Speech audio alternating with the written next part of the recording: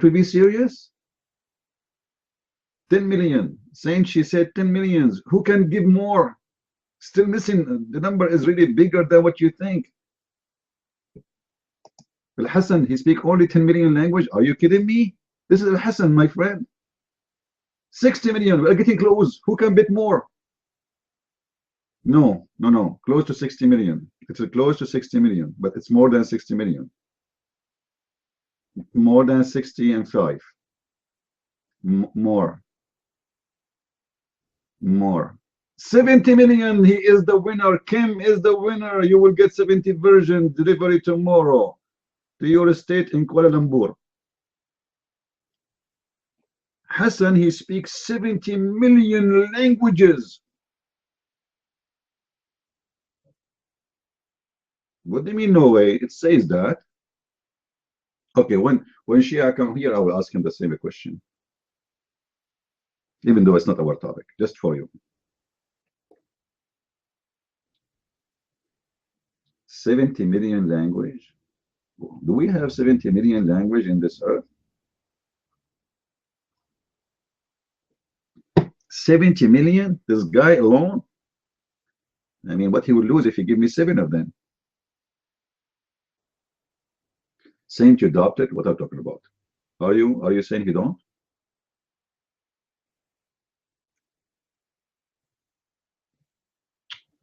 I don't really like what you said, Saint. I mean, you are insulting the family of the Prophet. Anyone of the family of the Prophet, they are born, you know, they are born, they have all languages installed already.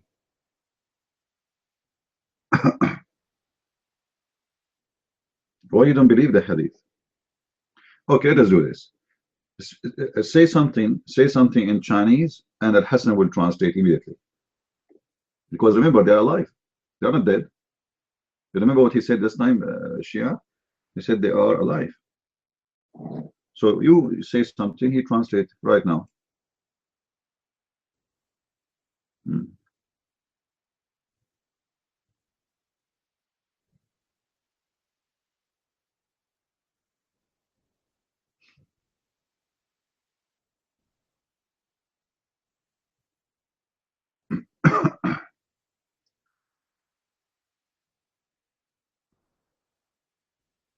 All right.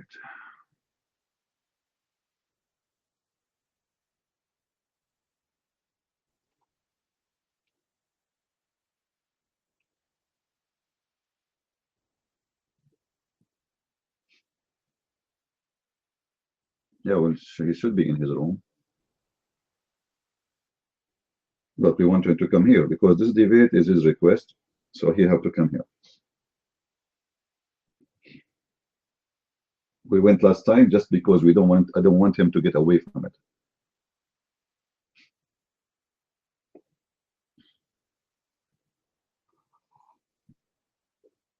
You know, even if you open a day before, still he will not make 30 in his room. I mean, this guy is so popular to the point, even with all the support of the Shia, he cannot make 30. That's a lot of, this guy. And the funny, he have a big library behind him, and he's speaking in the mosque, and he's a sheikh, and still he cannot make 30. I mean, what's happening here? Look, nobody from his mosque is convinced that he can do something better.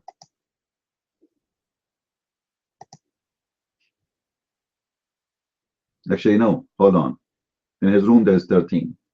I was wrong. What 30? 13. He opened long ago, and he have 13. Oh man, very disappointing.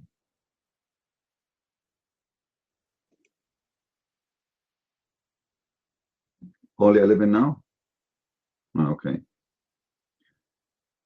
But remember, those 11 who they are there, they speak 70 million languages. I mean, they are 11, but they are equal to billions. I wish I can speak, not even like 7 languages, not 70 million. But sometimes, like, why they stuck with the number 7? I mean, even the family of Muhammad, they stuck with the number 7. Let us say hello for those who they are in YouTube. How are you guys? How is everybody? How is your family, your children? If any of you speak 70 million languages, we need you badly immediately in our room because we have 70 million different people from different countries and we want a translator.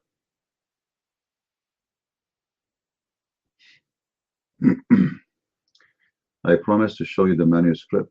What manuscript? What is the first century New Testament manuscript? Just go in the internet and you will find it. That's very stupid of you to ask me. Just type manuscript of the New Testament. You will find thousands of them. Just go and search. It take you 2 seconds. Guys, you do it for him. This guy is a kid. You promised me to show it. It's not in my pocket. There's none? Oh, okay. Well, there's none because you decide not to see none. I just post on Facebook. Whoever said to you there's none, he is a stupid like you.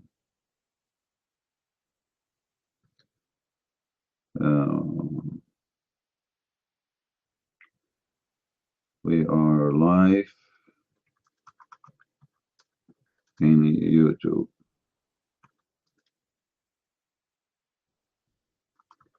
Live debate. Join us.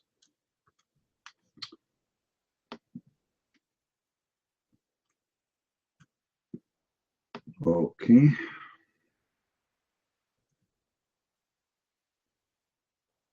You know, Prince, why you don't put your hand up? If you put your hand up, then I will show you. What do you think? Even though we have a debate soon, but we can play, me and you. What do you think? Can you put your hand up?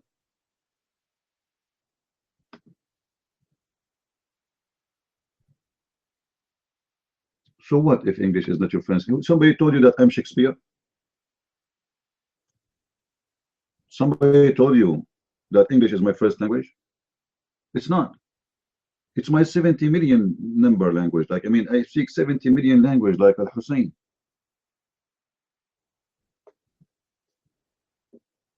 How many languages you speak, Prince? Don't tell me 2 or 3 or 4. I would be disappointed. You are a Muslim. Muslims, they speak all languages. They are born with it.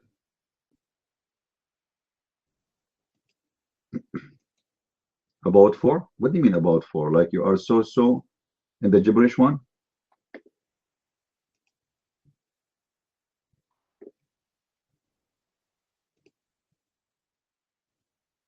You're like Muhammad, aren't you? He is so in everything.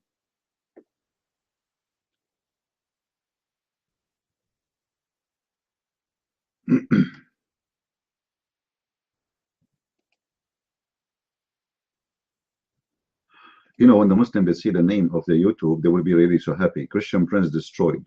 Live debate Shia Hamza. I mean, the title itself is encouraging. I mean, how humble I should be more than this. Look, I say Christian Prince destroyed in my YouTube. What I should do more?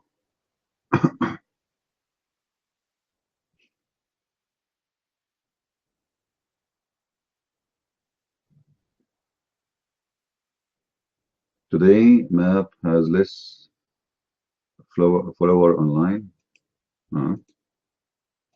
You always have less follower online.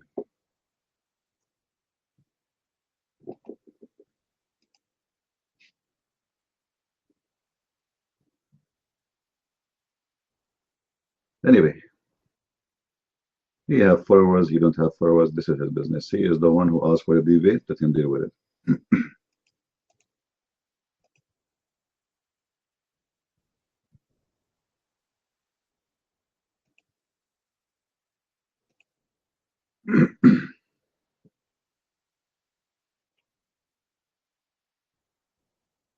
Why in Arabic in the Quran not perfect? Who told you the Quran in Arabic is not perfect? It's perfect to the point nobody understands it. I mean, do you see how perfect it is? To the point the Muslims agree about not to agree what the Quran means or what the Quran is saying. This is the only agreement the Muslims they have. Perfect. And the funny, the Quran says Allah He made it in Arabic so you might understand. All right.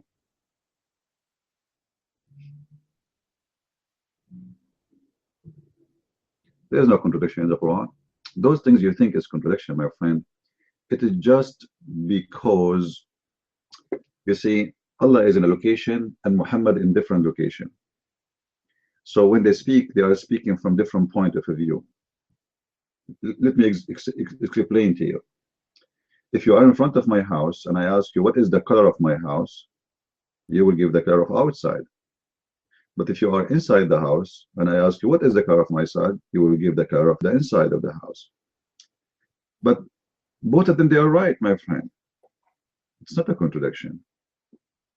Especially Allah, He don't make a contradiction. He make mistakes only. As an example, Allah, He said, the baby is created from a sperm stay in the mother for 40 days. Imagine, guys, one day all of us we used to be sperm and we are inside our mother for 40 days just swimming. And I was like, how come I do not know how to swim? I spent 40 days of training from the beginning of my life is swimming. 40 days. Do you know how big the swimming pool inside your mother?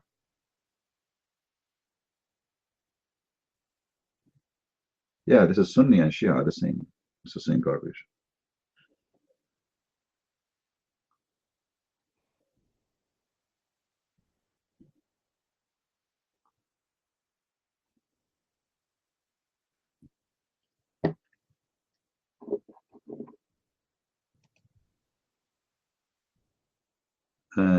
We will see.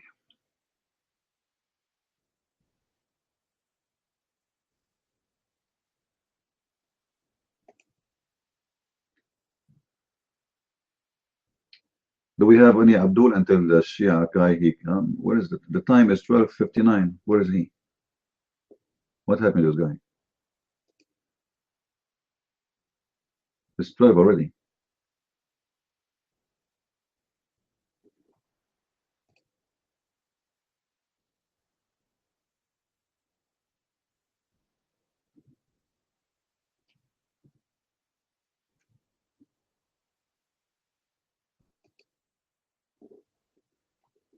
It is officially 12. You know the 12 thing? I mean 1 o'clock, sorry, not 12. If it's 12, that will be good for the story of Sangrela. But it's not 12, it's 1.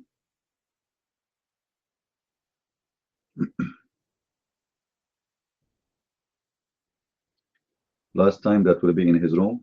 Okay, let him stay in his room then. He is the one desperate to debate me. He doesn't want to come, let him get lost. Who cares? What his room? He don't even have 11 people in his room.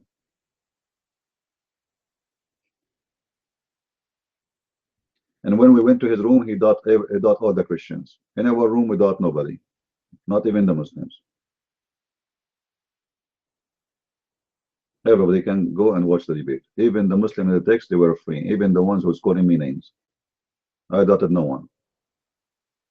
In their room, because the Christian, they start posting things embarrassing for the Muslims, they doubted them.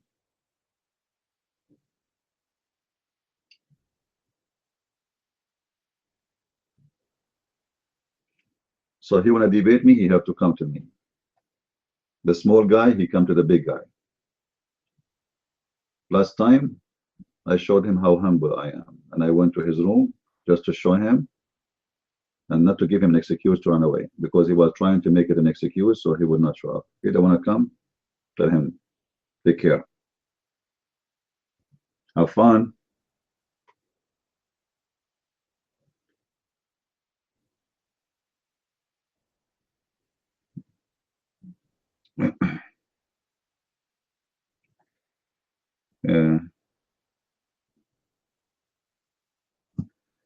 Actually, we can move our room to the German section. Do you think, guys, if we move our room to the German section, I will be able to speak German immediately? Do you think the Paltalk they have that technology? If you move to section like you speak English, but then your voice come out as German, that would be nice.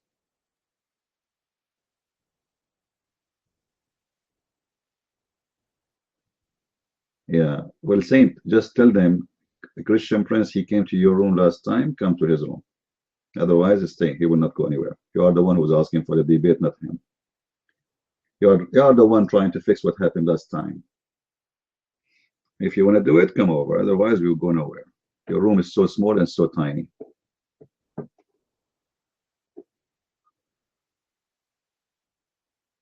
Yeah, we would not do the same game as last time, huh? My room and your room. Your room, my room. Stupid idiot. I have no time for kids. Do we have any Muslim here? For me, I got what I want. The debate is there, and everybody can go and watch and laugh. He is the one who's trying to fix it.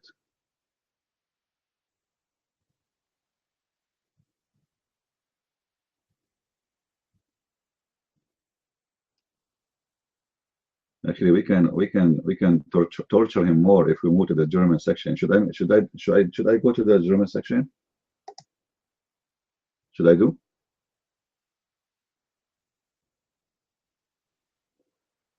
Because I just can change the location in the setting. It's very simple. It's not a big deal.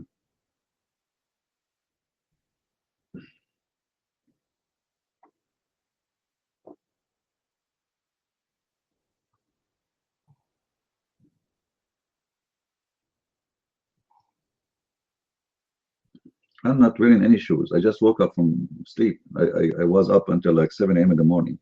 That's why you see my voice is not. I'm not wearing shoe. I'm not going to give you more details about what I'm wearing. That's not nice. But I'm not wearing any shoes at all. So we have advantage now.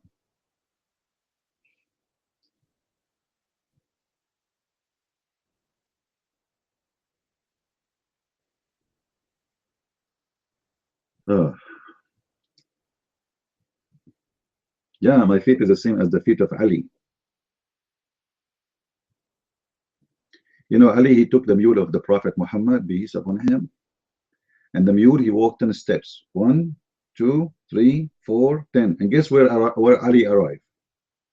After 10 steps. Anyone knows? He was in Mecca. Ali was in Mecca. 10 steps. Where he arrived? Anyone knows? Just 10 steps, he was in Iraq.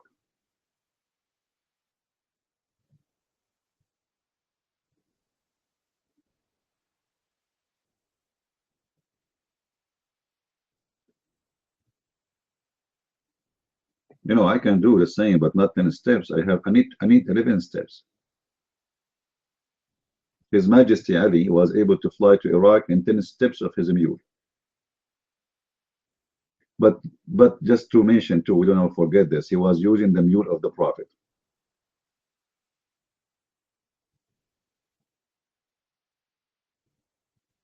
How are you, Abdul Aziz? Abdul Aziz, did you sleep good, my friend? Did you find out what the word Iqra means? Don't take the mic, Abdulaziz, because if you take the mic, you will say to me this. Okay, the word Iqra have many meaning, multiple meaning, and the first meaning is and the second meaning, and the third meaning, and the fifth meaning, and the sixth meaning. So Abdulaziz, so what is the meaning we are looking for now? How are you, Abdulaziz? Are you doing good today? Did you find the answer for the meaning of Iqra since yesterday? He's not answering now. You want to play dead. كيف حالك يا أستاذ؟ شنو حالك؟ أنت خليت فيها حالك يا رجل. يا رجل دوخنا البارحة. أكلنا شيش كباب وما نفع. أكلنا فلافل وما نفع. شنو هذا؟ شنو هالقوة الخارقة عندك يا عبد العزيز؟ خارق يا رجل. أهلا أهلا. Where is Shia? Hamza? I don't know. We are waiting. I think he's looking for his yellow shoe.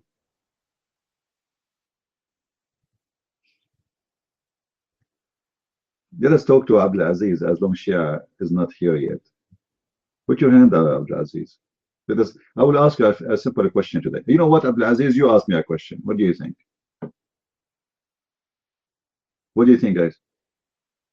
That will be easier, right? Abdul Aziz, do you want to ask me a question? But be careful, huh? Any question you use in my room will be used against you in the court of law.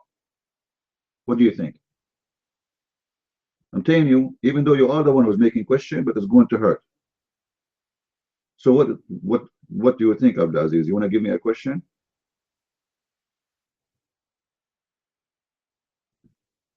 Any question? Sure, any question. Go ahead. You're mine. Hit me, hit me, hit me, my friend. But don't break my teeth, please. Like what happened to Muhammad. He lost his 4 front teeth in one hit. You're mine. Oh, مرحبتين. شكرا. Good morning. صباح الخير. Very nice to see everyone this morning. My one question for Christian Pitts this morning is, what was your college major, and did you study philosophy in college? And I'll take my question after you. So Mr. Abdul, he went to bed and he was wondering, this guy, he have a deep thinking. Maybe he studied philosophy. Abdulaziz, in the Middle East, they don't teach you philosophy. They teach you stupidity. You know that, right? As an example, once a Muslim teacher, he was trying to teach philosophy. So a student asked him, sir, what is the topic today? He said, logic. He said to him, so what is logic? So the Muslim teacher tried to explain to him. He said, my son, logic is like knowing something through something else. The student, he said, like what? He said, like, as an example, do you have a chain in your house? He said, yes. He said, okay, as long as you have a chain, that's mean you have a dog. The student, he said, yes. He said, as long as you have a dog, it's mean you have a yard. The student, he said, mashallah, how you know? Yes. He said, as long as you have a chain and a dog and a yard, that's mean you have a nice house. He said, absolutely. As long as you have a nice house with a yard, with a chain and a dog, it's mean your house is big. He said, Allahu Akbar, how you know? Then he said, as long as you know that, as long as you have a chain and a dog and a yard and a house, a big house, that's mean your mom is taking care of the big house, and that means she is a good woman.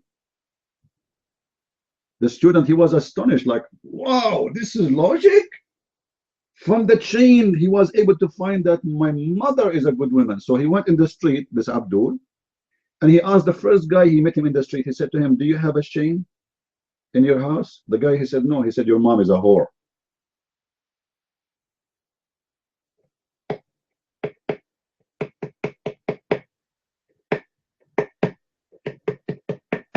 Yeah, because this is how he learned about logic, that the one who have a chain, he must be, his mother, she's a good woman. The one who don't have a chain, his mother is a whore. That's it. So Abdul Aziz, the logic Muslims they learn have nothing to do with logic, and philosophy have nothing to do with philosophy. And if you have somebody, he is good in philosophy, you Muslims, you kill him the same as you to Ibn Khaldun. You chase him like a dog. Do you know Ibn Khaldun? He's a philosopher, and he was a Muslim. What the Muslims did to him? No. I told you, be careful with your questions. So that's your question? That's it? Ibn Khaldun was racist. Well, Ibn Khaldun, he said the Arab, they are savage. He said that the Arab are very savage. They are willing to burn a library and a palace just to get the wood or the books to make them for fire to cook with them.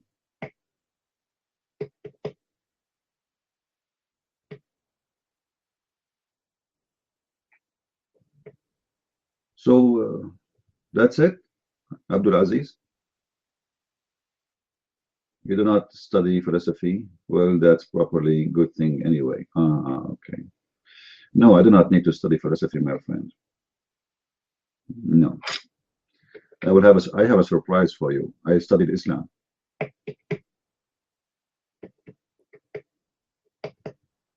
Which is far away from philosophy. You know, it is the most stupid topic ever.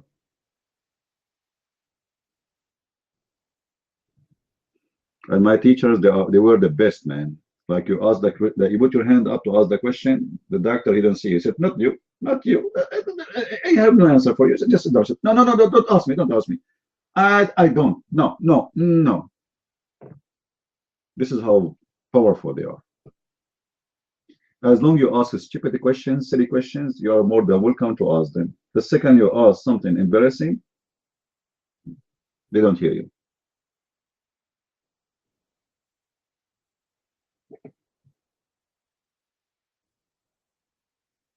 Where do you want to go?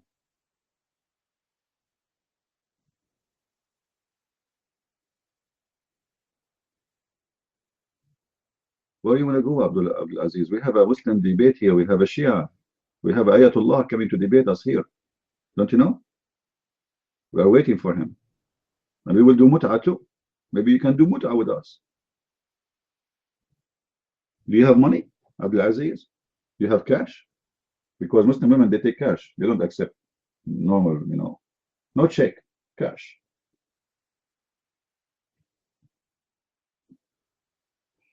And like supposedly Abdul Aziz is speaking about the Shia as if he is, as a Sunni is better. Like yesterday, we gave you just one word, Iqra, and until now you have no answer for it. Come on, Abdul Aziz.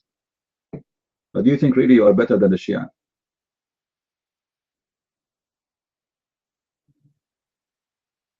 You don't do 3 Sum? How come your Prophet was doing 13 Sum?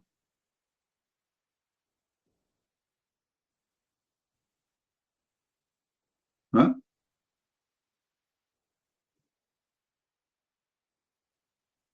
Didn't your Prophet, they found him in the bed with Maria the Copt in the bed of Zainab?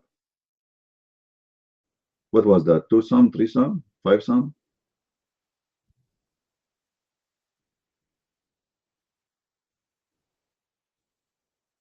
Don't attack Abdul Aziz, guys. Well, we don't want him to run, guys. We want him to come back. Take it easy on him.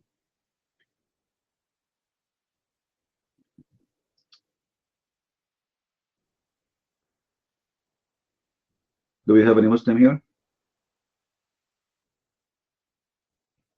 Yeah, did you study philosophy? This guy, he was thinking. This guy, he think differently. Maybe he studied philosophy. He's a philosopher. Yeah. The biggest philosophy is Islam, my friend, where if you believe in a God, God will increase the size of your penis. I mean, this is very logical. It's very convincing too. Like God, when you get a God, you get a bigger penis. You don't have God, your penis goes smaller. I mean, it's amazing philosophy. Allah, the existence of Allah in the life of a Muslim have an impact in the size of his penis. I mean, how wonderful that is.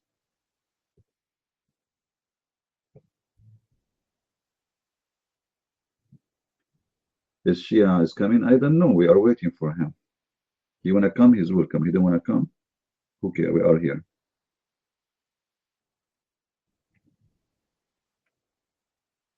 Any brave Muslim would like to come to the mic?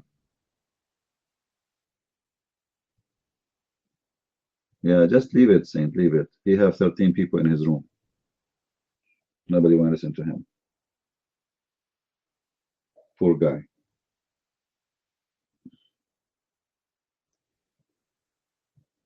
I'm sure he was very excited last time because of my existence in his room. His room became 170 people. He never saw a number like that before. Just leave it, Matahari. Leave the room. Come back here. Just leave it. Come back here.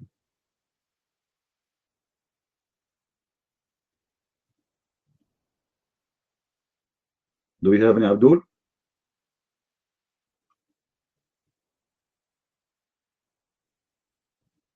Who is Abdul here? Who is Abdul? He dared to ask me a question.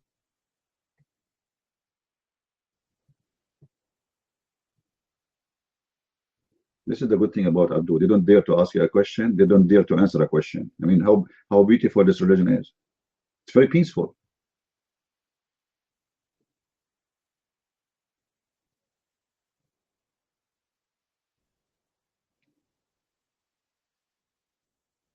Actually, Islam consider philosophy is a kufr, because philosophy is coming from where? The word philosophy. Anyone knows what philosophy means?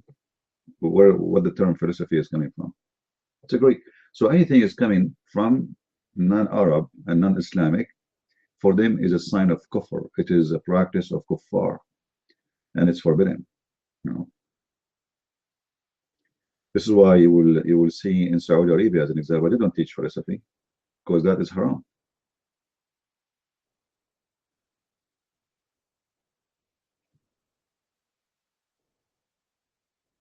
Until now in Saudi Arabia, they don't even have one theater. You believe it?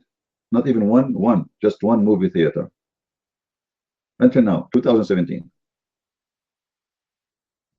because it's haram. The first bicycle came over to Saudi Arabia many years ago, was arrested for it is the devil. They arrest the bicycle.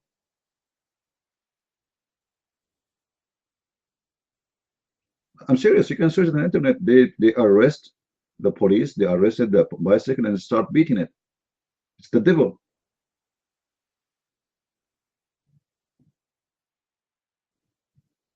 You know.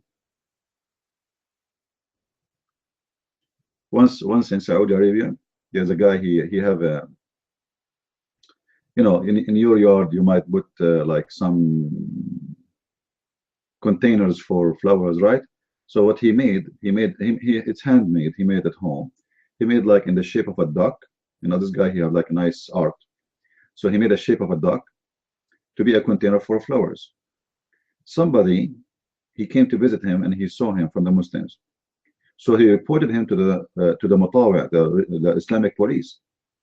And then a few days after, the guy, his house was surrounded by the police. And then a guy, long beard, stepped down, and he have a court order. And the Muslims, they gather from everywhere to see what's happening, you know. And he opened the paper. He says, by the law of etc. etc. The judge of etc. He said that it's not allowed to have an idol in any place in the kingdom, but by the Sharia law, and by this we order to behead those ducks. And they have a guy with a sword, and he start beheading the ducks one by one, because it's haram. And then the guy, he was arrested, and he stayed there for 3-4 months, you know, and he paid a lot of money asking for forgiveness. I swear I will never do it again, etc. You know.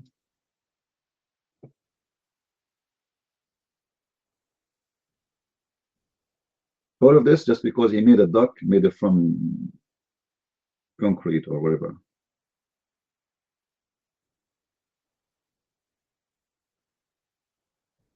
Any Abdul?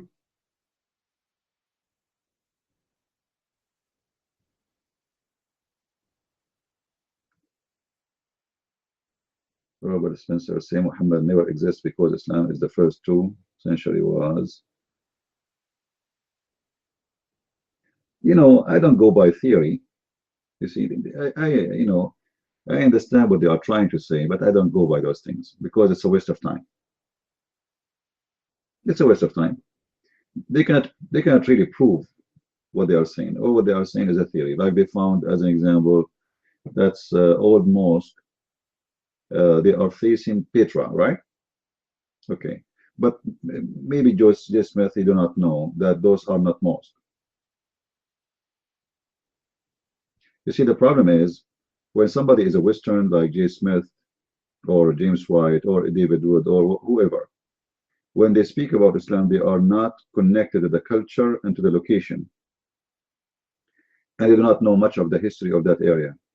So all those they are talking about, those are not mosques. They are not built to be mosques. Those are old temples. Used to be temples for other religions.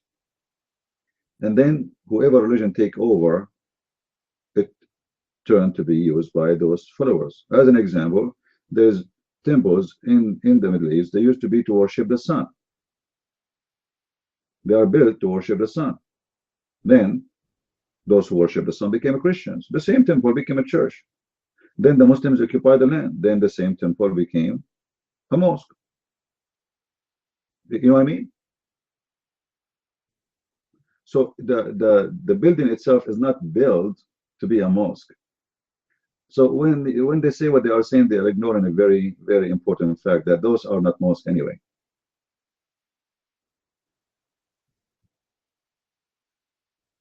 Even the Dome of the Rock is not built as a mosque. There's nothing that's called the Mosque of the Dome of the Rock. All those are hijacked by Muslims. The same location was a church. The same location was a temple for the Jews before.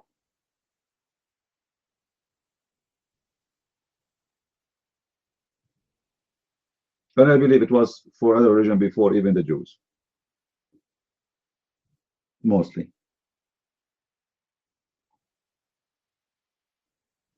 At the same time, why I want to waste my time with a theory, and this theory will take me nowhere.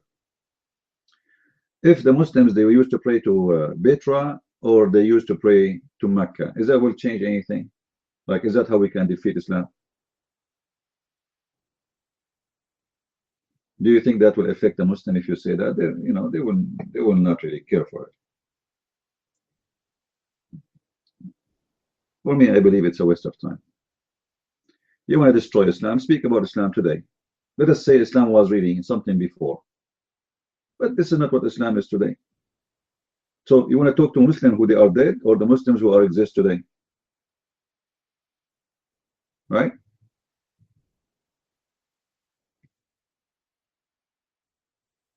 If you wanna fight this cult, you talk about it today, not about what it used to be, when nobody even knows what it used to be. And I agree that Islam is disconnected religion, which means there is no connection between Muslims today and Islam before. And all the source Muslims they have about Islam does not exist. Like, what is the Hadith? What is the first book of Hadith? Where we can find this book? Was the Hadith written in time of Muhammad? All the source says no, long after the man he died. We are talking about more than 300 years after his death, which means we are talking about the 9th century. So even the Muslims, the earliest Muslims themselves, they are disconnected with the earlier Muhammad. There's nothing.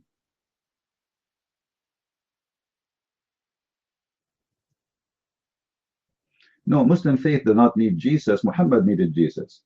You know, Muhammad as a scam person, he need anyone is powerful.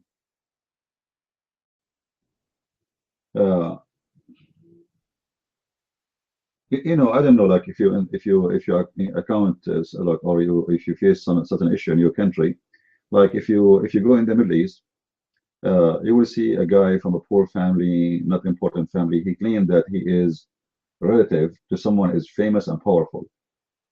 He claimed, and now that powerful person, he do not know this person, and he is not even from his family.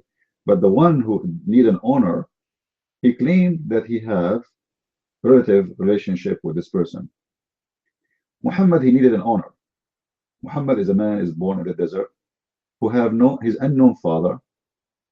Now we can sponsor this story very many ways from the Muslim resource. He's no one. So how this man who have nothing, he going to establish himself? So he need names. He cannot just say another prophet. He need a God. He need prophets before him, because this God, you are the first prophet for that God. That can't be, because a human being has existed long time ago. So he need names of prophets who they are very well known, approved before him. And who is the names of the prophets who approved? Muhammad, he have people around him, and those people, they have religions. So he look around him, what religions? The pagans don't have prophets. They worship stones, they worship etc. And there was many having actually, like, they claim to be a prophet, but they don't have really, let us say, they are trying to copy from those Judaism and Christianity. And we've been sharing many names before about those prophets. So Muhammad, he witnessed around him. some people claim to be prophets, and he wanted to try his, like, his luck. So he claimed to be a prophet too. In the time of Muhammad, there was at least 4 to 5 people claiming to be prophets. One of them, she was a woman. In the same time. So it was the time where claiming to be a prophet is a business, very successful business. But to claim to be a prophet, you have to sponsor yourself with something. Muhammad, he needed the name of Jesus because this was the most popular name ever in the Middle East. At the year 600, Christianity was like taking over everything in the Middle East. And not even in the Middle East, even in Africa. Ethiopia, all of it became Christians. Like it was expanding everywhere, went all the way to India.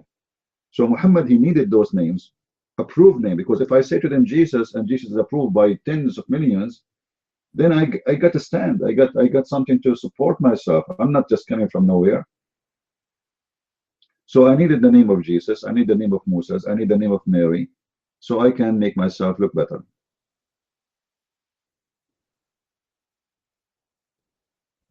Well, Muhammad, because he is trying to use the name of Jesus, so he have to use some of the teaching of the Christians. The Christians believe that Jesus will come back.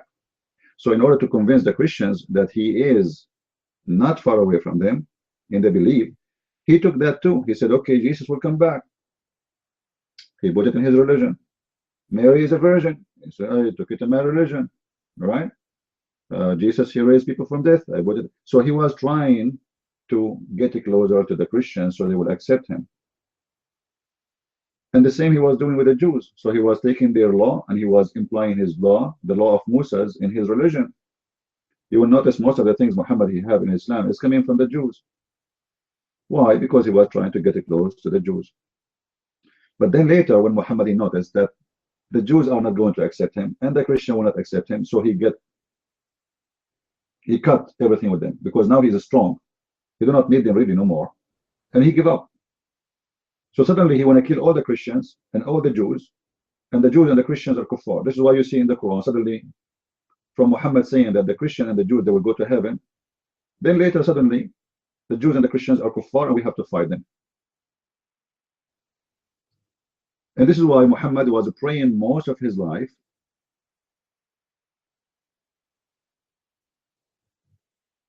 to Jerusalem. Why was praying to Jerusalem? And then suddenly he switched to the Kaaba. Why?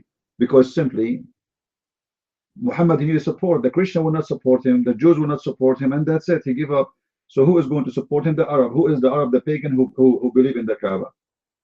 So he found himself is not doing anything by praying to Jerusalem. So let me go back to my roots. And then I go to the Kaaba, and those Arab, they will like me more, because those are my fighters, and those are the only one I can have control of. The Christians, the Jews are not going to be with me no more. No way.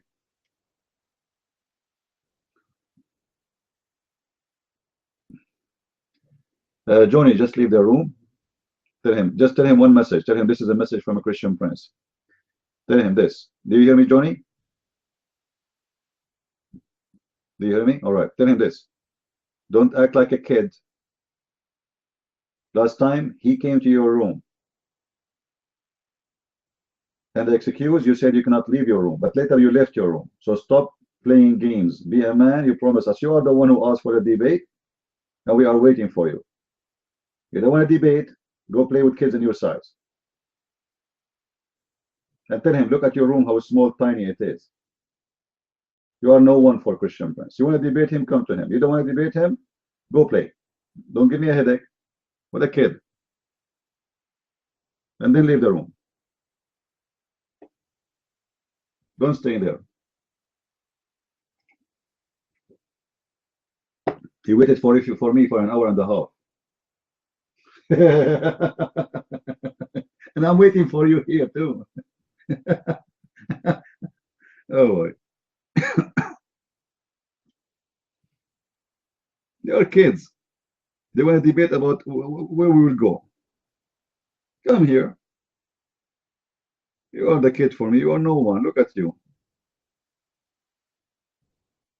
He promoted for his debate with me for the whole week last week, and then he got 13 in his room.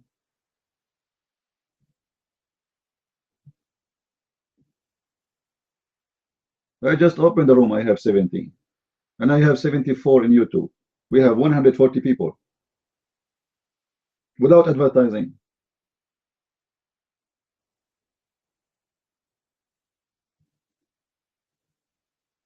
Do we have any Abdul here?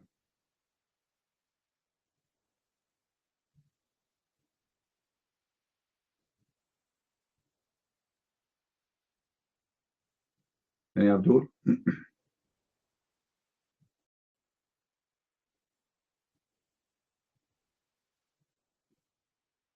Abdul is wanted.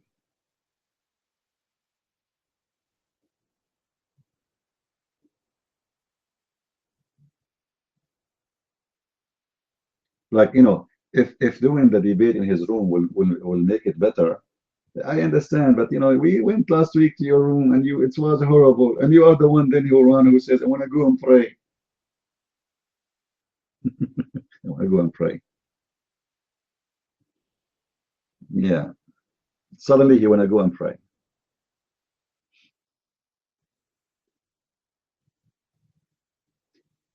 Do you know, guys, according to the Shia teaching, the women in the time of Adam, how many times they have period a year? Anyone knows?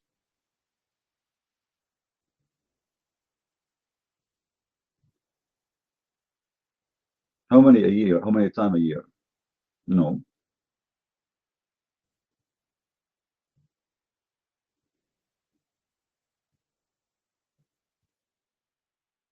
Once a year. You believe it? Once a year. Women, they used to have once a year period. No. Now what happened? How many women who have once a year period? There was 700 women.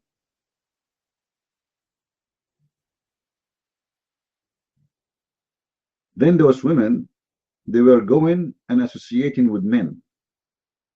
They go and join party and etc. So Allah get upset from them.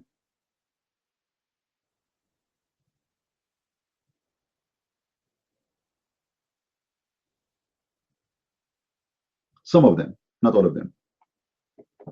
So Allah cursed those women who join men in party or associate with men, and He made them having period once a month. So now we have two kinds of women: women who have one year period, one time a year, and we have women who they are cursed by Allah, and they have once a month period. So what happened? What happened is that those who have 1 month period, they have more babies than those who have a year period. And that is a very stupid logic. I mean, it doesn't matter really if it's once a year or once a month. Why they would have more babies? As long as the woman she is going to be pregnant for 9 months anyway. Anyway, so this is how the story happened in Islam. Where is the science in the Bible? We do not need science in the Bible, my friend. The Bible is not the book of science. However, the Bible is the only book before anyone says that the earth is hanged on nothing. Nothing. Science just discovered that.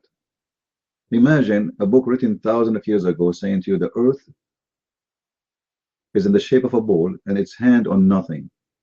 Now, can you show me something in your Quran like that? Prince, can you show me something like this in the Quran?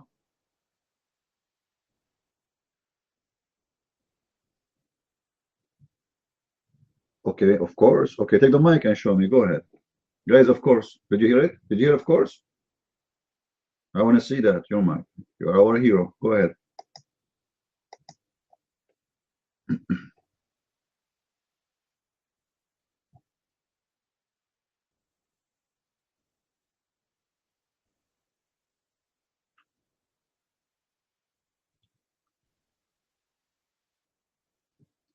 Potato coward.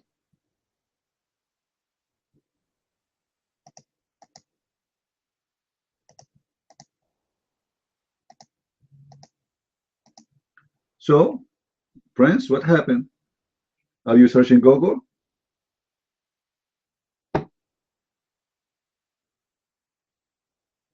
Are you looking in Google to find something like that? I have a book, all of it is about the science in the Quran. It's called Quran and Science in Depth. How are you, Abu Hamza? Salam, salam. Do you know, guys, that the Muhammad, he stole salam from the Jews and the Christians? Do you know that? That the word salam has nothing to do with Islam? Even that one is a theft.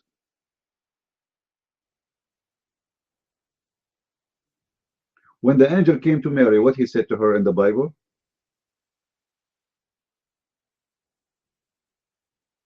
Shalom to you, Mary. When the angel came to Muhammad, what he said to Muhammad? Did he say shalom? No. What he did, he squeezed him violently. And this is the question for the Muslims. Why the angel, when he came to Muhammad first time, never said to him salam? What was the problem?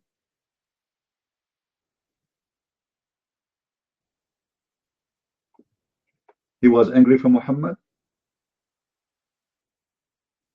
He don't like him?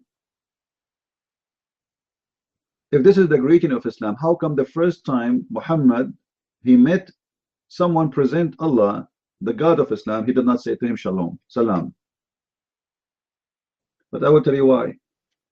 At that time, Muhammad was establishing his religion. He don't have salam yet.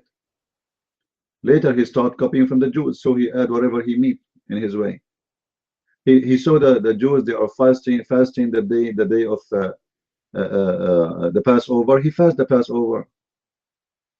It doesn't matter what they do. He copied them. There's a hadith, if you remember. Muhammad was praying in a funeral. In what? In a funeral. So a Jew, he passed by and he said to Muhammad, this is how we do it. What? The Jew, what he said? This is how we do it. What Muhammad did was standing. Sit down, sit down. Let us do the opposite. Like what?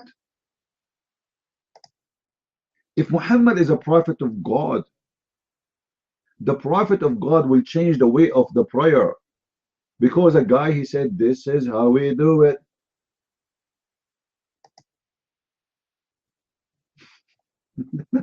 that's obviously Muhammad is feeling guilty. Oh, they know I'm copying them. Oh, they notice I am copying them. So sit down, sit down. In a second, he changed the prayer. I thought the prayer is coming from Allah, how he pray.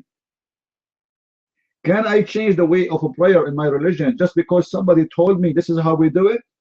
So what if this is how they do it? What is the worry of Muhammad? Any Muslim can tell me? If this is religion coming from God,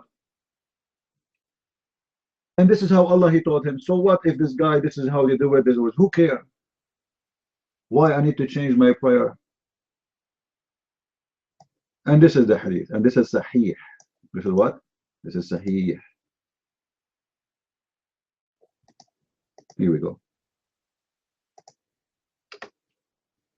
The messenger of Allah used to stand up for a funeral until the corpse was placed in the grave. Learned Jews mean what? Anyone knows what learned Jews mean? When it says learned Jew, what does that mean? What a learned Jew? A rabbi. Oh boy. A rabbi. A rabbi. Oh, Habibi Muhammad, Habibi. So Muhammad, a rabbi, he walked by, he told him, Habibi Muhammad, this is how we do it. Muhammad, he said, what? This is how you do it? Sit down, let us do differently. It's in front of you. Sit down and say it, sit down and act differently from them. Now this is a prophet of God. He changed the way of a prayer just because a guy, he walked by and he says, this is how we do it.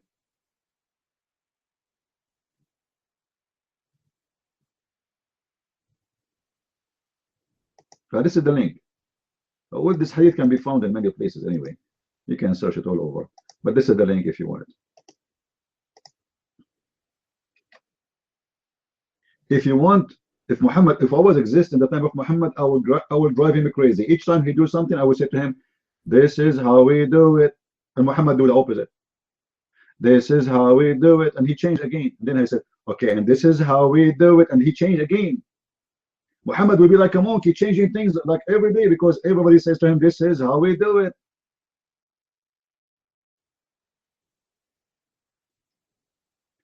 This story is a very clear evidence that Muhammad is a false man.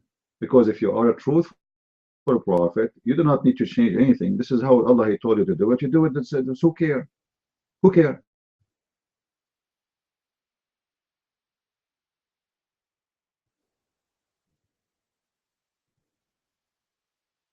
I'm not going to change my religion because somebody he do the same.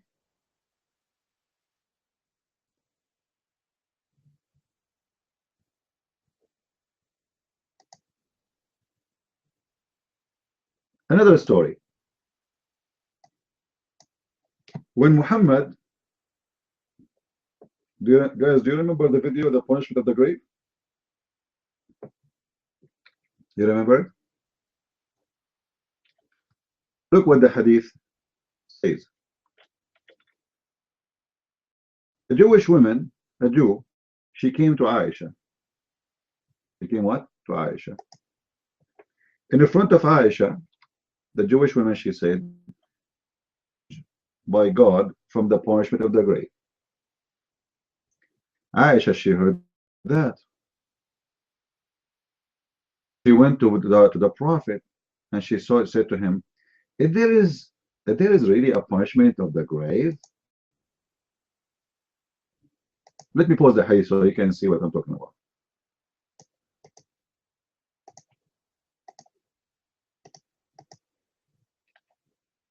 Aisha said, a Jew came to her and mentioned the punishment of the grave, saying to her, may Allah protect you from the punishment of the grave. Aisha then asked Allah Messenger about the punishment of the grave. He said, yes, there is a punishment in the grave. Aisha added, after that, I never saw Allah Messenger but seeking refuge with Allah from the punishment of the grave every prayer he prayed.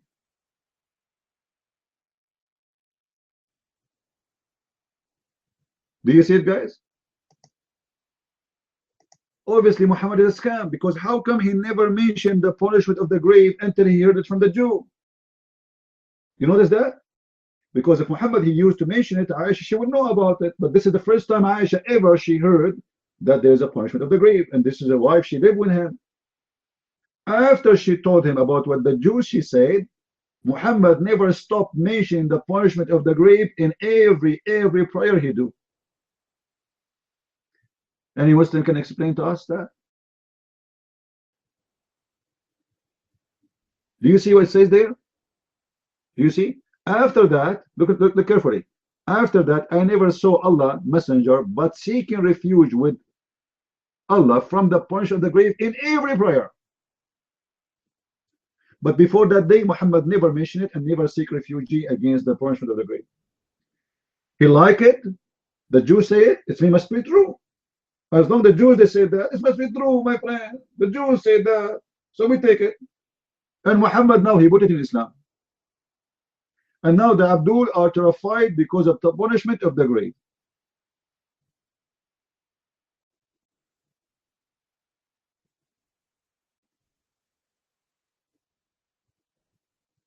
But it's so obvious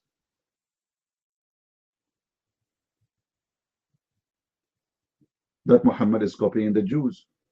And whatever the Jews they said to him, he got food. And I'm not really suspecting that the Jews they send this woman to Aisha to say that so Muhammad will copy her. Do you remember the story of the Jew who asked Muhammad a question, 3 questions? He said to him, I will ask you 3 questions. No one knows the answer for them save Messenger of Allah. Yeah, look at the action.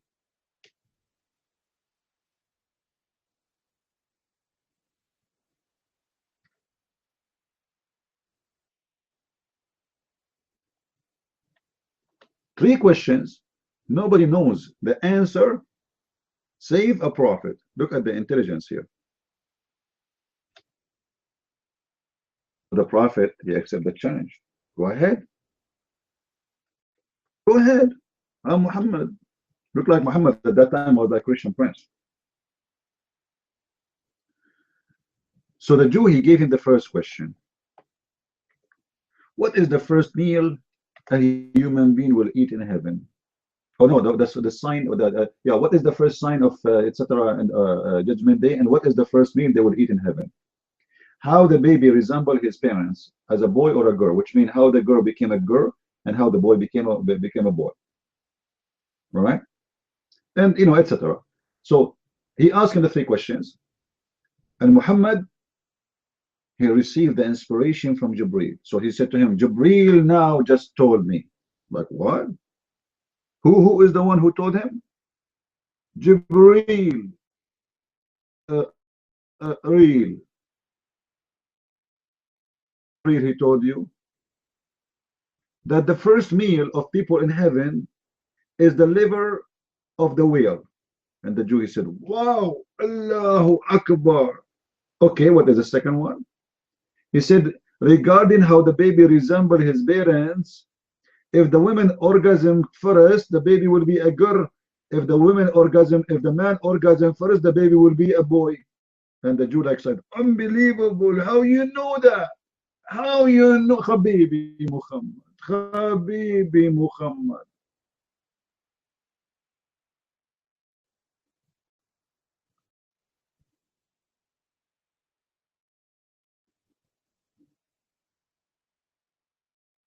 They put him in trouble. They knew he's a stupid. He was going to make mistakes.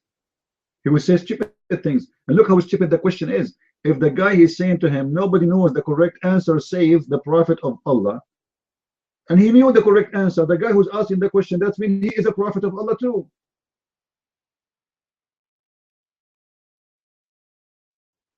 You know what I mean? If nobody knows the answer for this question, save a prophet of God. And the guy who is asking the questions, he himself, he know the answer because he agreed. That means he's a prophet too. Now we have two prophets. Instead of one, we have two prophets of Allah.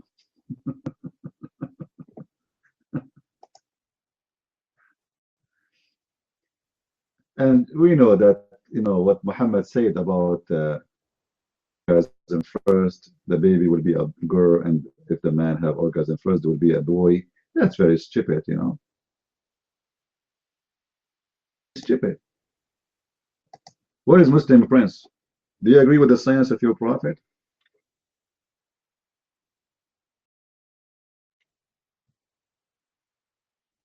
Do you agree with the science of your prophet?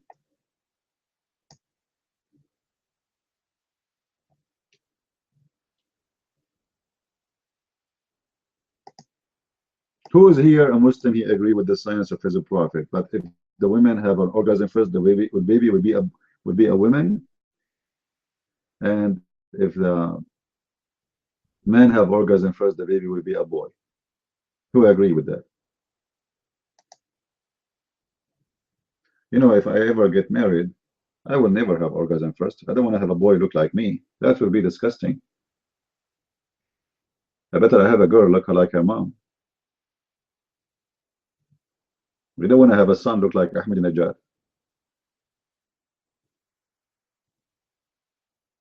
Any Abdul here? You agree, Abu Hamza? You agree? Put your hand up, Abu Hamza. Take the mic, Abu Hamza. Tell us how you agree. Do science say that if a man have orgasm first, the baby will be a boy? How that happen? You might. Go ahead.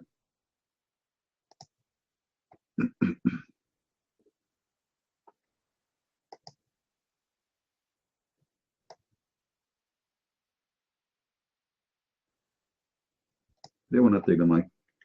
They are terrified.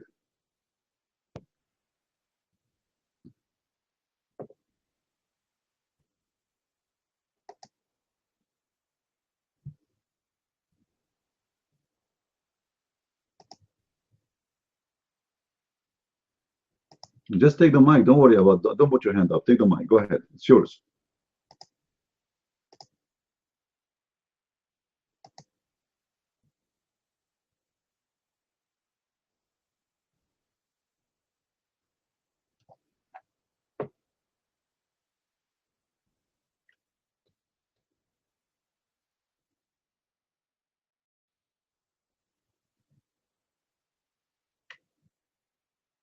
Yeah, your mic doesn't work here in my room. Hello? Hello? Hello. Okay, okay. I don't know. Hello, okay, now I understand how to use this. No, um, I agree with the Prophet, Sallallahu but show me the opposite. I'm not God or.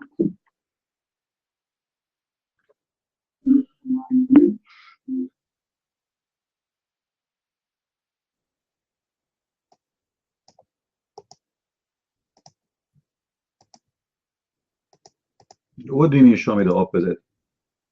You can go right now, post in Google how the baby resembled his how he became a boy or a girl, and you will see that this does have nothing to do with who have orgasm first.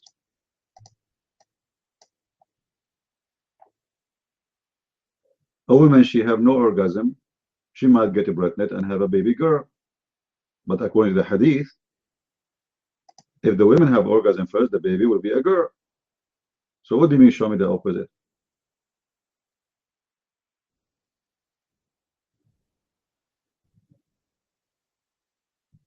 How Muhammad, he claimed to, and he claimed that Jibreel told him that.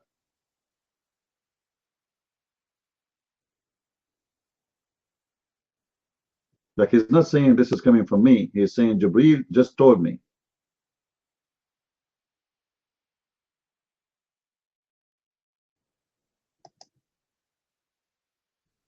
And as long as he claimed that this is Jibreel, that means it's coming from Allah, because Jibreel, he don't speak of himself. Whatever the angels they say is coming from Allah. They have no knowledge of their own. It is the knowledge of Allah. So how Allah he says such a thing? So either Jibreel is lying, or Muhammad is lying, or Allah is lying. If Jibreel is lying, that means Jibreel, all of him is a lie.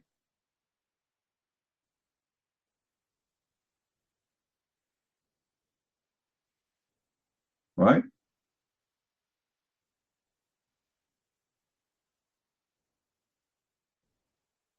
Anyone? Who is a Muslim would like to take the mic?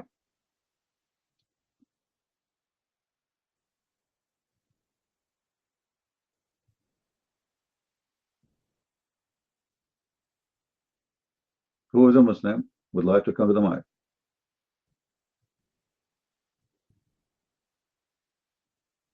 Trust me, Allah is with you, my friend, and Allah will sponsor you, and you will bring victory. Just read Al-Fatiha before you take the mic, okay? And you will destroy anyone stopping your way. Guys, anyone knows how Muhammad received Al-Fatiha chapter? Anyone knows? How? Who wanna come to the mic and tell us? How Muhammad received Al-Fatiha? No, no. Each time Muhammad he go out to do poo-poo, he hear a voice saying to him, Muhammad. Each time he will do poo-poo. And I'm not the one saying that. I can show you the proof. If you are a Muslim who don't believe me, who want to challenge me? And then Muhammad, when he hear the voice, he run. Allahu Akbar, he run away. You know, and then like what the heck? First time, second time, third time. Each time this guy, the poor Muhammad, he want to do poo-poo, the angel speak to him. And look how rude this angel, man. I mean, he cannot wait until the 5 minutes you guys will finish. You have 24 hours a day to tell him to say to him, Muhammad. You wait until he want to do poo-poo and you say that to him. And then Muhammad he run. And then Waraq ibn Nawfal, he said to him, Muhammad, why you don't wait until here? See what he want from you, this voice. Just wait. So Muhammad, he accepted the advice of Waraqa, his father, his real father. And the angel, he came to him. He said to him, Muhammad did not run in his time, and his panties stay in his place. Which means he's doing poo-poo still. And then he gave him Al-Fatiha. I mean, how beautiful this story is. You don't find those stories with any prophets. Only Muhammad. The only prophet who received messages from Allah during poo-poo time is the prophet.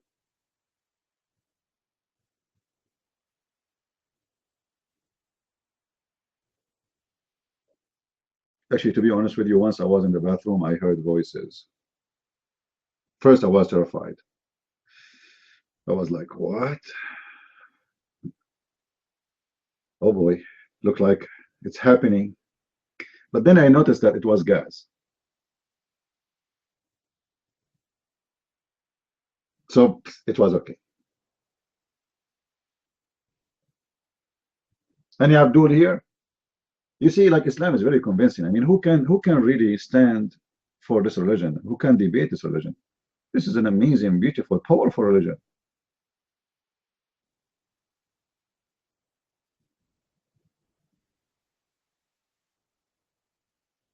And the proof it's very powerful. The guy who promised us he will come to debate, he did not show up yet.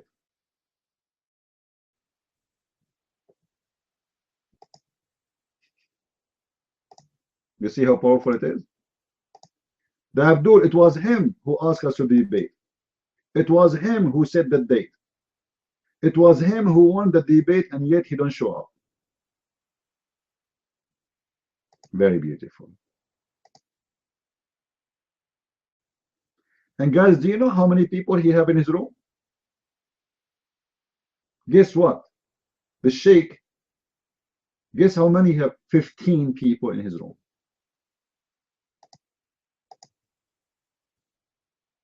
10? 10. I don't know. In my screen it says 15. Looks like Paltalk is messed up. 15, including him. Do you know how many people in my room?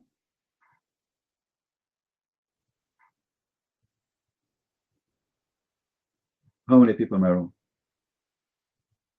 Wrong. Wrong.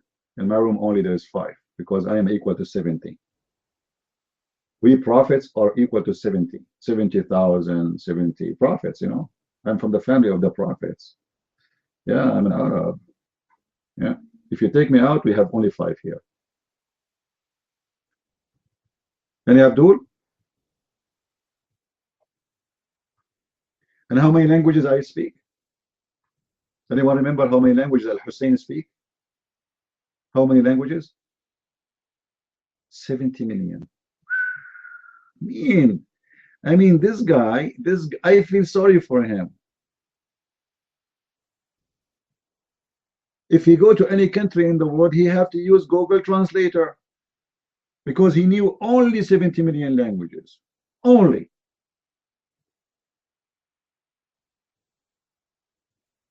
Not like me, I know 71 million languages. You know, the Shia, we have the most stupid things ever you can imagine. I'm unbelievable, man. Okay, let us talk about this. It doesn't hear anyone is under the age of 70. I mean, sorry, 60 years old.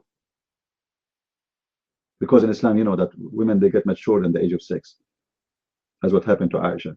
Aisha, when she was 6 years old, she was horny. She was dating when she was 4. So anyone under the age of 6? Just let me know. We'll bounce you. Because the topic now is going to be R-rated. Should we go to R-rated or keep it J-rated?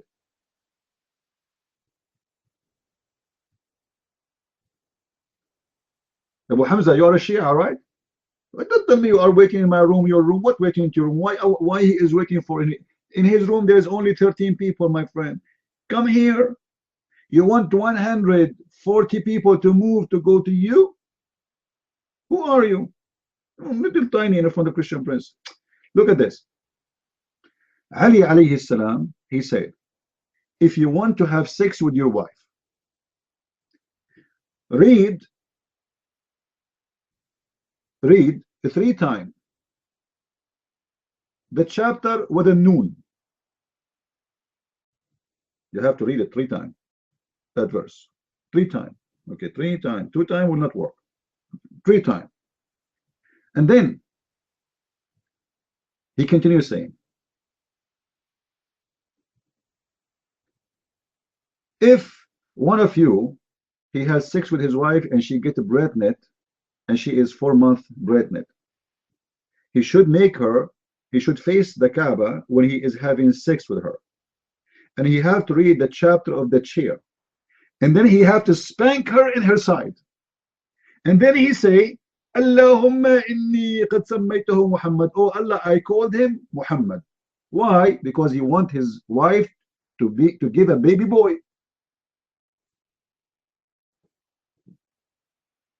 How we can make a baby boy? If your wife is 4 months old and you want to guarantee that this is boy, not a girl, what do? You make her face the Kaaba. Another way, you make her bend over, facing the Kaaba, and you are in her back having sex with her. And then you say, while you are spanking her ass, huh? Oh Allah, I called him Muhammad. Oh Allah, I called him Muhammad. Oh Allah, I called him Muhammad. This 3 times, and the baby will be a boy.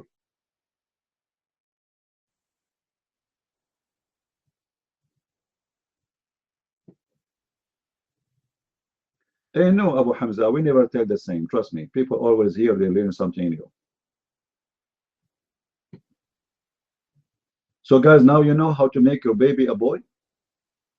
If you don't want to have a girl, you learn the way, you learn the method.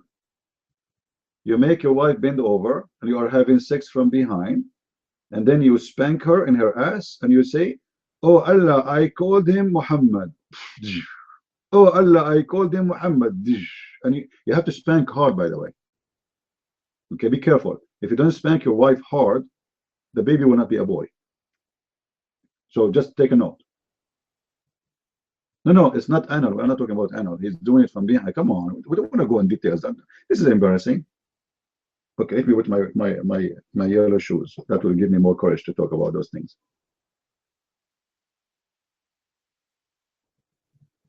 And the Muslim, they say, the Muslim Shia, they say that the Muslim Sunni, they have stupid things in the hadith. I mean, who is more stupid here? You spank your wife 3 times and that will make her deliver to you a boy if she is pregnant for 4 months?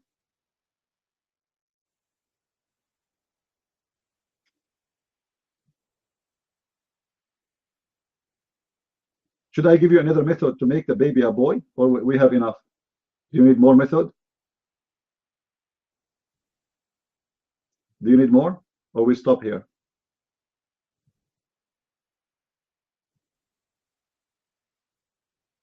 I think this is enough, because then if I teach you all these skills, you guys, you will never have girls.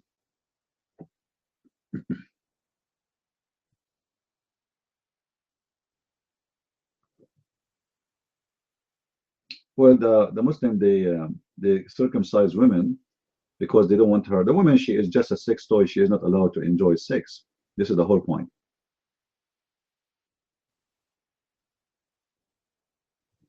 Any Abdul?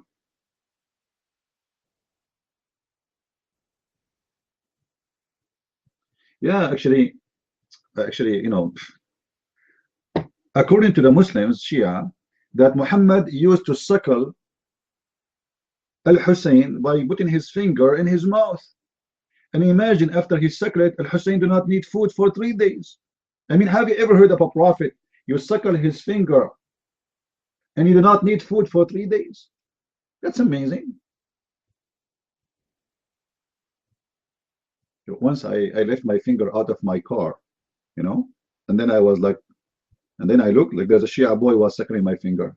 I said, what are you doing, man? I said, sorry, this is a method we do in the Shia. Get away from here. You cannot leave your finger out of the window if you are living in a Shia territory. They will suckle it.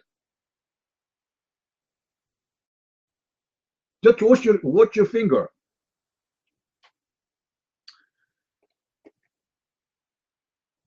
Do we have any Muslim here?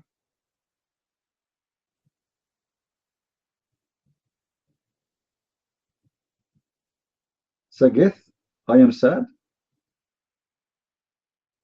Why you are quoting Shia? Okay, we can quote Sunni. Are you Sunni? Sagith? So guys, Sagith is a Muslim Sunni. And supposedly Shia are not good, so he is better. So why you don't put your hand up? Let us talk about Sunni. What do you mean, no? Are you Sunni or Shia?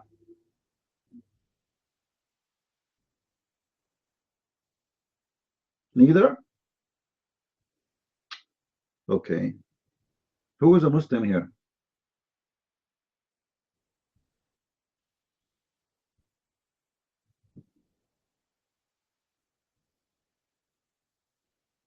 You know, the Muslims, they run away as if you are saying to them, fire in the hole. I mean, come on. What is the Muslims?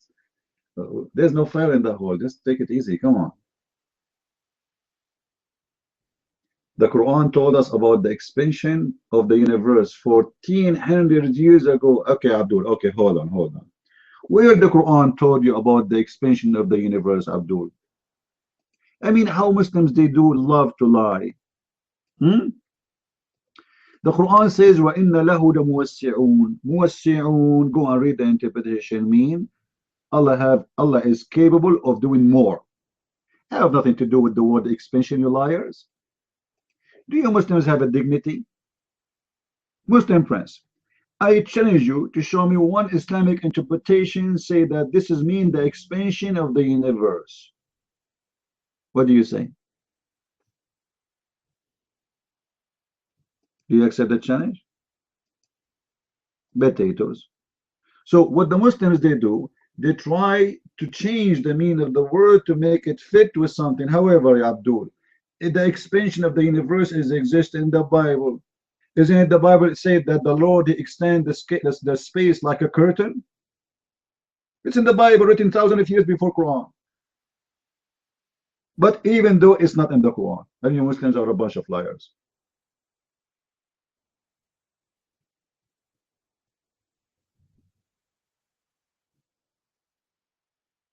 Any brave Muslim?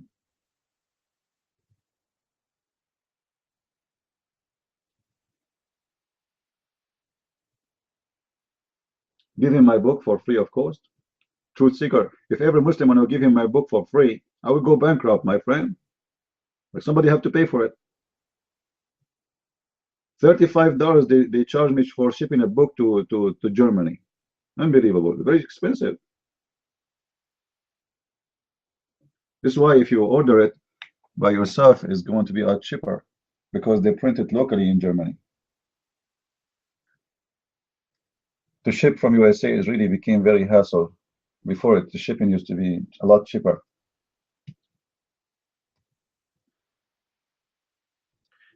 Yeah, give. Yeah, if you eat the mud of Al Hussein, that will give you. Uh, Actually, it depends in the mud you eat. If you eat the mud of the grave of the Hussein, this is why the Shia they eat the mud of the grave of the Hussein. That will give you extra power. But if you eat different mud, that will make you sick and will make you lose the appetite for sex, and will make you slow in your brain.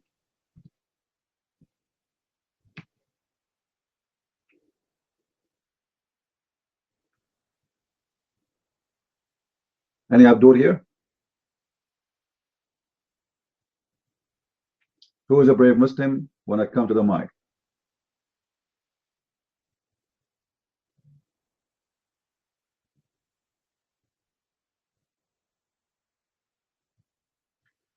If I contact you personally, can send your booge? What booge mean?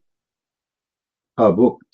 I was saying my booge, my booge. You know, I speak 70 million languages. The word booge, I did not face it yet. Why you want to contact me personally? Just go and order from Amazon, my friend. It's cheaper. Trust me, it's cheaper because they print locally. The shipping will be local, which means like few dollars. They print in local country.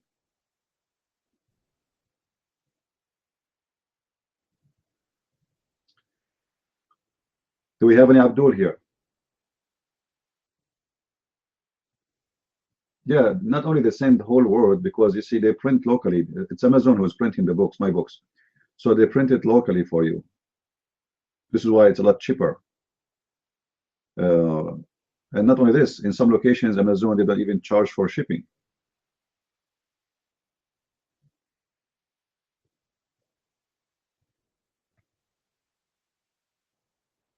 Yeah, the only book is not in the stock is Deception of Allah, because you guys you ate it all.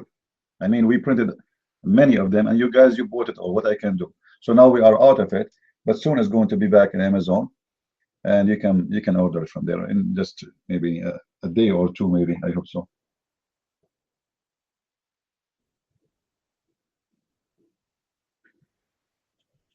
And just wait for my coming book. I'm working in a book which is going to explain the roots of the Quran and the roots of Islam, where it's coming from. That will be a very interesting book, but it's taking me a lot of time to do it. You know, this is the second year working in it.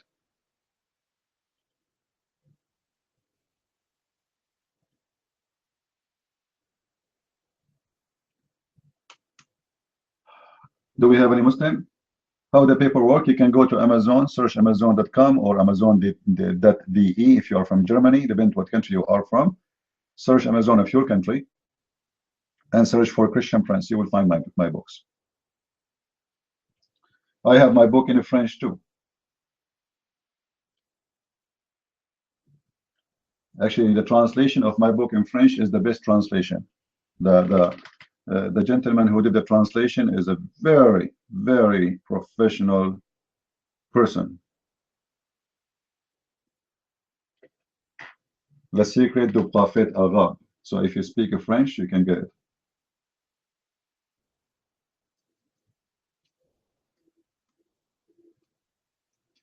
Now, do we have any Muslim here?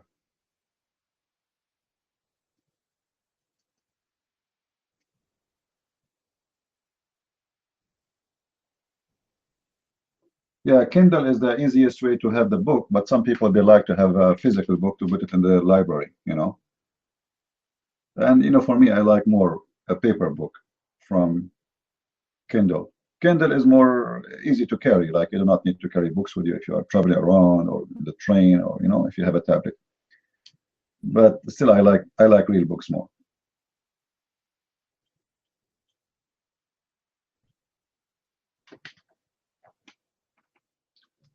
So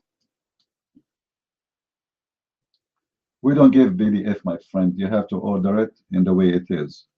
What PDF? Have you ever heard of an author? He give you his book in a PDF?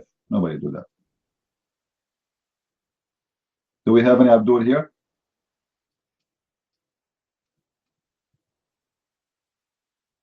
And don't forget, we have our German book. Actually, it's in the banner. The German book is just printed a few weeks ago, and the German people, they really love it, and the Muslims are so upset from the German book, very upset, to the point they made videos saying, go and make a false review of a Christian Prince German book. You believe it, how hypocrite they are? Imagine they make publicly videos asking Muslims to go and make a false review of a book, and they are saying to them, don't buy the book, just make a review of the book. How are you, Muslim friends? The Bible has been changed. I like that.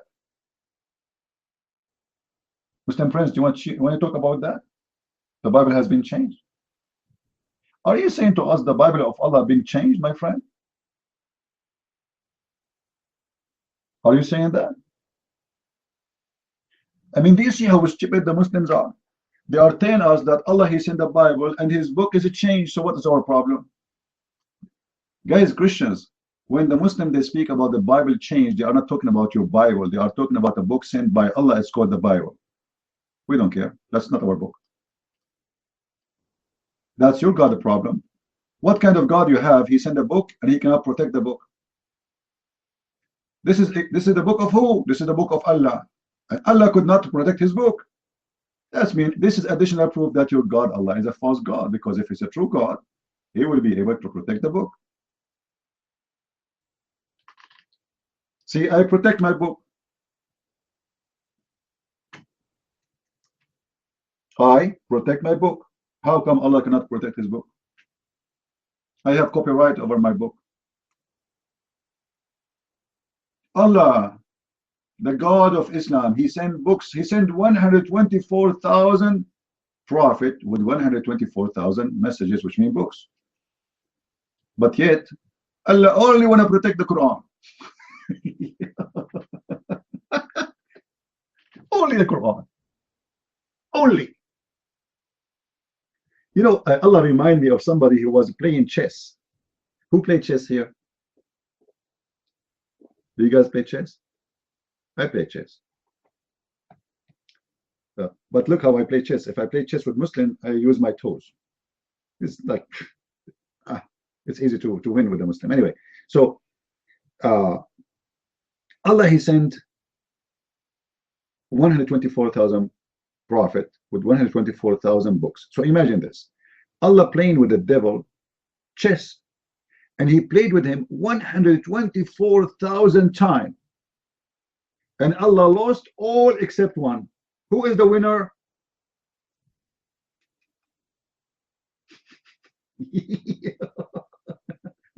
Imagine you play 124,000 times and you lose except one time, and according to Muslims, Allah is the winner. You see the logic? They are trying to convince us that Allah, He sent the book and Allah could not protect the book, so the book of Allah is corrupted, so Allah is God. I mean, you see the logic?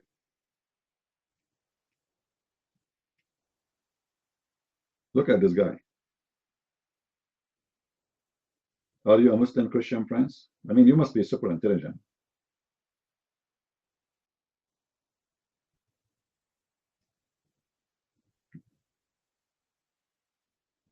Do we have any Abdul here?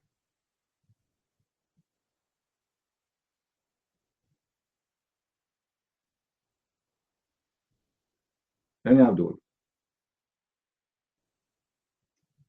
Please think, how are you, my friend? The mic is yours. Go ahead. Hello, Sibi. How are you? You alright? Hope you're having a good time. I want to know what you make of the, what they call it, hijab. Is it hijab or niqab or whatever? The one that covers the full face. There's been especially a bit of a discussion in UK, and you've got, of course, Muslims saying it's not compulsory, it's compulsory. I just want to ask, what do you think is there any hadith that mentions anything that it was worn at that time? What is compulsory, what is not in terms of that? I know the Quran, I think, is a bit vague on that, doesn't do it, so I was just wondering, because I hear, for example, Muslims, or even debating, shall I say, no, it is or it isn't compulsory, they shouldn't wear it and stuff like that. So I just want to get a bit of understanding, if you know, or what you think of that. I want to get your opinion on that. So, anyway, it's my perspective. Thank you.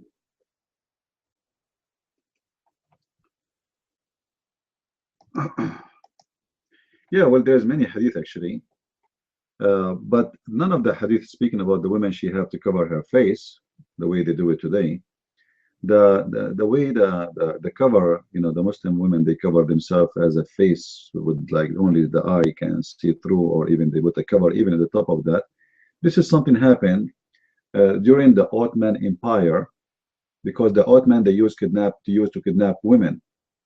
If an Ottoman, because they control the Middle East, right?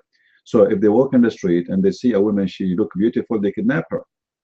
You know, the Turkish, they were very bad criminals. They kidnap even Muslim women, not only non-Muslims. So at that time, what they did, the men, they forced their women to cover everything. Even some of them, they changed the way they look. As an example, she put clothes underneath of her, or she round something around her belly to make herself look pregnant, so they want to kidnap her, you know, or to make himself look very fat, or etc.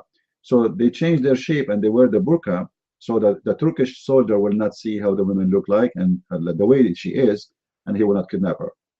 Now, is Islam ordering the Muslims to wear hijab? Absolutely, you know. And the Quran says that women, they are all of them, they should not show any of their awrah, and the clothes have to be covering all the way down to their feet, and they have to cover their bosom, and which means they have to cover anything is have to do with their beauty. Like a woman, she is not really allowed to show any of that. But is it really about hijab the way it is today, which is the burqa? But we cannot find that anywhere in Islam.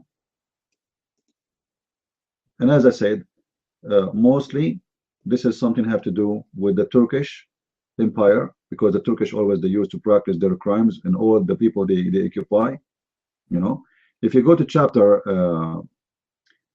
24, verse number 31, that is the one giving details about how the women should dress and how they should how to be like they say modest. You know, the modesty for women. So how they have to dress, how they have to cover their like women in the time of Muhammad, they used to show the same as women today. They wear something like going down a little bit between their breasts. So Muhammad he made a verse saying that even that part you cover it. You should not show any of your makeup except to your husbands, even your jewelries, or your husband, or your father, or the father of your husbands, or to your sons, or to your daughters, or your brothers, or the sons of your brothers. So this is the only ones they can see you the way you are dressing freely. The rest they cannot. You know why? Because supposedly those are the one is forbidden for you to marry from, or to have sexual relationship from. And there is many hadith speaking about the women dress code. Even in the time of Muhammad, there is a hadith speak about that Muhammad he hired women to go and beat women if they are not wearing the right clothes.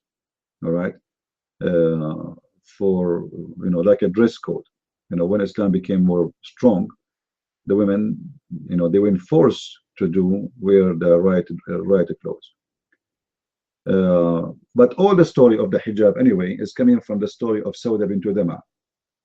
If not Sauda, no woman she will wear hijab. Sauda was going out to do pupu, and Umar al-Khattab he said he saw her doing pupu, and then looked like Sauda she saw him too. So Umar he was afraid she will go to her husband, and she will tell him that this guy was spying at me. So what Umar he did, he right away he went to Muhammad and he said to him, "Why you don't tell your wives to cover themselves? Because your house have the good and the bad come to it." And then you will see Umar al-Khattab, he said, "My Lord agree with me in three things, and one of them is the chapter of al-hijab.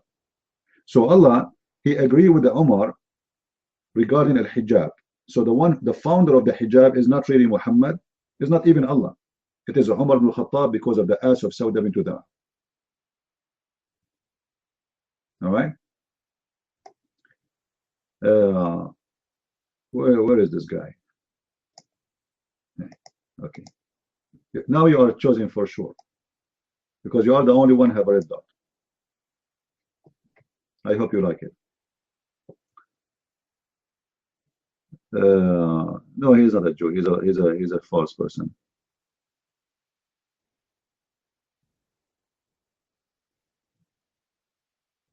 However, the hijab of Islam was very funny.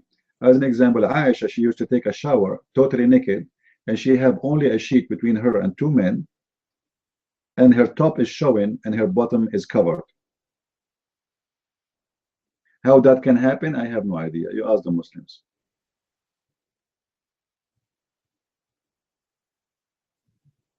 Muhammad, he ordered the men to order their women to cover themselves, but Muhammad, he go to the house of his son, Zayd, and he flirt with the married woman who is inside her house, who was showing her legs, and he was enjoying looking at her body by pushing the door so he can look more, and then he flirt with her saying, "Praise be to Allah, the one who made you so beautiful."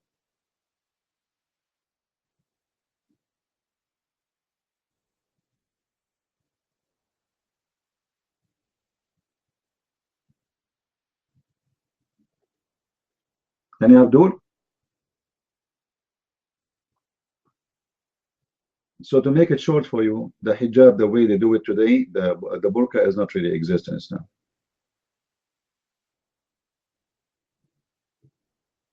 And I changed any Muslim to tell me where they got this from. Yeah, and women, they can do breastfeeding for adult who is a stranger. And this was a verse in the Quran. Actually, there's two verses in the Quran are missing. a woman, she have to give her breast 10 times to an adult until he's satisfied so he can meet with her privately or alone. And then this verse was abrogated by the verse of 5 times breastfeeding for adult. But however, both those verses are gone from the Quran, and the Muslims look like they took them off.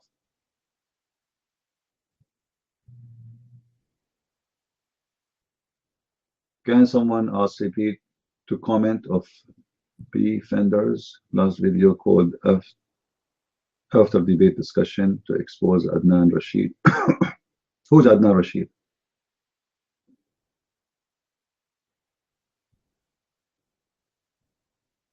Who is Adnan Rashid? I don't know who's this guy anyway. Balut, jump. Balut. Who is this guy, Adnan Rashid? He is a corner speaker. Okay. Why you guys don't ask those guys to come and debate me? That would be fun. He's a Pakistani. I speak Pakistani. I speak perfect Pakistani. Brother Tantar Rashid is going to speak to you, and he's going to thank you. That's your much. Okay, let's do it. Or we can debate Anjam Shawadri. They offer Anjam Shawadri to debate me. He said no. Then he debated Sam Shamoun. Even the terrorist Anjam Shawadri he run.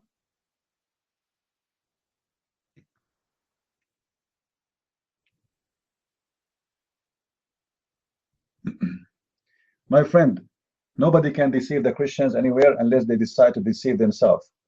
Why a Christian he will be deceived by a stupid Abdul speaking in the corner space in Hyde Park? Don't you go and search and study? Don't you have a brain? So if someone he is stupid, let him be stupid. This is his business. There's thousands of videos explain how stupid Islam is. So if somebody decides to be stupid, he is a stupid. What we can do?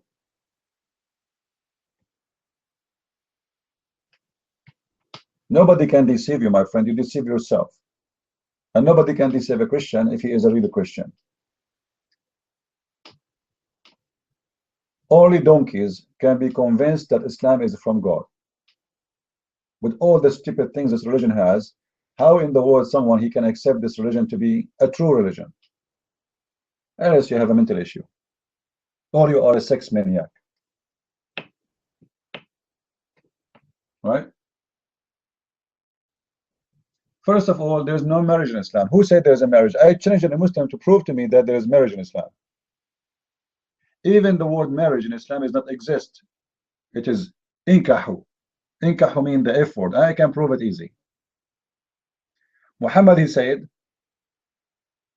Allah curse the one who do nukah to his hand. Have you ever see someone marrying his hand? Have you ever heard of somebody marrying his hand? So what Muhammad is talking about masturbation. So if the word nukah means marriage, that will not be correct. Because how you can do nukah to your hand if nukah means marriage, unless he is talking about the word effing.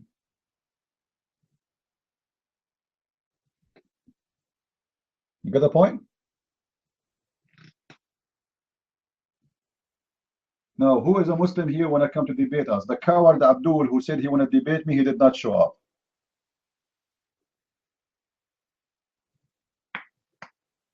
Who want to replace him? Who is a brave Muslim want to do it?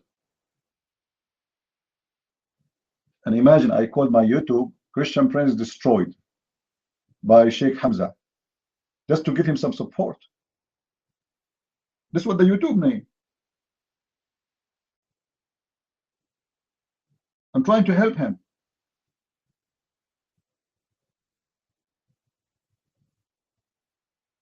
You know, Jamlut, let me tell you something. The Muslims, they are coward. If I go and take a video of a Muslim Abdul and I start responding to his video, they will flag my video for copyright. And they did that many times. Coward. This is why the only way to debate them, bring them here.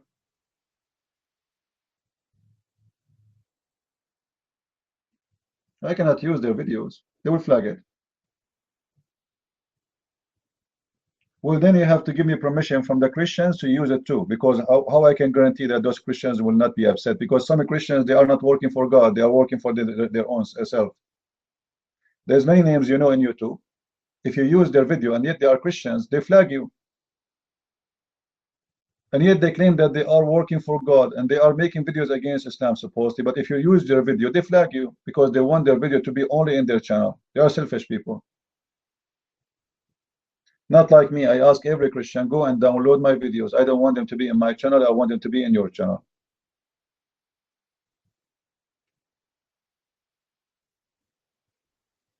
How are you, Adnan Rashid? Are you real or you are aftermarket?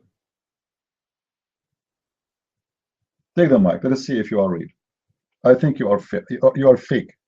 Be a man and take the mic. Because if you can talk in the speak in the corner, you can talk here, right? Here we go. I will give you the corner of the room. Go ahead, take the mic.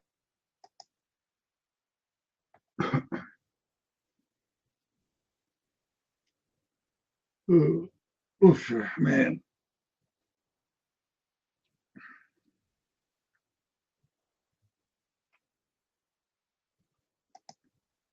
Yeah, this guy is fake. So, do we have any Abdul here?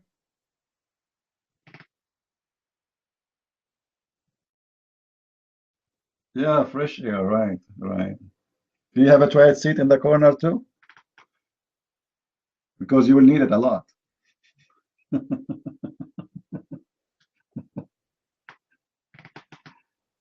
we have any Abdul here? Who is a brave Muslim here would like to come to the mic?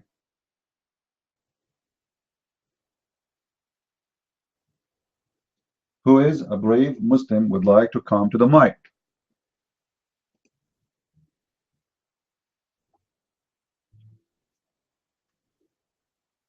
Okay, who is a coward Muslim there to take the mic?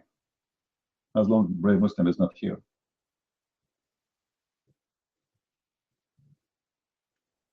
No? So no coward, no brave.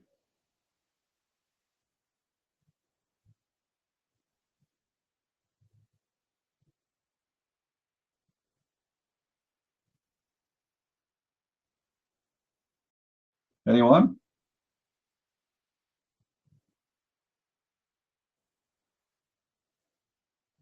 Who said I win? Who said I win the debate against the Muslim Shia? According to the Shia, I lost always. I lose. I lose with the Sunni. I lose with the Shia, and even I lost once with Jibril. You know, I was playing with Jibril, the volleyball, and then we played football, and Muhammad was our ball, and looked like Jibril was his foot was more powerful because he made Muhammad have a hole in him.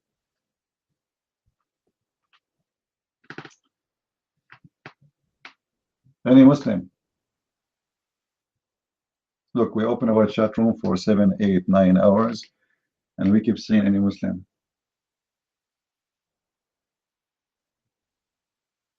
Is it a shame?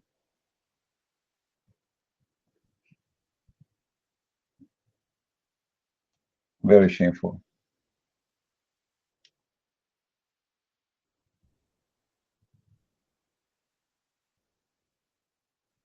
You want him to ask Jay Smith for what? For using the video, his video? If you allowed me, ask him.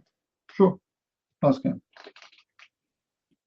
Well, I think if Jay Smith is the one who owned it, maybe I think he will not have a problem to use his. But be careful. I don't agree with Jay Smith in many things he's saying about Islam.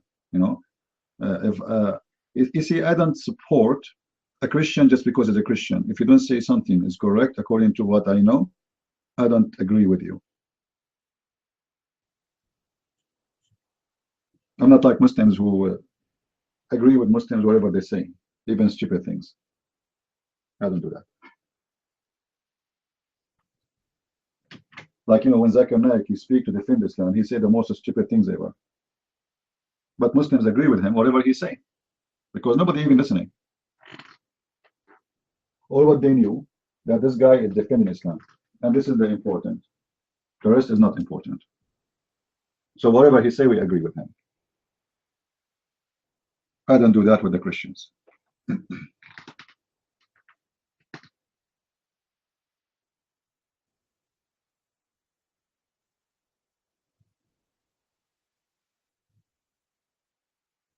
Yeah, well, J. Smith is doing a good job. I like it. I like this brother. He's a good man. But there's something missing. If I am him, maybe he should take maybe a 6-month course to try to learn Arabic. You know, and that will help a lot, because not knowing the language of the cult, that will bring weakness, and you will have a lack of knowledge.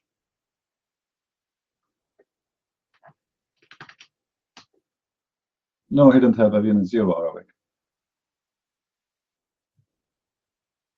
None of them knows Arabic.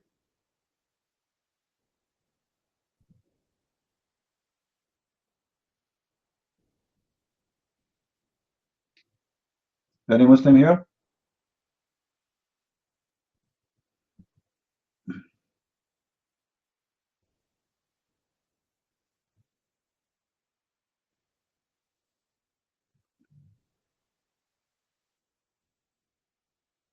Any Muslim?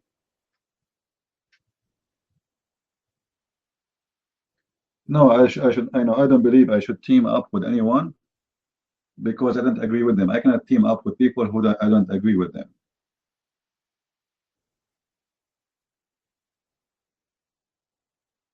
Look like you guys, you don't listen to me carefully, and you don't listen to what they say carefully too.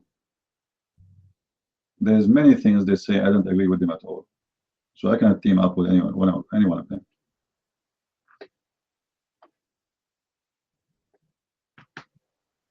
And I do not need to team up with anyone. Do I need it? Like, you know, J. Smith, he say that Islam was not exist really. The earliest Muslims, they used to pray to Petra and those things. I don't agree with those things. You know, I don't like conspiracy. I'm not a conspiracy person, and theories and those. You know, I don't like those things. You know, either you bring me facts or, you know, don't do what the Muslims do. You want to fight Islam, I understand, but don't go by fictions. When you make a slide, and this is slide supposedly speaking about science, but it's not even convincing to anyone. I mean, even the one who's watching you is not convinced. Like when you say the Muslims, they used to pray to Petra, and Muhammad, he said in the video, I saw a little bit part of it. He said that how Muhammad was connected to people in Petra, but at that time there's nobody living in Petra. How he's connected to them? He's not connected to them. What this guy is talking about?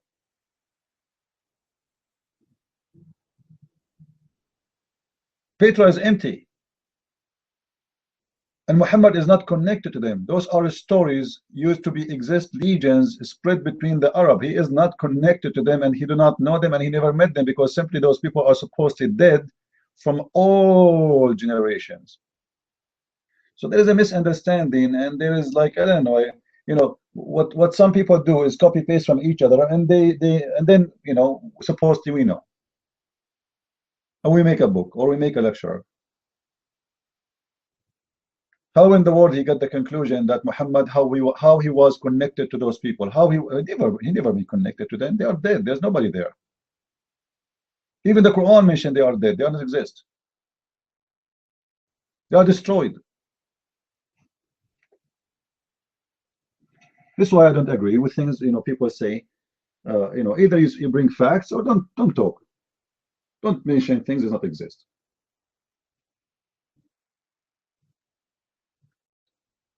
Even that one is wrong, my friend, because what J. Smith, you see, guys, this topic need I don't know, it needs somebody he think really deep.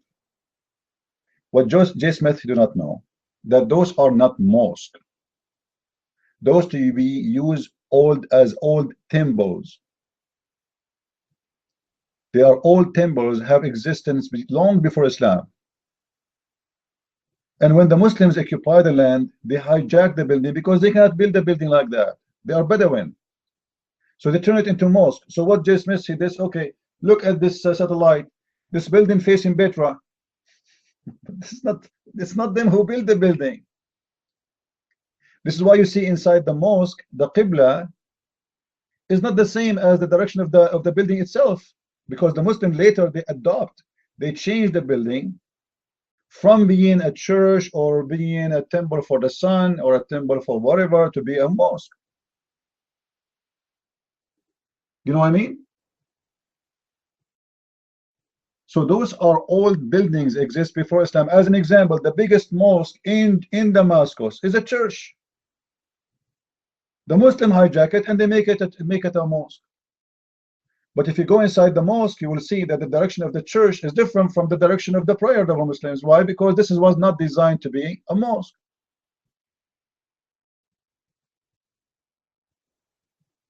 Are you getting the point? So I can take a satellite picture and I say, oh look here. The church is facing different direction from the Qibla. But inside, they have the Qibla faced correctly to Mecca, because this is not a building made to be a mosque. Are you getting my point?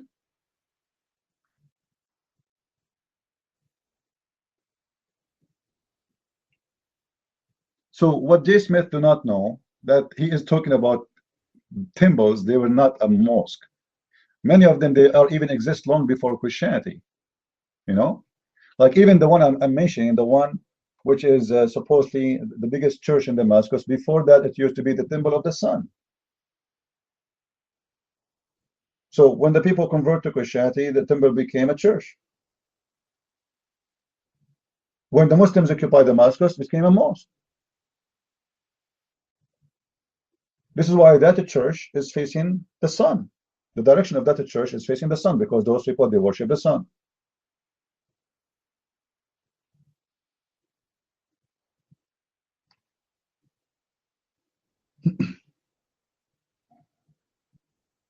I don't know about experience. I think people, they try to do some good work. Sometimes they are successful, sometimes they are not. But I am not a person who follows things blindly. Just because a Christian, he said what he said, then I accept. You get my point? If I don't agree with you, I say I don't agree, and I make my statement. You don't have to accept it. Because Al-Aqsa Mosque, my friend, never been a mosque. Guys, what's wrong with you? Who told you there's a mosque? It's called Al-Aqsa. There's no mosque. It's called Al-Aqsa. There's no such a thing. Those Muslims, when they hijack everything. They hijack your house, they hijack your church, they hijack your buildings. So those are old ancient buildings, exist long before Islam. Muslims do not know how to build anything. In the time of Abdul Malik ibn Marwan, he rebuilt the temple which was exist in Al-Aqsa. And what he did, he stole the rocks from Baalbek, the temple of Baal in Lebanon, and they brought it all the way to Jerusalem. There's nothing is called Al-Aqsa. And the rocks we are talking about is not to build a new mosque as much it is to repair the old temple which was exist there.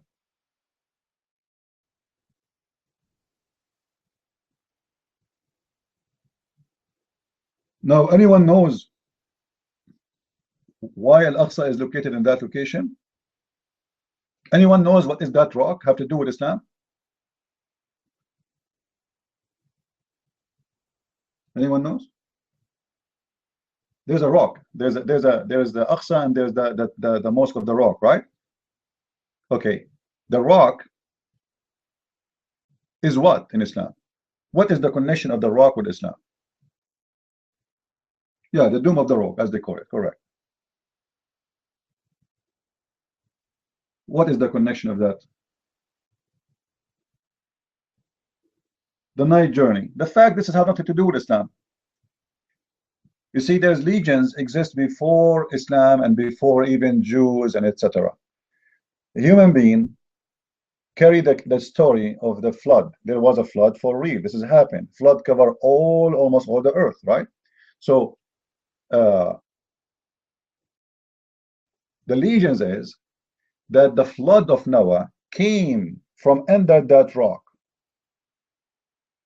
And when God, he decided to stop the flooding, he put that rock to block it. There's a hole blocked by that rock. And this is how the flood stopped. But those are not really stories. Those are nothing but, fictions stories, fairy tale stories. So Muhammad, he hijacked the location because simply what he learned from the Jews, that this is the place where God, he stopped the flood of Noah, and this is the place where Allah, he sent and received from heaven to heaven, which means, if you notice when Muhammad, he said he went to the heaven, he went to the seventh heaven, right? Muhammad, he appeared where? Who remember when he appeared in the seventh heaven, where he arrived? Anyone remember? To the tree, Sudratul Muntaha, the same as what her name? Alice in the Wonderland.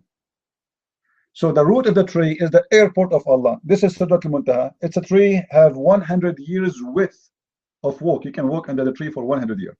So Muhammad, he came from the root. So Muhammad, when he came down, he came out from where? He came out from Jerusalem. From where? From the rock. Because this is what the legend says. This is a connection tunnel between Allah and earth. And this is why you see Muhammad, he says, under the tree there was 4 rivers. Who remember what rivers they are? Anyone remember? There is 4 rivers. 2 of them is above and 2 of them is underneath. The 2 is above which rivers? Anyone remember? The Nile, and the other one is Euphrates. And this is how the flood happened. Are you getting the point now? Are you connecting the dots? So how Allah, he flood the earth, the flood of Noah, according to Muslims, because they are copying legends of the Jews. He have 4 rivers, and they come from that hole under the rock, and they flood the earth. And then when God decided to stop the flooding, he blocked the hole. All right. How are you, Michael? The mic is yours.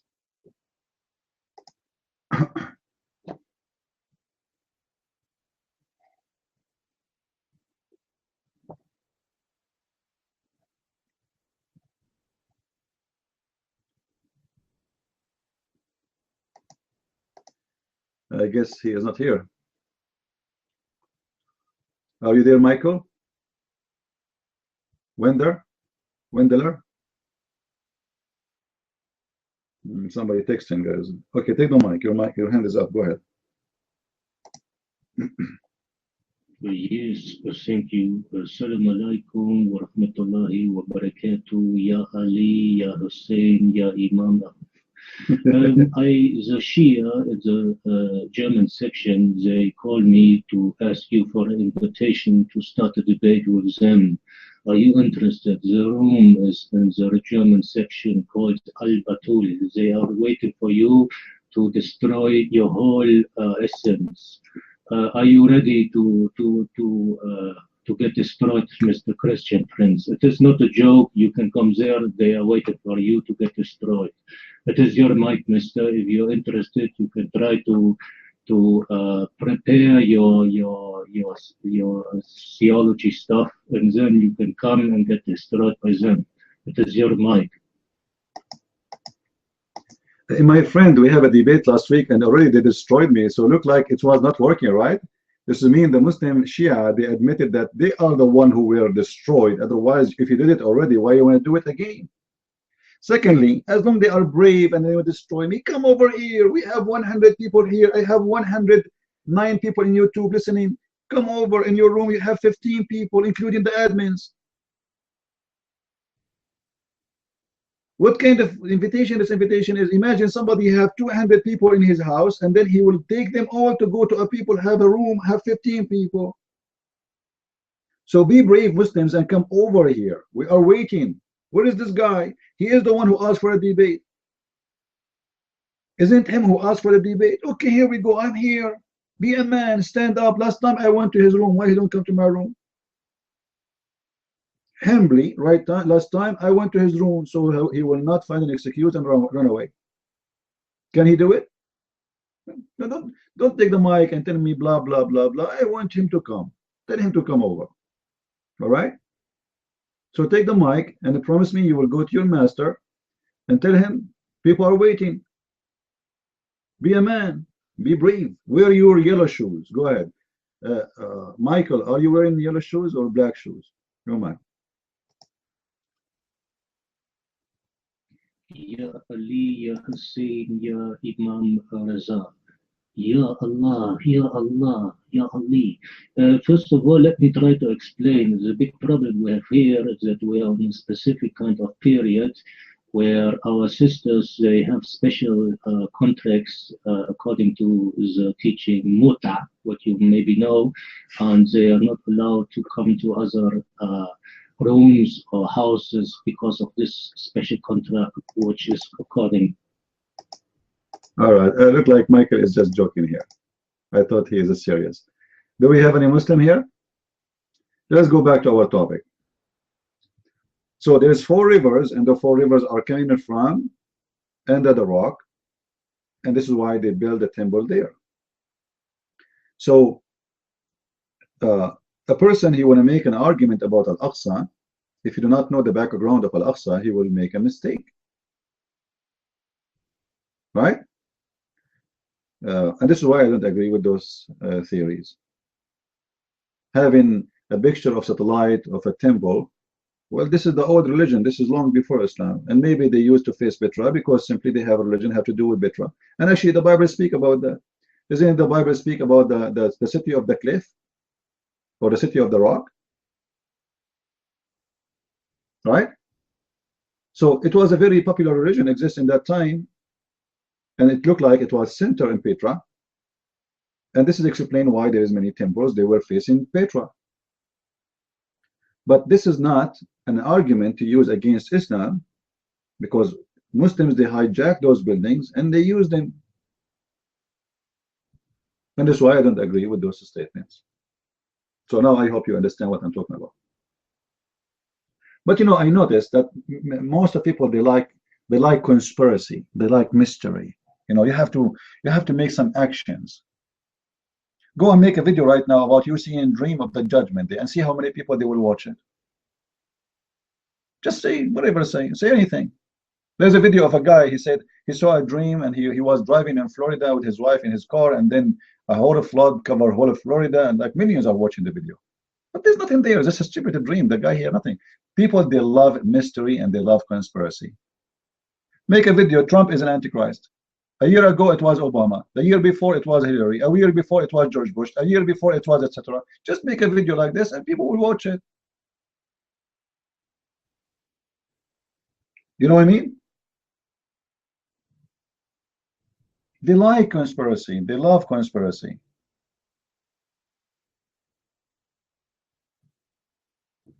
No, if you go to the Amazon, is there, but we don't have paper book. You have to order the Kindle for now. The paper book will be available in a few days from now.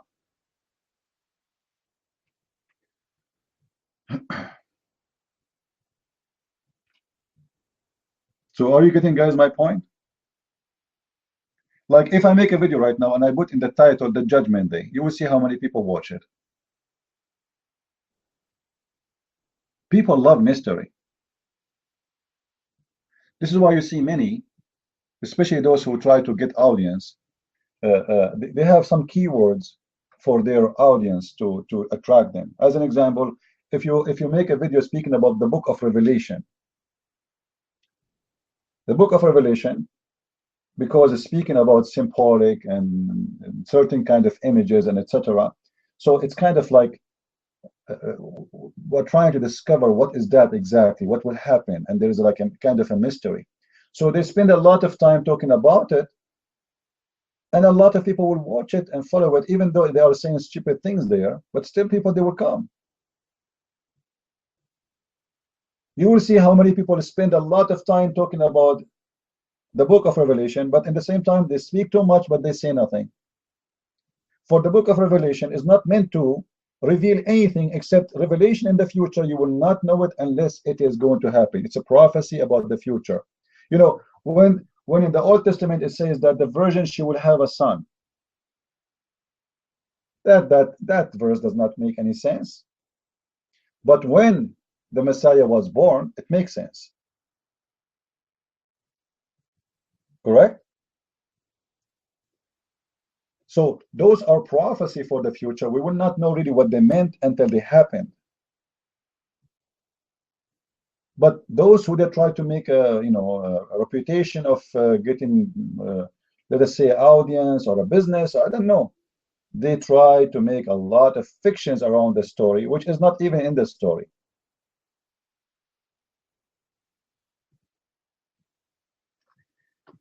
King of the Galaxy, the mic is yours. Go ahead.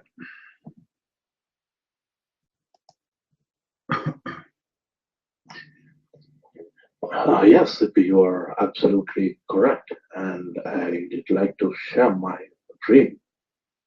Hello, peace to all. I like. Okay, you can share your dream with your mother-in-law. Please think, the mic is yours. Go ahead.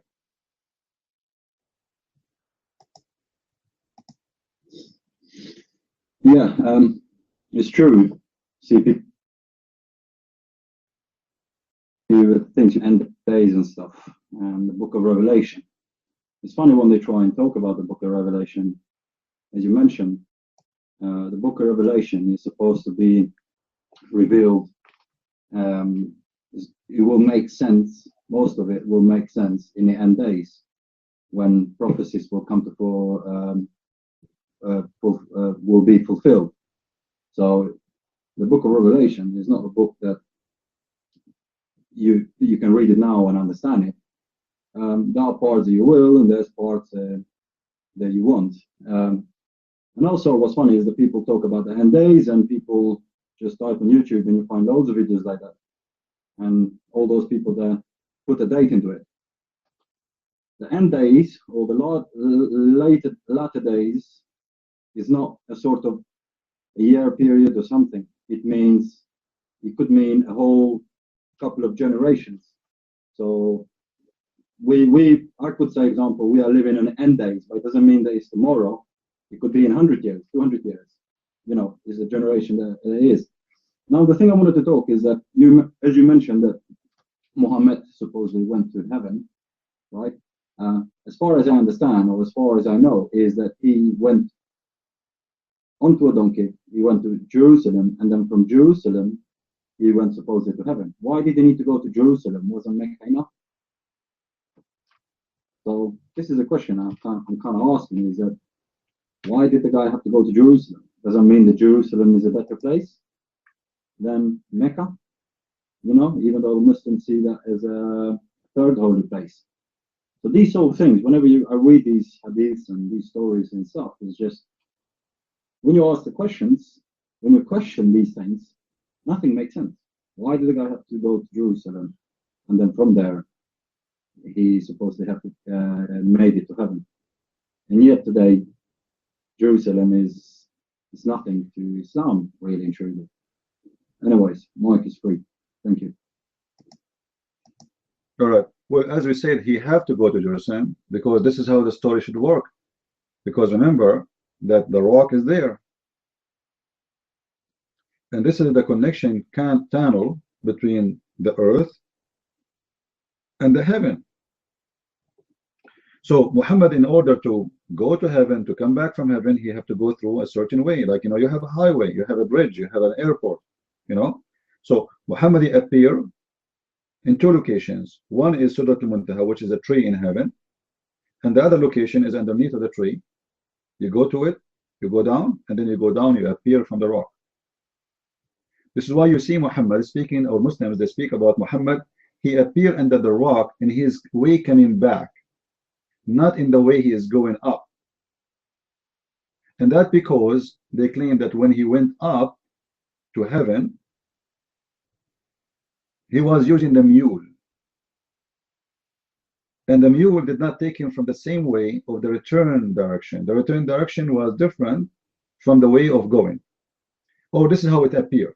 However, Obviously, Muhammad arrived to the root of the tree because the hadith says clearly that Muhammad appeared in the tree. And then Jibril told him, I cannot walk with you more, because Jibril was accompanying him. Why? Because this is the limit nobody can pass, the tree. So Muhammad was able to walk in and Jibril retreat because he cannot pass. And then when Muhammad he come back again to the tree, and from the tree he appeared from the rock. So the story is very simple. That's we have a rock, and this is the way to go down to heaven, from heaven to earth. And this is coming from old legends exist before Islam about a tree, and this tree have a fruits of everything, even shoes, even women, even jewelries. And this is a huge tree in the heaven, and you can get whatever you want from it. So this is the tree of everybody wish. Another way, this is the tree of wealth, because you can get whatever you want from that tree. You want jewelries, you get a tree. Even that the tree have the leaf of the tree is very huge. Each one of them is the same shape of an ear of an elephant, and the leaves are made from gold and silver. So it's a fiction story taken from all generations exist before Islam. Even the Jews adopt some of it. And Muhammad he take from the Jews a lot. Whatever he hear from the Jews, he like it, he love it, and he put it in his religion. And it was not only pagans believe in those stories, it was the Jews too believe that, when I say they believe, it's not part of the Old Testament, it is their fictions. This is why there's a huge history of the Jews. It's called the Legions of the Jews. And you will notice that Muhammad he took a lot of his stories. As an example, chapter 18, all of it, except the story of the 7 sleepers, is coming from the Legion of the Jews. The flying carpet, the genie, the ant, she spoke to the ant. Suleiman he heard the ant. Suleiman he built palaces, and the genie they died for him to get him diamonds and rubies. And there is a woman who her father is a human, her mother is a genie, and then she married from a minister, and then this minister he have a king, and this king he is a womanizer, and then he decided to rape the wife, and then he came to her palace, and then she said to him, close the door, don't let your army go with you. Are you afraid? You are brave, right? So when he went in, she hit him with her shoe, she cut his head. Women are dangerous, my friend. Those stories are just legends, and Muhammad he took them and he put in his religion. And then she cut his head with her shoe, and she threw him his head from the window, and then everybody bowed down. They bowed down to the new queen. She became the queen. It's this is Islam. Islam is, as a religion, is not really exist. It's like somebody he got tons of fairy tale stories and he put it in a mixer, and we have a new religion. It's called Islam. This is why, as an example, if you go and read in the Quran, you will see the Quran is speaking about an animal. It's called a jassasa. Anyone knows what a jassasa is? What is a jassasa?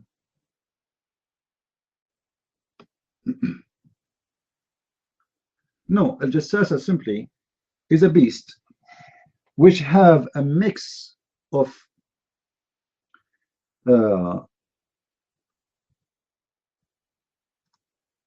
it's let us say you bring a bunch of animals, and then those animals you put them in a mixer, and then you blend them together, and then it's going to come with a new beast.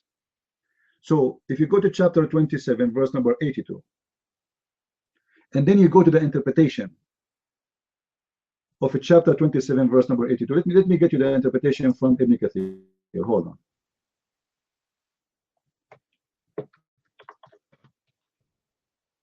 Maybe I think he can read for us in English.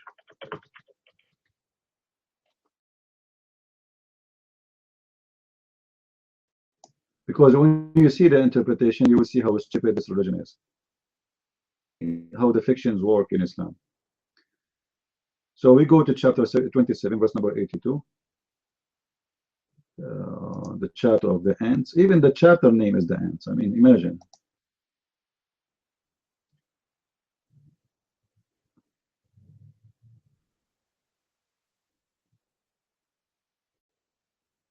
All right. So what the story speaking here is about, that there's a beast will come from the ground, and this beast is a Muslim beast. Speak Quran, and he will chase people who do not know Quran to teach them Quran. Signs of the judgment day, so which means this beast is going to come at the end of the time. But this beast, I am there, and almost we will arrive to where we have the details about the beast. Here we go. Mike, can read for us, please. Think. I will give you the link if you don't mind.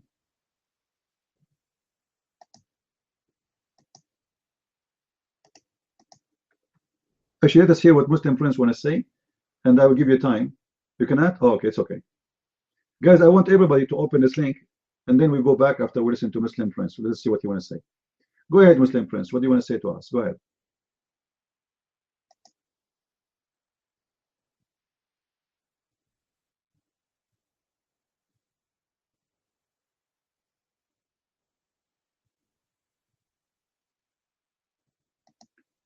Okay, look like Muslim friends. He is just trying to touch my feet. All right. Look what the Quran saying about this beast, and this is the Muslim explanation and interpretation based on Muhammad. Read with me. A beast will emerge from the earth, and with it will be the staff of Moses and the ring of Sulaiman, which means the Solomon. Peace be upon both. It will strike the nose of the disbeliever with a staff. This is why you better cover your nose when you go in the judgment day. All of you, take a note. You have to cover your nose. And it will make the face of the believer bright with the ring. Until when people they gather to eat, they will be able to recognize the believer from the disbeliever. So what this beast will do is going to hit you in your face if you are a disbeliever, and it's going to make you black.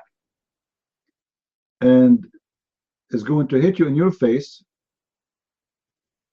and will make you white if you are a believer. Now look what it says more. Let's continue.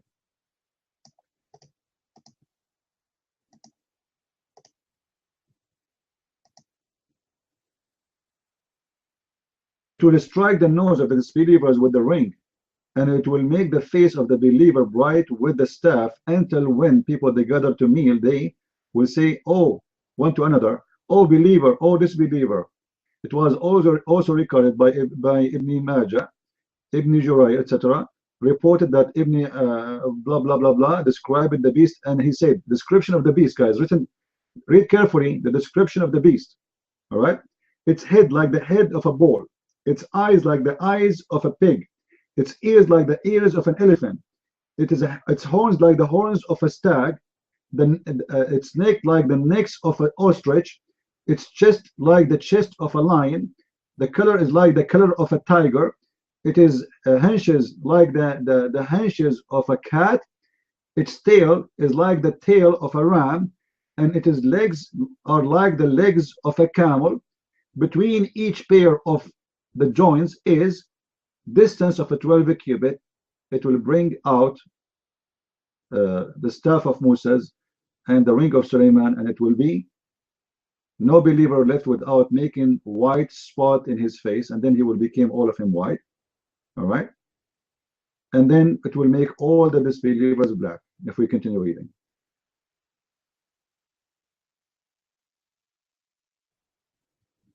Any Muslim have any comment?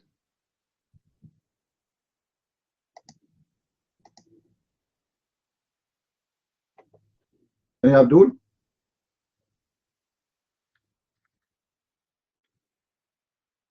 No Abdul?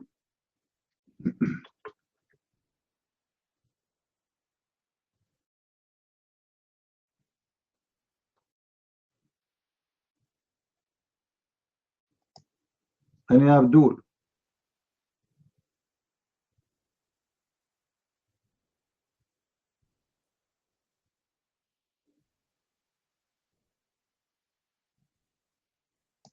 Now here you notice that there's something similar between the story of Muhammad, which is in the Bible, but the beast in the Bible is not something good. Muhammad, he took the beast in his Quran. But this beast is the beast of Allah.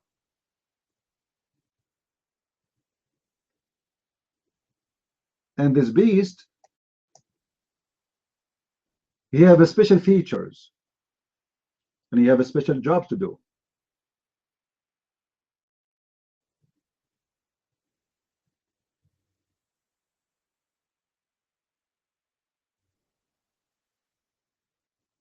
Do we have any Muslim?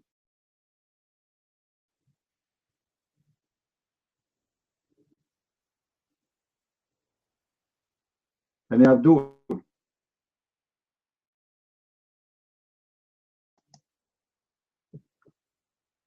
Go ahead, please. Think your mind.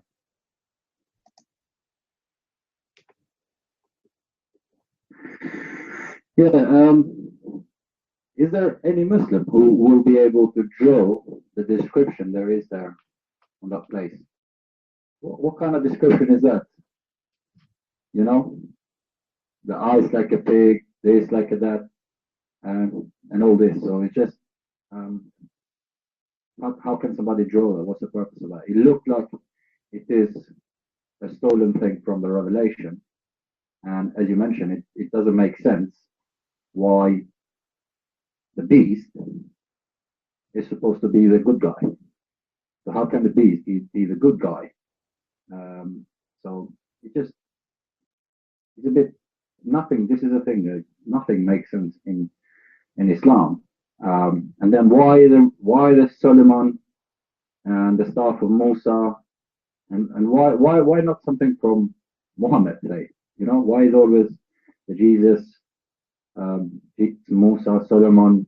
Why is it only them that seem to be powerful and Muhammad does nothing? You know, and apparently he's supposed to be the best of prophets. Another thing I wanted to mention is I don't want to divert from the topic, to be honest, but you know, the hadith that we mentioned earlier, in relation when he went to heaven, that he talks that he spoke to Musa there and so forth. Do Muslims believe that heaven now or in the day of judgment? Because surely, from what I've read, is that they go from on the day of judgment. That's when Muhammad will lead everybody. He will be the first one. So how can Musa be in heaven if he went to the seventh heaven? You know, so that to me doesn't make sense. As far as I know, even Muslims believe that that Muhammad is in a grave.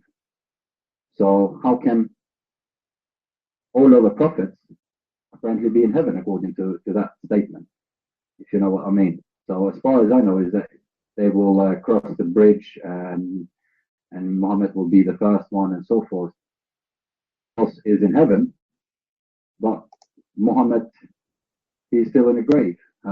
Sorry, maybe I'm diverting from the topic, but it just all of these things. I do ask questions and nothing makes sense. So, this mic is free.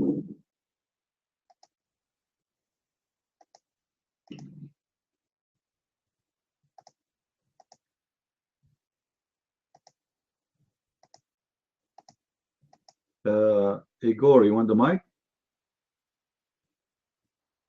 If you want the mic, please put your hand up. You know, I have no problem with the description of the beast if this was a metaphorical, because sometimes metaphorical, you know, you can come with certain images. But this is a physical beast, and this is a physical attribute of an animal who have all those features. And Muhammad always, he copy stories from somewhere. So in order to know where this story is coming from, we have to go deep and go back in history and search for some legends, and then we will find that there's people who before they believe that there is a beast will come from the ground, and this beast, he is going to have special features and a special look. He is very scary. and he is a collection of many animals. But every animal of those presents something in the life of a human being. And in the life of the human being, those things which we are talking about, in certain times, certain ages or centuries, they believe in them and they believe in their power. As an example, you mentioned the name of Moses and Solomon. Why Muhammad, he believed that this beast is going to come with the ring of Solomon and with the staff of Moses, because Islam believe in magic. And those stories are coming from a background of magic. You know, the Bible speak about the staff of Moses, and even the Bible says, the magician, they saw that his magic overcome their magic. But the fact, the Bible does not teach that there's a magic. This was a miracle of God. However, people believe in magic, and Muhammad believed in magic, for he is copying stories of those who believe in magic before him. So here we will see that this beast is a beast who come with a powerful magic with him, and he have two power of two prophets. He have the ring of Solomon, and he have the staff of Moses. The ring of Solomon is to control the demons, but we don't have demon in Islam, so what we have is genies. So the ring of Solomon, which is a fiction story, there's nothing called the ring of Solomon. This is not true, you know. It's just about magic, and you can go and search about the ring of Solomon. Even the Star of David, by the way, like now Israel have a Star of David and the flag. Is that correct? Is that correct? Now, who here agreed that the Jews should have the Star of David there? Who agreed that they should have it? Me, myself, I don't agree. Because this has nothing to do with the Jews. This is something created long after the Jews by fairy tale stories about the magic of Suleiman. The Star of David is a star of magic. And even the Bible speaks about those who will start worshiping their stars. The symbol of the star. So the Jews, they should not really have a Star of David on their flag, because David never had that star. This is fiction. This is a lie. And it have to be with magic. You can go right now and search for the Star of David and magic. Who want to do it? Go right now in Google and increase just your knowledge. Educate yourself. If I am a Jew, I will use what they call this thing, the one hold the candles. Anyone knows what they call it? The Jews, they have a candle, have like special shape. What they call it? The menorah. All right. If I am them, I will use it for my flag, because this is unique, have to do with them, and it's part of their belief. So why you want to use the Star of David? That's a very bad mistake, actually. However, it's a flag. It's not something holy. You know, this is their business. But there's many things people do not know, that everything is connected to religions before them. Even the Jews, when they made the flag of David as their flag, they are just adopting legends about the glory of David in his time, when he used to control the genies, and he controlled everything around him, because he had the ring in his hand. That ring will give him the power of everything to control. He have a flying carpet. He have animals. He speaks the language of animals. He can listen to he can talk to the bird. You know, all those stories, Muhammad, he took it from the Jews, which is not real, and it's not part of the Old Testament, but it's part of the heritage of the Jews. But because Muhammad is an idiot and he is not educated, he take whatever he hears from the Jews as something for granted. If you remember the story of Alexander the Great,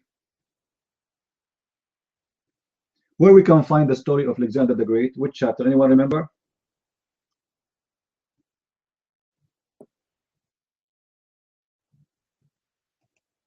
Chapter 18. In chapter 18, how did chapter 18 came to existence anyway?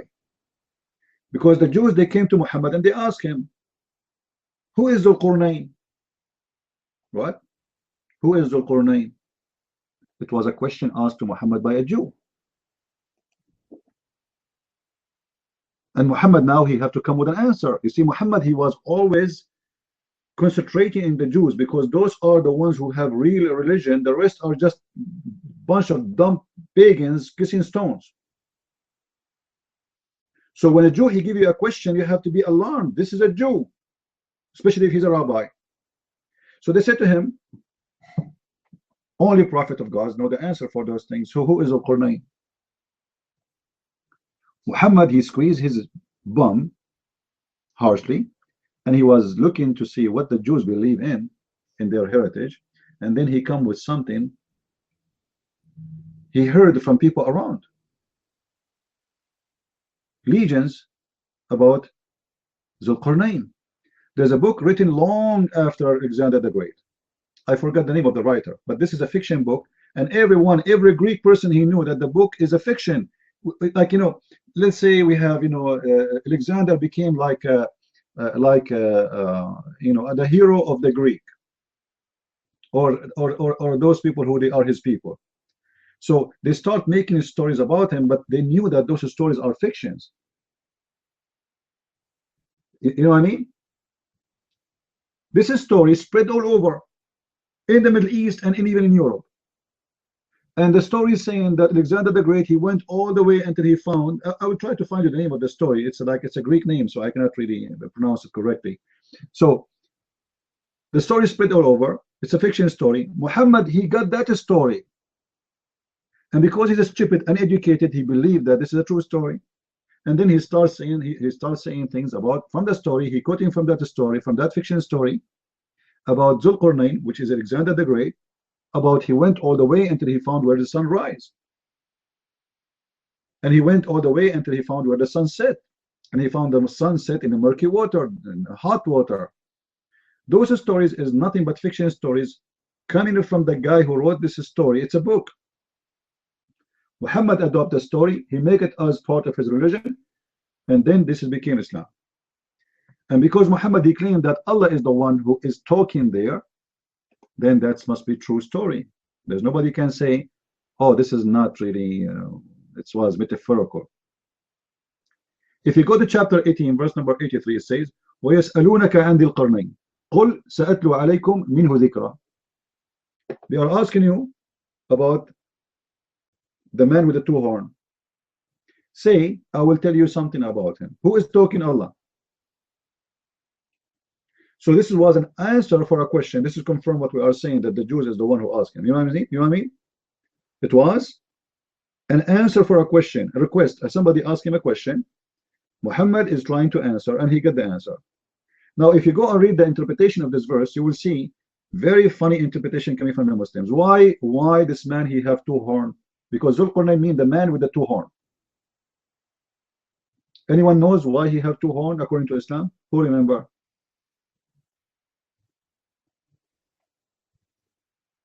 Why he have two horns?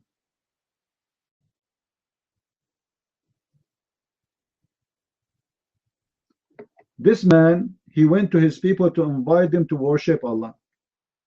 His people, they hit him in his head, killed him, and this is how he got his first horn. Allah raised him from death and sent him back to them again to ask them to invite them to convert to Islam. And his people, they beat him again in the head. So now he got the second horn. And this is why he earned his name, the man with the two horns. Do you watch cartoon? And somebody in the cartoon, he hit the other one in his head, point, and then the horn come out. This is exactly what happened to this guy. So he earned the name of the two horn, but the fact the name of the two horn have nothing to do with this. The Roman, they used to wear a hat of two horn. Is that correct? I'm sure you saw that in many movies. Correct? You know what I'm talking about?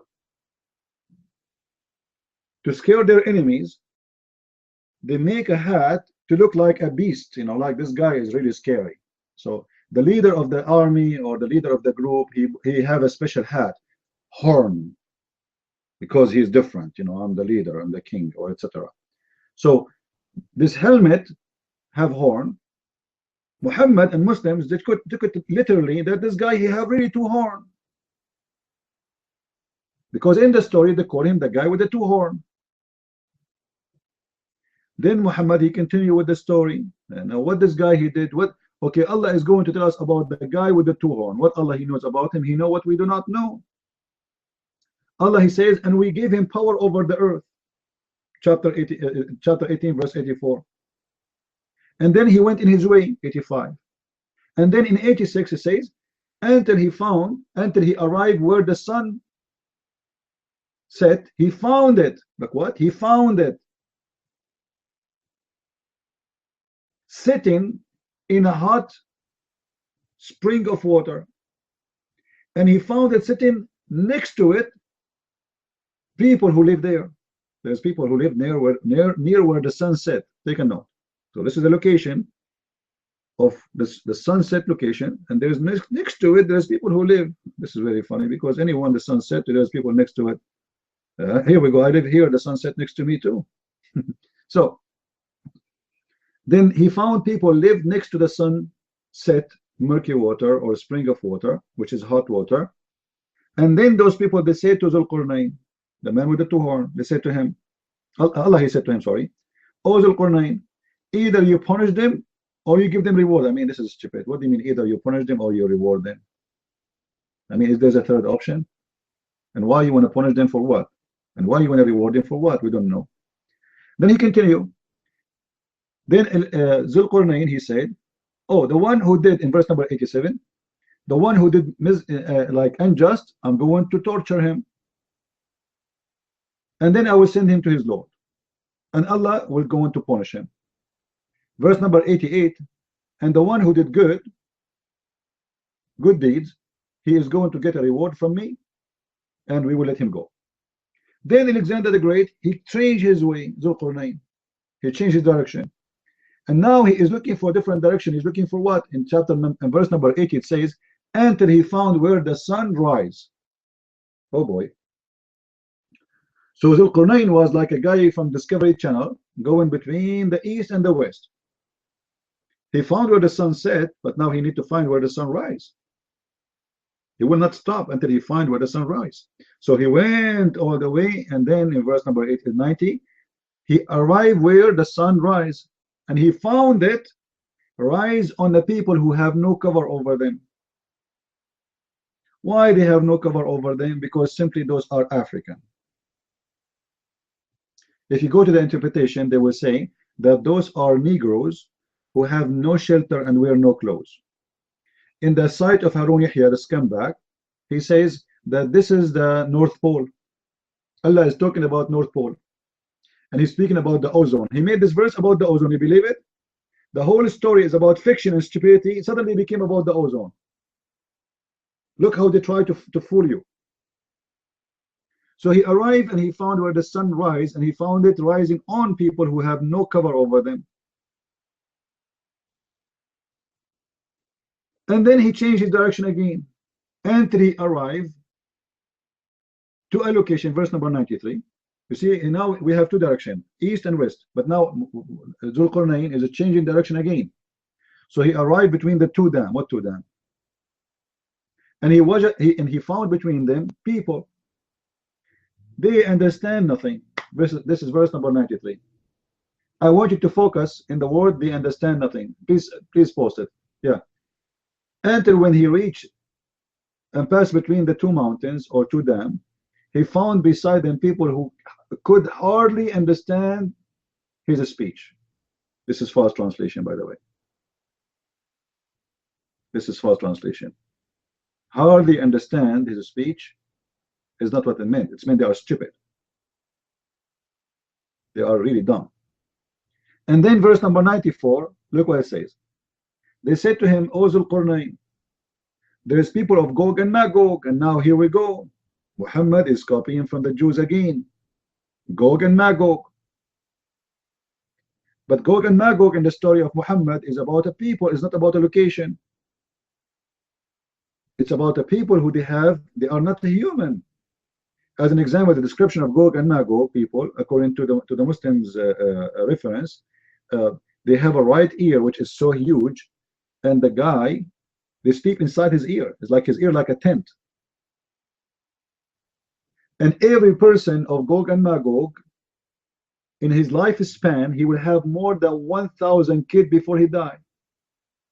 How many? 1,000 male child.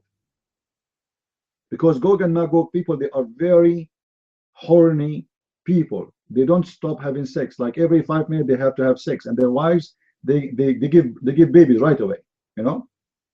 So a person from Gog and Magog, before he die, he have to give a birth for more than 1,000 child. And those people who do not understand anything because they are stupid, suddenly they are smart. They asked Zulqarnain to build a wall between them and the people of Gog and Magog, because they are bad people. They are not even human. So they told him, can't you make a dam between us and them? Look how smart they are. The verse before them, it says they are dumb, they are stupid, they don't understand anything. Now suddenly they are smart, and they are suggesting to Zulqarnain or Alexander the Great to build a dam. Now look at this. So Alexander the Great in verse number 96, he said, well, you know what? Okay, bring me the fine iron, huh? You know, and make a fire, and let us melt them together, and let us mix them with copper and etc. And I'm going to build a dam for you.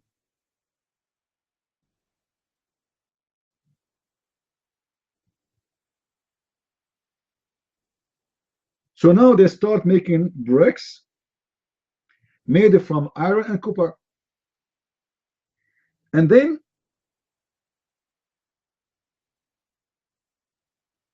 he built the dam. And Zulqarnain, he said to them, now they cannot make a hole in it. Verse number 97. That's it. He completed the dam and they cannot come out. But anyone notice here what is stupid about the story? Forget about all the fictions.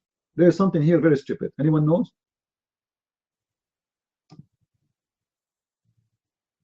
What is stupid about the story? Remember, the dam, the building of the wall is for what? What is the purpose? What is the purpose of this wall?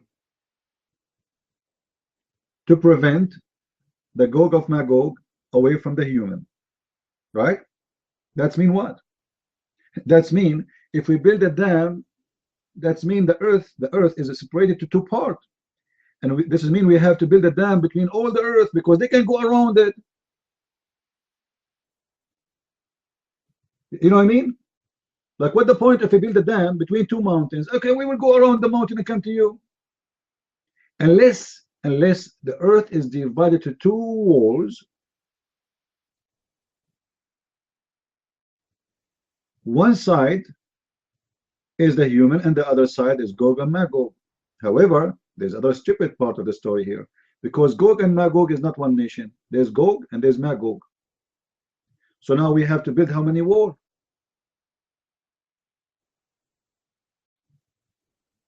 Any Abdul is here? Is Gog and Magog is one, or it is two nations? Because the Quran say clearly it's Gog and Magog. قالوا يا ذي القرنين إن يأجوج ومأجوج. So they are two, not one. Two nations. And they are two different nations. One is Gog and one is Magog. So now we build a wall with Gog. What about Magog? Let us say the first wall we build it with Magog. What about Gog?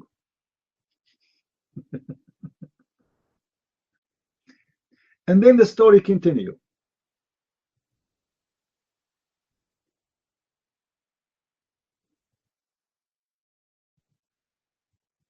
Verse number 96, he explained more how he make it, how he build it, how etc. And this dam have to be very big and huge to the point we can prevent Gog and Magog. And now here is the question to the Muslims. As long Gog and Magog, they are so big population, because remember, every one of them, he will have 1,000 baby before he die. So imagine in the last 1400 years only, what is the population of Gog and Magog will be by now? They have to be trillions, not billions. Can we find Gog and Magog people before any dam, Muslims? Where we can find this dam? A dam made from iron and copper. Satellite, now they can take pictures even for what is underground.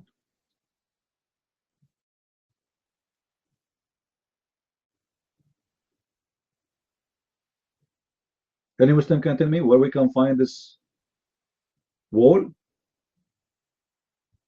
In the satellite, we found that the Great Wall of China, but it's not made from copper. Secondly, is it stupid to make a wall from iron?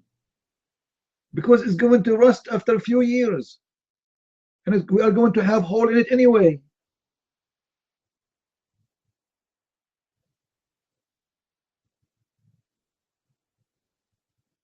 From iron? That's it?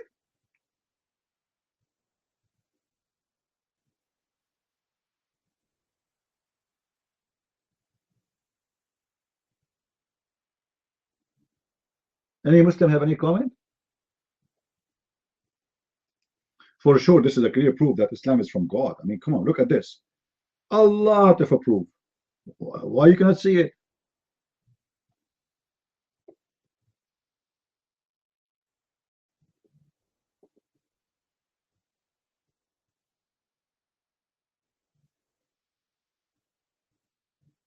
And for sure, you know, we have a lot of hadith speaking about Gog and Magog. But I would like to see any Muslim have a comment about it. Any Muslim?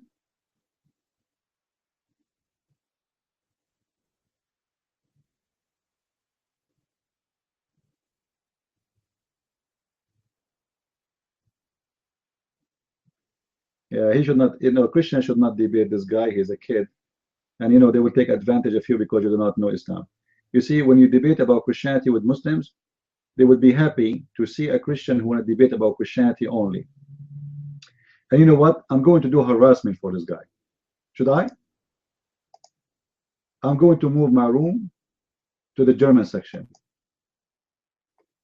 So they will see my room in a few seconds appearing suddenly in the German section. How small and how silly they will look like when they see my room have like more than 100 and they have 13 people there. Let us see. We move to Europe. Europe, here we go. So remember, guys, if you leave the room and you want to come back, we will be in Europe for now. Germany. And he will be terrified. Suddenly we are appearing there.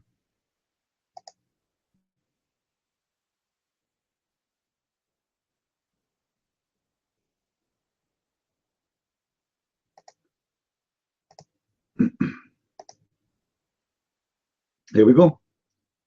In a few seconds from now, we will appear in the German section. No, we will not go to the room. No, we are moving our room to the German section. So suddenly the Abdul, they will see 100 people room suddenly appear in the German section. And maybe I should have changed the name, but I don't want to change the name of my room. I want to keep it this way. So let us see. If we click at Europe right now, is our room appearing there already?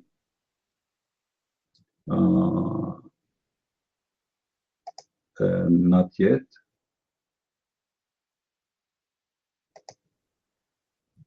Not yet.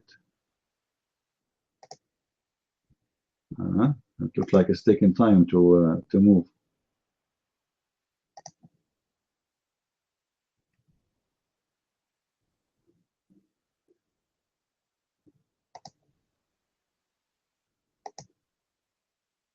Here we go, it's there.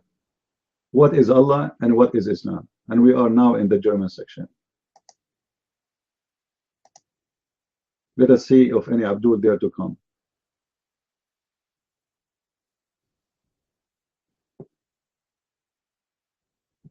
Any Abdul?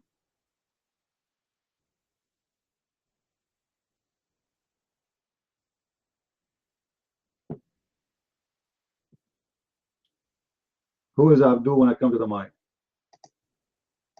If any Abdul, he come to the mic, I'm going to speak to Zulqarnain because we have connection, you know, I know him. He will build for you a bridge where Gog and Magog cannot come to your house. What do you want more? Or a dam, and made it from steel and copper. How are you, Mr. Islam is shrinking? The mic is yours.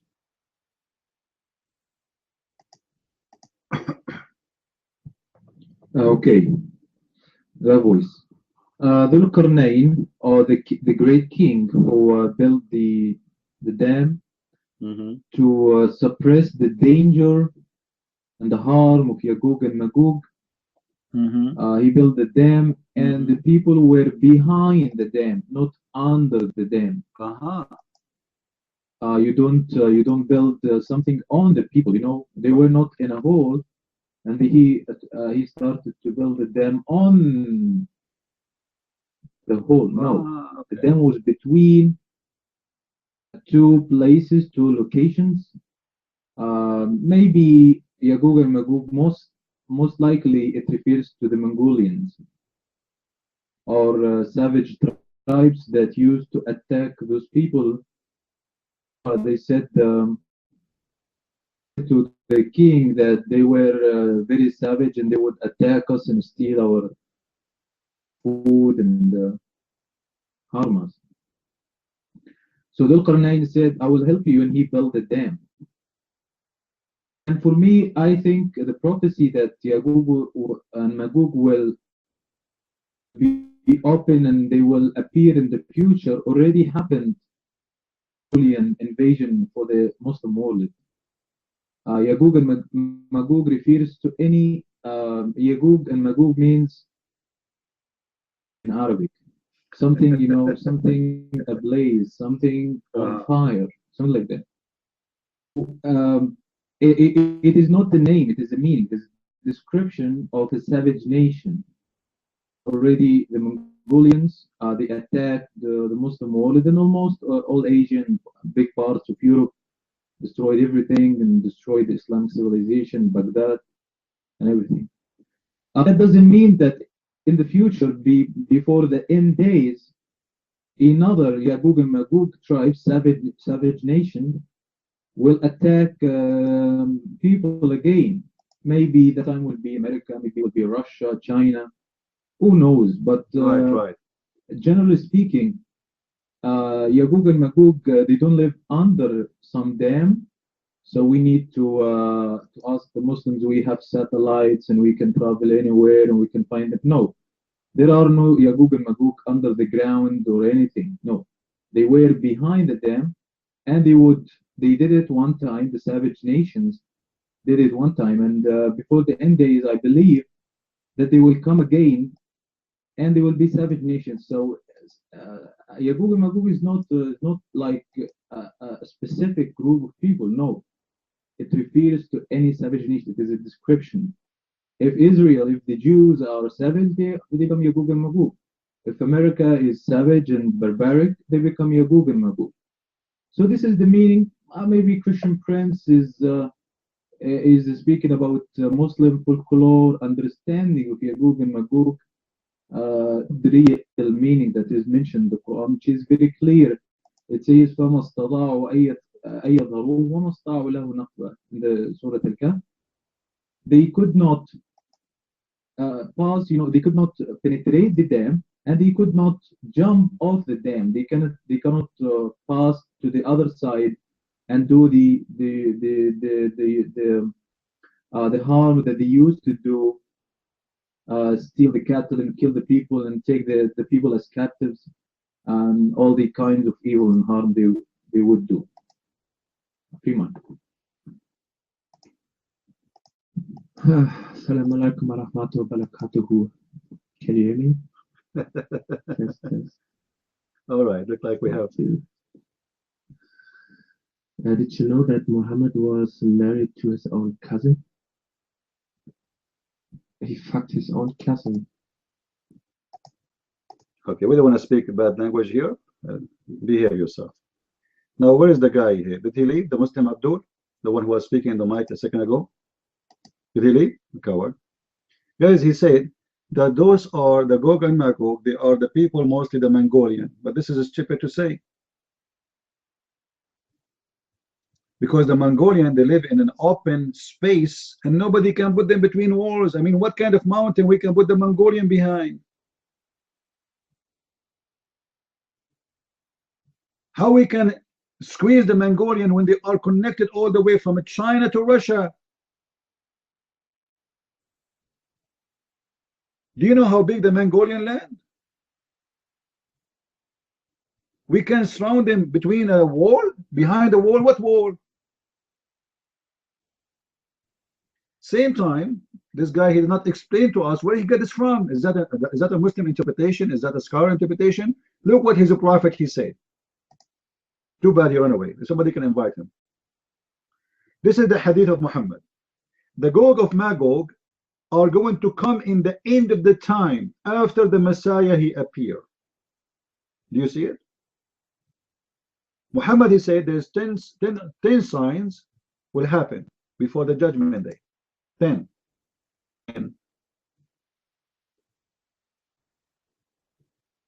The smoke and the Antichrist and the beast, and the sun will appear from the west, and the coming of the Messiah, and then Gog and Magog, and then 3 clips or eclipse,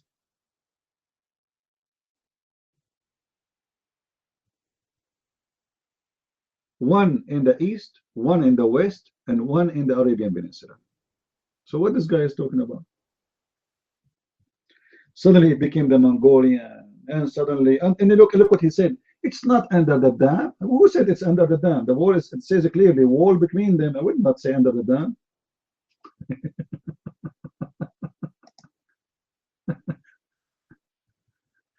Get him back, this guy. Somebody, if you have his name, invite him back.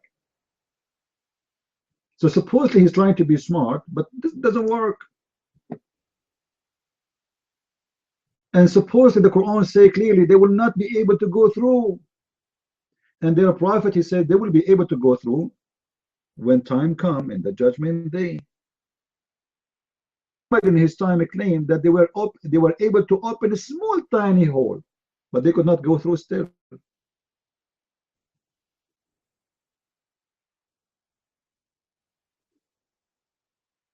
In order to cover their fictions, a lot of fictions to cover the first fiction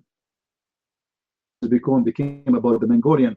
What about your Muslim books speaking about those Gog and Magog, that they are, some of them they are tall and some of them they are short, some of them they are 2 foot.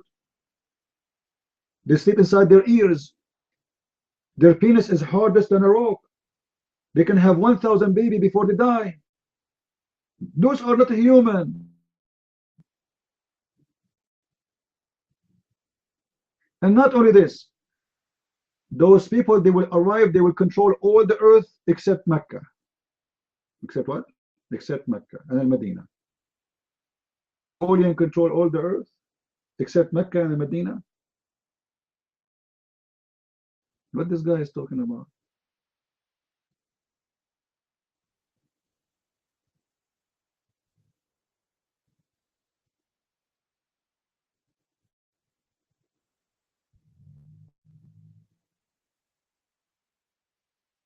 Show you where the hadith says that one of them will make 1,000. See,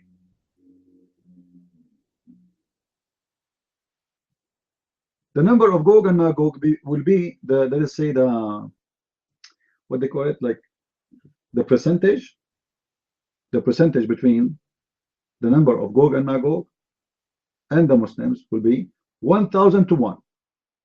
1,000 to 1.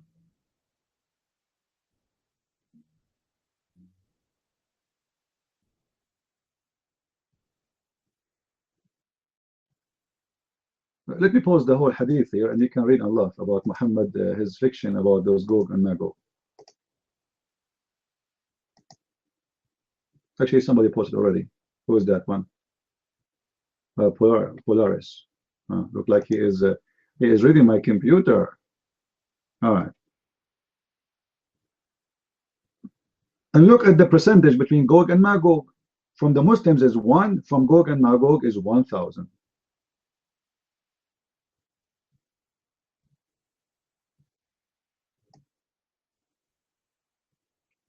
That's mean if we are 7 billion human being, Gog and Magog, they will be 7 trillion. Is that correct? Because we have to x 1,000. What will it? What? No. What that will make it the number? If 1 to 1,000. If we are 7 billions, how many Gog and Magog will be?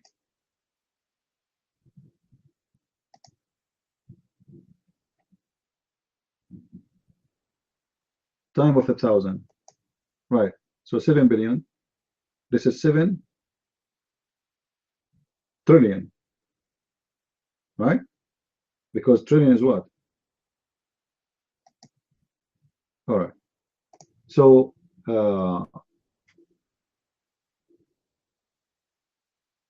is true prophet.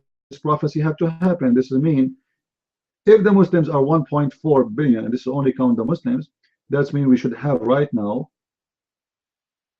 more than 8 or to 9 billion of Gog and Magog.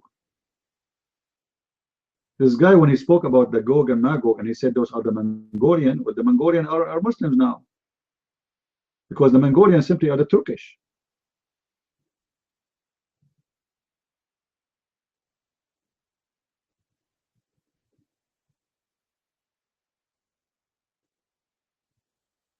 To cover the fictions of their stories.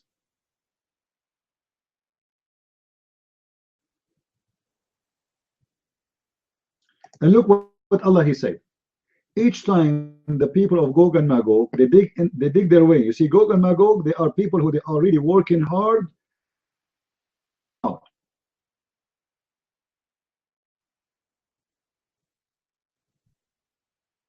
Let me show you the hadith. Read with me and laugh. Gog and Magog, every day, they keep digging in the wall, digging in the wall, digging in the wall. Look, Gog and Magog, people dig every day until when they can almost see the rays of the sun. Through what? Through the wall. The one in charge of them says, go back, and we will dig tomorrow. Then Allah put it back stronger than was before. And this will continue until when there is time has to come. And Allah want to send them against the people. They will dig until they can almost see the rays of the sun.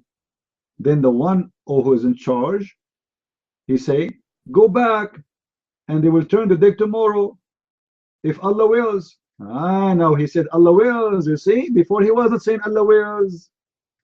You see now why it's going to work? Because now suddenly he says if Allah wills.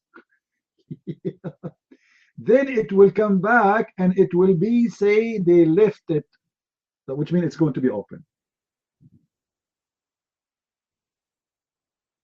You see guys, the stupidity. And this is the hadith. Who won the hadith? Who won the reference? So the stupid people of Gog and Magog, every day for centuries, thousands of years, trying to open a hole in the dam, but they don't say if Allah will. Stupid. And until one day, Gog and Magog, they will say, okay, let's come back tomorrow. If Allah will, we'll continue. And now because they said if Allah will, they will be able to open the hole. You Muslims, you have a big hole in your head.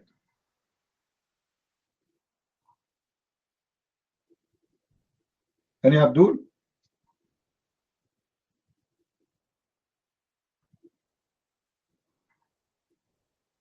This is why always, my friend, you have to say if Allah wants.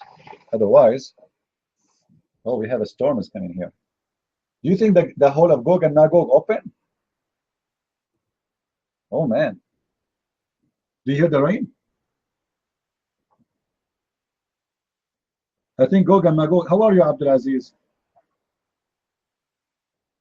Oh man, this is scary. What the heck? I never saw such a thing before. Wow, what is that? I hope nothing wrong will happen. Man, you cannot see in the road.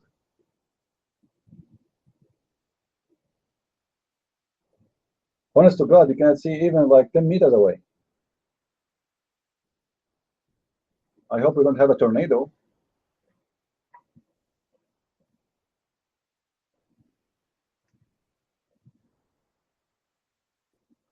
Yeah, you can see even 10. I don't know if you can hear the wind. Do you hear the wind? Do you hear the wind?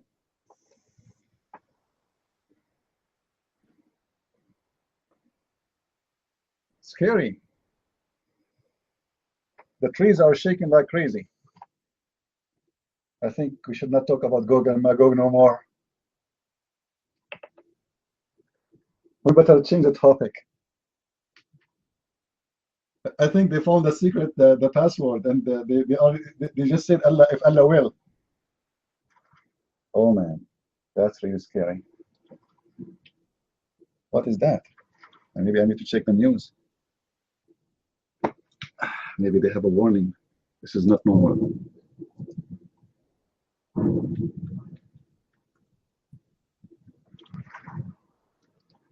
That's not normal. Yeah, it's a very powerful storm. I can tell. I never saw actually. I never saw such a thing like this. In the weather news, it says it's sunny. in the weather news, it says sunny. I mean, there's a lot of sun, man.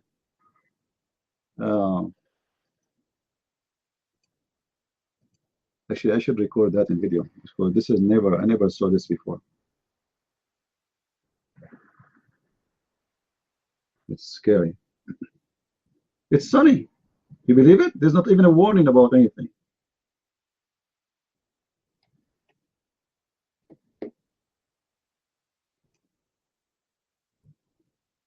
Oh man.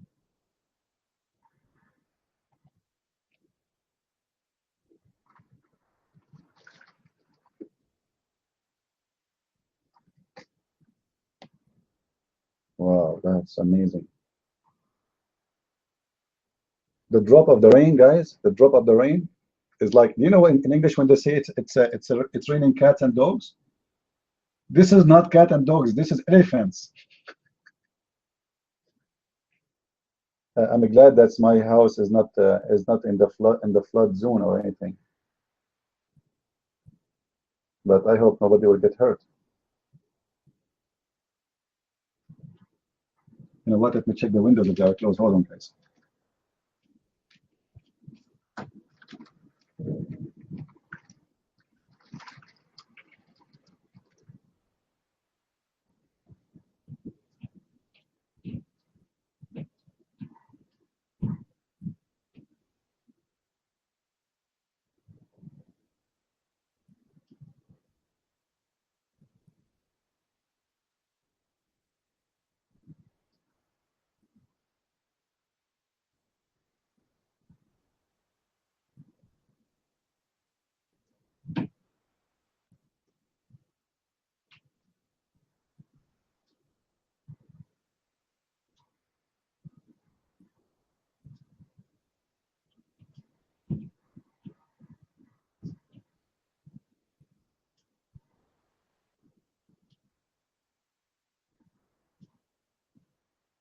Okay, but that's really weird.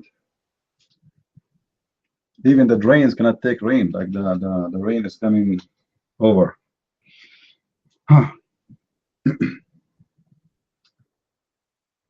عدنان ما راح نمل حتى نسوي رسولك مسخرة للعالمين يا ابن المتع ابن خديجة المنكوحة.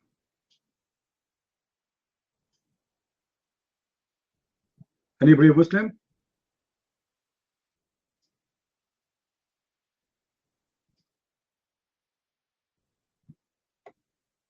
Do we have any brave Muslim? All right. So where we stop? We stop with Gog and Magog. I don't know, should I continue? I'm afraid the rain will go crazy if we continue. Looks like it's getting better.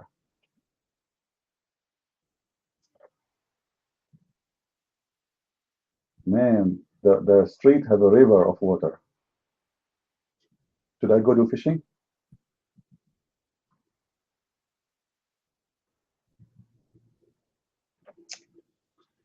Ah, the Lord is amazing.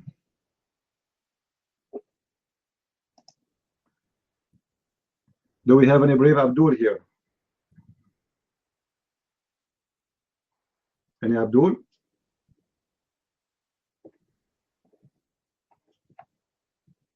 Who is a brave Abdul? He dared to come and debate us. So the story of Gog and Magog, actually, we did not actually mention all the story here. So then, look what happened. After the Gog and Magog, they will be able to make a hole because they said, if Allah will, the story is not over yet. Look what will happen after.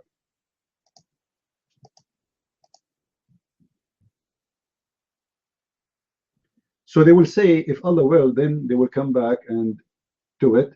And then it will be as they left it. Wow, finally, Allah will not close it. So they will dig and will come out to the people. So you see, guys, they will come out what? To the people. So those Gog and Magog are not human. Does it say they will come out to the people? Does it say that?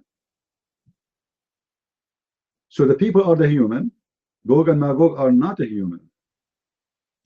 And they will drink all the water. Oh boy, man, Gog and Magog, they are thirsty. We will be out of water. Do you see it? Do you see it? They are like elephants. Our rivers, the Mississippi River will be dry.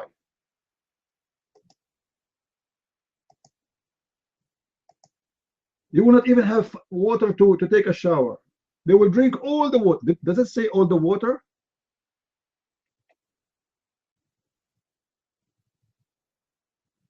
We have a topic, Mr. Turing. Don't disturb us with your question. So they will drink all the water. The people will fortify themselves against them in their fortress, and they will shoot their arrows toward the sky, and they will come back with the blood of them. Oh boy. And they will say, we have defeated the people of the earth and demanded the people of heaven. Then Allah will send a worm in the naps of their necks, and they will kill them thereby. By the one in whose hand Allah is my soul, the beast of the earth will grow fat in their flesh.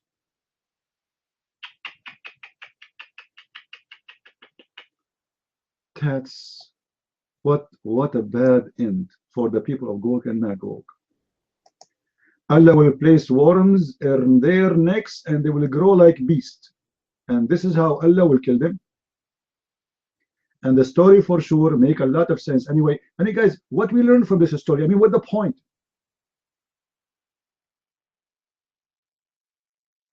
What the point of this story? Any Muslim can tell me? What we learned from this story, what happened? Gog and Magog, they are behind the wall and they dig every day, and they make a hole, and then they say, okay, we will come back tomorrow. And then at night, Allah, He build it again. He make it even stronger. Then Gog and Magog, they come the second day and they found the hole is closed. Oh, thank God, the storm is gone. It was like a crazy cloud, man. For a moment, I thought this is Gog and Magog. Suddenly, even there is no rain. It's gone, totally gone. As nothing. Amazing. Everybody is safe, guys. Gog and Magog is gone. They are not here. Okay. I think what they did, they dig the hole, and then now they said, okay, we'll come back tomorrow. Okay. So they will come back tomorrow. No worry. And Allah will close the hole until one day They say if Allah will, and that is the secret word to go through.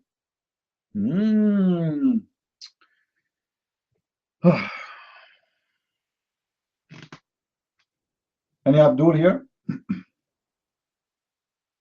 Yeah, I am an Islamist specialist. This is German, supposedly. CB is in Islamist specialist. By the way, I speak German, but I don't like to show my skills, you know.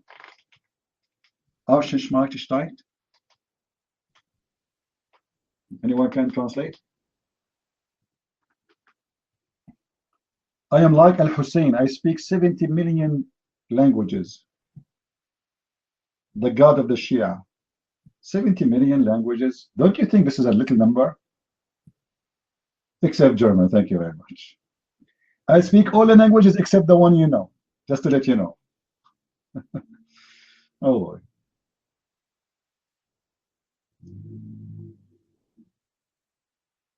Any Abdul? No, actually, I just forgot one language after the storm, to be honest with you. I was scared. So now it's 70. And this is something I don't, about me you do not know.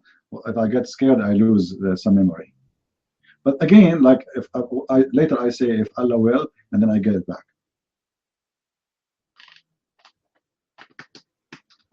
There's German Abdul. Who is the German Abdul? There's no German Abdul. Abdul are not. Muslims cannot be German, and they will never be German, and they will never be part of Germany, because Muslims, they don't believe in a country. They believe in one Islamic state, and that is the state of Islam.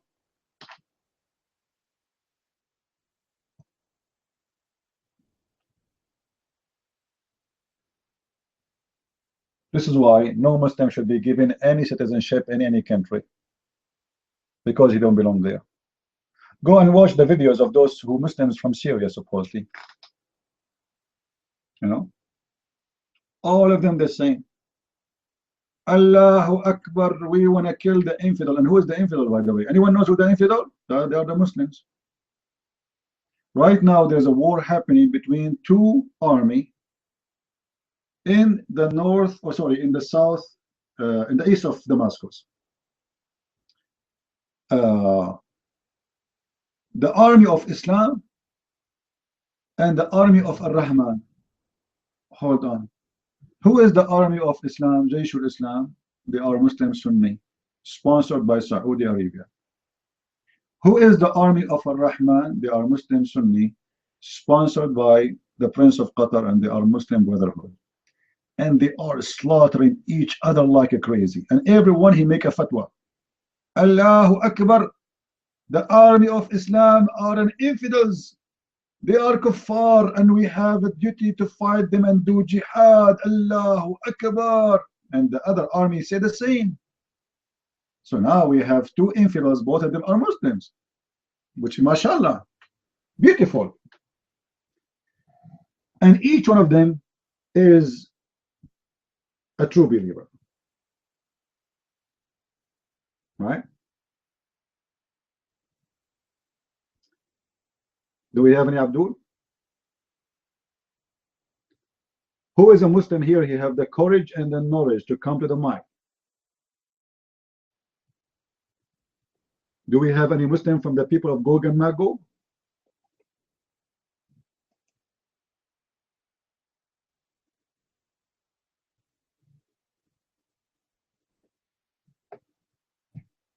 Any Muslim from the people of Gog and Magog, he have the courage to come to the mic? The mic is open for anyone he dare to debate me. Mic is open.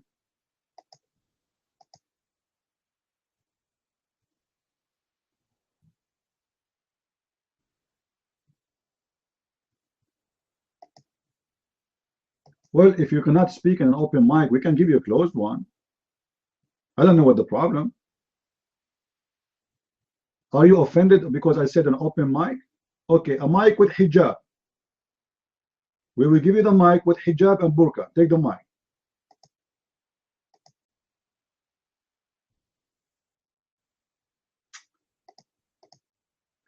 It's not working.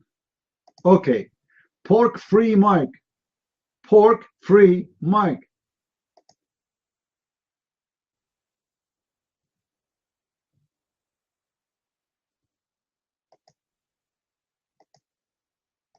It's not working. This mic was held by the hand of one of the beautiful virgins of Allah. This mic was held by, actually, let's make it more exciting. This mic was between the two boobs of the Virgin of Allah. Who wanna hold it? The mic is open.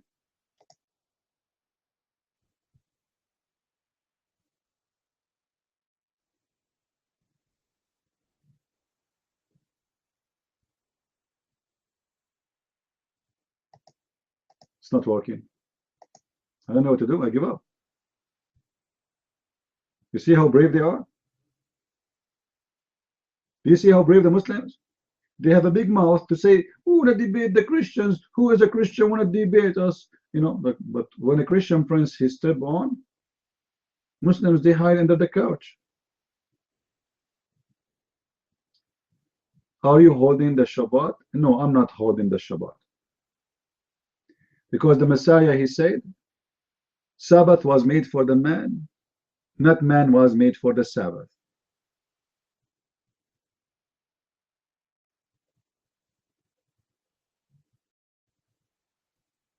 Any Abdul? So we use the Sabbath for the man, not the man for the Sabbath.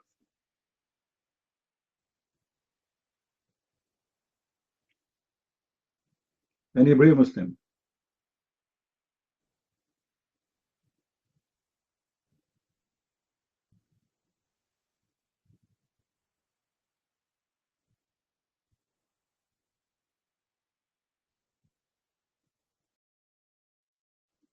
Any Abdul?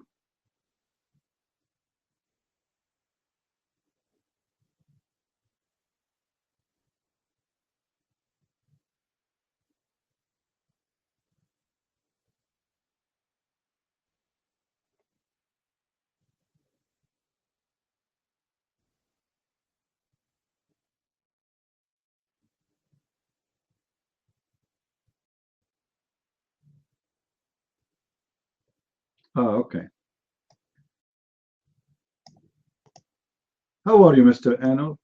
I mean, your name is perfectly made for you because look like you are the Anno. And I just gave you a dot in your Anno. I hope you like it and you enjoy it. And let me send you to Allah free shipping and handling. And may Allah receive you in his Anno because it's so wide and big and so forth. Do we have any Abdul here?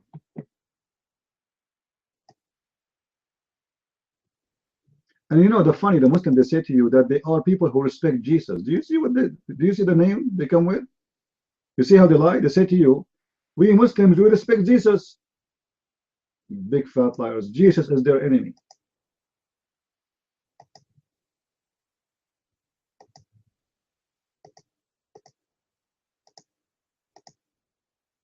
Any brave Abdul here?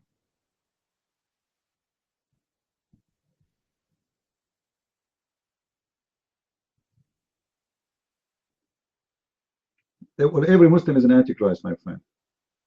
Because the Bible says whoever deny the Father and the Son is an antichrist. Don't you know your Bible?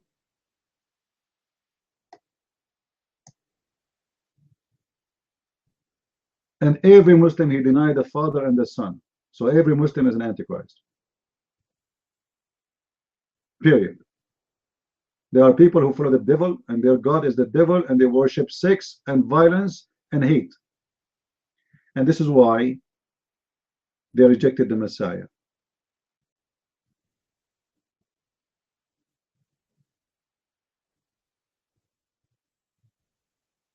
And look at them. Look at them how much they are scared. They don't even dare to come to the mic. Get out, Amran. Stupid idiot. I asked for a Muslim and what I get a dildo.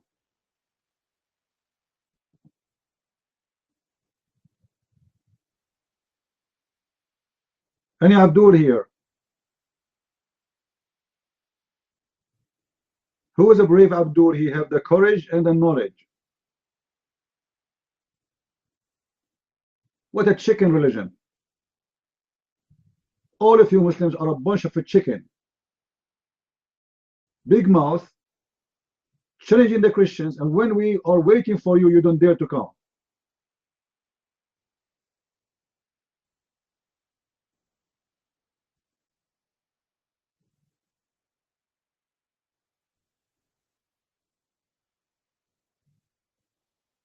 Yani Abdul, his audio is working. Here we go. Abdul Aziz, he cannot hear me. Look like Gog and Magog, they're working his phone now. They made a hole there.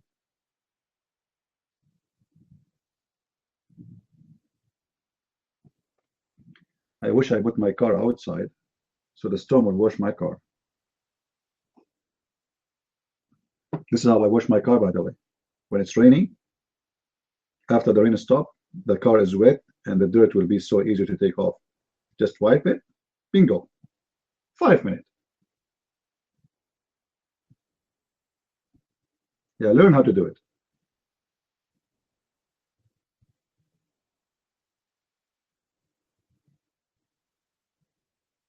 Yeah, tell him to restart and come back.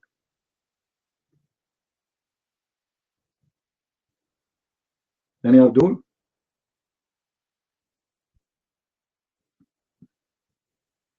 Abdul Aziz, don't recommend that to me, man. Recommend that to your prophet who ordered you to use 3 rocks.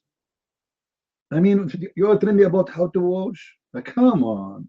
What about the prophet who used 3 rocks? Are you serious? I want you to try it. Use 3 rocks when you go to the bathroom and tell me after 24 hours how bad you will smell. 3 rocks. And not only this, you will bleed, man. You will bleed. It's rocks. I mean, what kind of, excuse my language, what kind of anus you have can handle rocks? Are you a camel?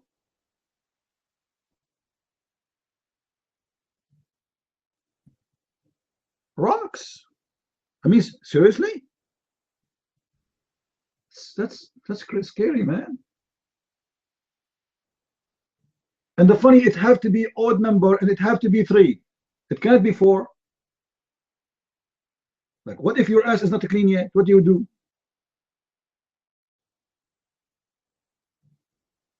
But this is haram, my friend. It's not sunnah. It's not sunnah. I'm not going to tell you what I use in the bathroom. That's not your business.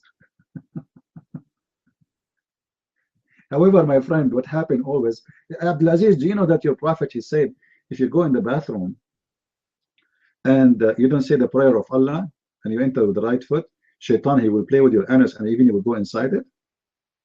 I mean, this is scary. Have you ever experienced such a thing, Abdulaziz? I'm sure you go to the bathroom anytime without saying the prayer. Have you ever felt like there's a Shaitan is inside your bum?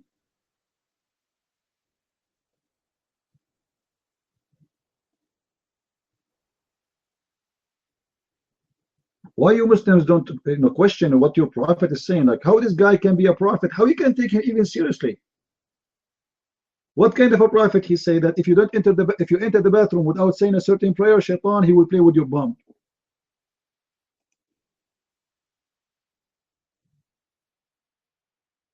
So by the way, Ali is as smart as Muhammad. Do you know, guys, what Ali he said? This is Shia hadith now.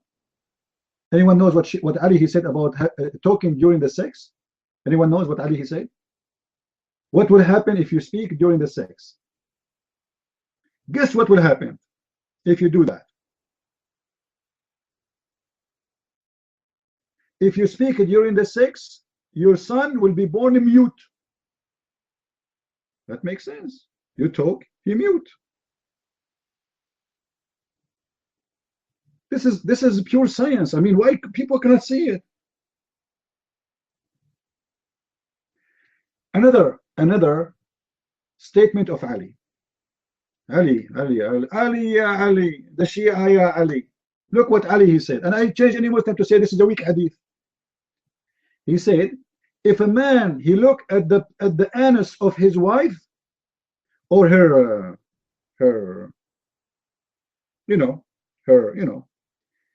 if he do that, his baby will be blind. Like what? Huh? If you look at your wife's private part during the time you are having sex, your son will be blind?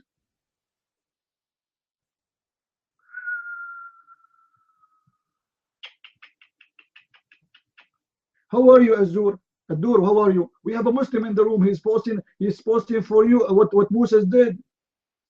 Adlir, do you have the courage to come to talk about Moses? Do you have the courage? You don't. You're a coward.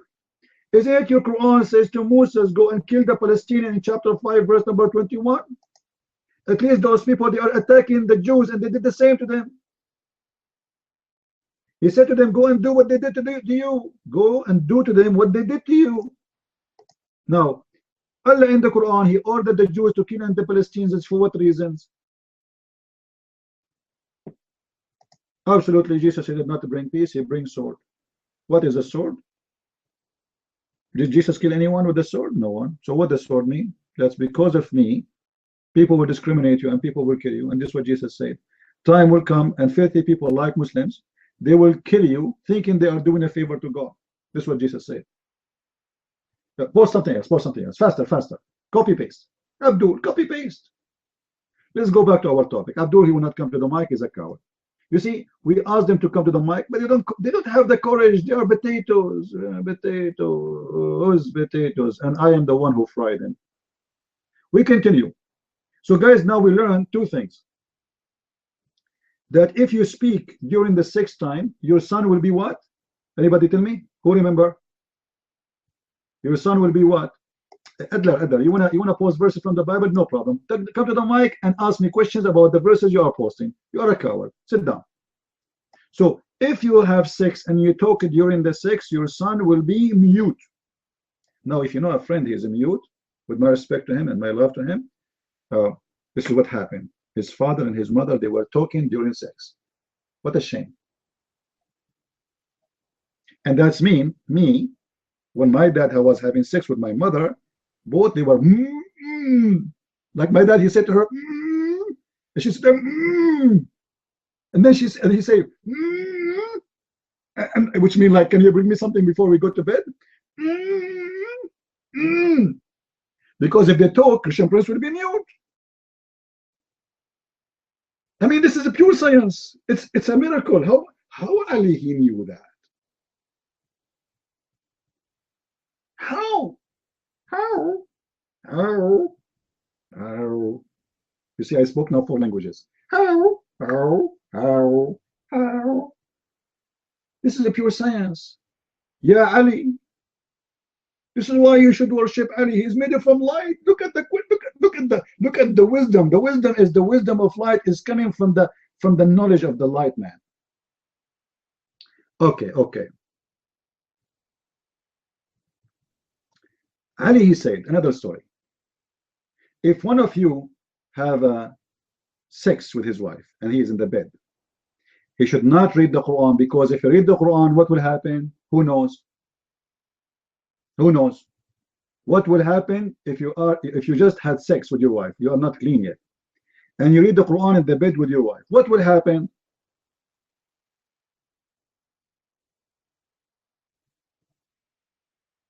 Any Abdul know? Allah will send a fire and burn them both, barbecue in the bed immediately. Man, it's happening all the time. It's all the time happening. It's true. I saw many Muslims are burned. Like, did you see ISIS burning people? Looked like they were having Quran, reading Quran in the bed. All right. Oh boy, I don't know how to sell you this one. This one is very bad. This is very dangerous.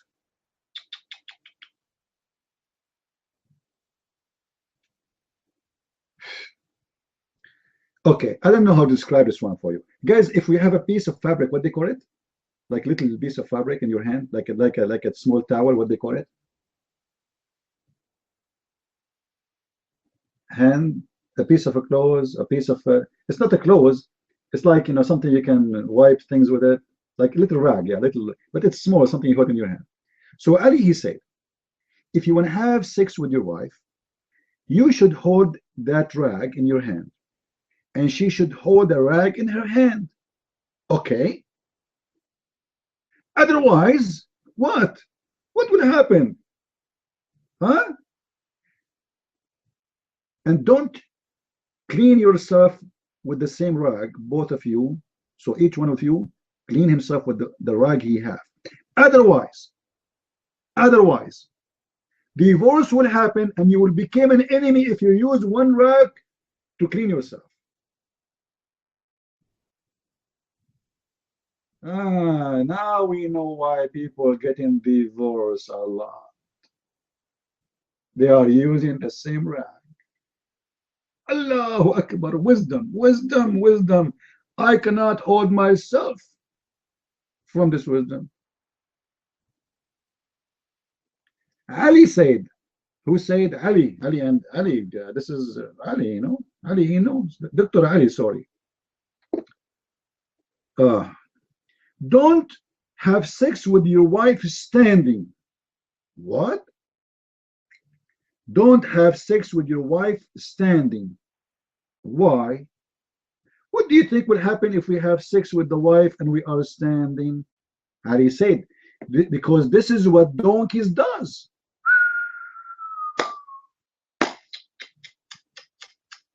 That's deep, man. I never thought about it. That's amazing. I want to become a Shia immediately, because this is what donkeys does. And then he said, and if you have a kid from that sex, he will piss in the bed like donkeys, and he will piss everywhere.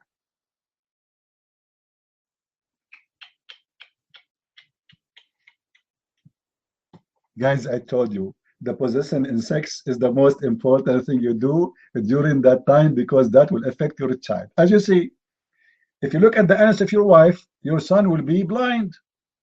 If you talk during sex, your son will be mute. If you have sex standing, your son will piss everywhere, and that will make you pissed off. I mean, that's astonishing. And if you use the same towel to clean yourself, both of you, the wife and the husband, you will get divorced. Are we learning? I mean, this is priceless, guys. You should pay me for a private consultation. I mean, this wisdom I'm giving you right now is going to change your life. Now, what will happen if a Muslim man has sex with his wife during the Eid? Let us see how many of you can guess. What will happen if you have sex with your wife during the Eid? Eid is like the holiday, like Al-Adha, when they slaughter the animals, the end of the Muslim celebration. What will happen? Who can guess? You know, the Adha, by the way, the Muslim days, they do Adha, like they say to you that the Adha is not after you know, Ramadan. The fact they do Adha in both Eid, both occasions, because Adha is a word meaning slaughter. Actually, they slaughter in Ramadan, after Ramadan, more than they do in the other one. They call it the slaughter day. Anyway, so what will happen to you if you have sex with your wife in that day? Let us see how many of you can guess. The baby will be born without head. No, actually, something extra will happen. He will have an extra part, just to make you, to help you. Finger. He will have 6 fingers or 4.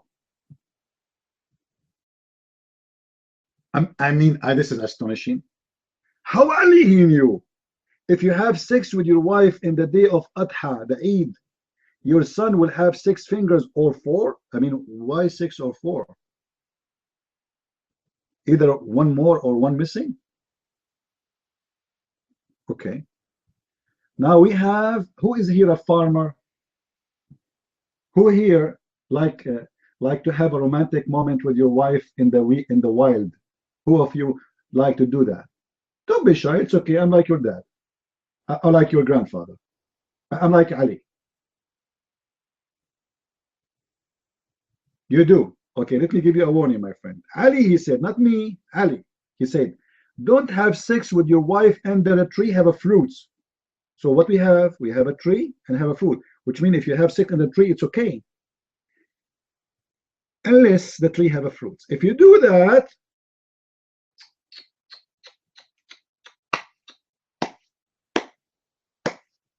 your son, my friend, your son,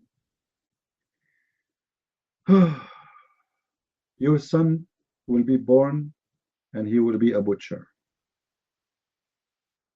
Butcher here is a butcher a guy who butcher a human being, not a butcher of sheep. You don't want to do that to your son. I mean, come on. Just because you like to have sex under the tree have a fruits, I mean, can't you do it under the tree have no fruits? What do you mean Islam is boring? This is the most funny, fantastic religion. What are you talking about? This is not boring. Should I continue or stop? Should I continue?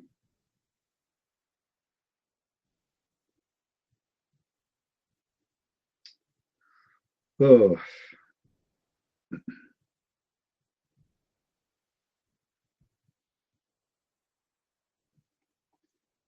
Have you ever seen someone is cheap? Any of you saw somebody is cheap? I will tell you a story about a guy. He is very cheap. There's a guy. He is not Arab, but like and he is not. His name is not Christian Prince. Okay, and he is not from my family. Just to let you know. And his name is not Ali. Okay, and his name is not Muhammad. Like, are you going to tell us a story or what? So this guy, he have a problem in his TV. The antenna is not working. So he told his wife, honey, make for us 2 eggs. I'm going to go and fix the antenna and come back. And then she said, okay, honey, I will make 2 eggs. He was going for the door. He said, honey, remember 2 eggs, 1 for you, 1 for me. He said, okay, honey, I know 2 eggs. I know 2 eggs. The guy is going down up in the stairs. He said, honey, remember 2 eggs, not 3. Okay, 2 eggs. She said, okay, I got it. Then the guy, he went to the 6th floor and he was working in the antenna and he fell down. When he arrived to the floor of his wife, he's falling down, he will die. He said, make it 1 egg. Now look how this happened. How this guy became cheap like this. Anyone knows? Look what Ali he said. If you have sex with your wife and it was in a dark room, your son will be blind in the heart and he will be cheap with the hand.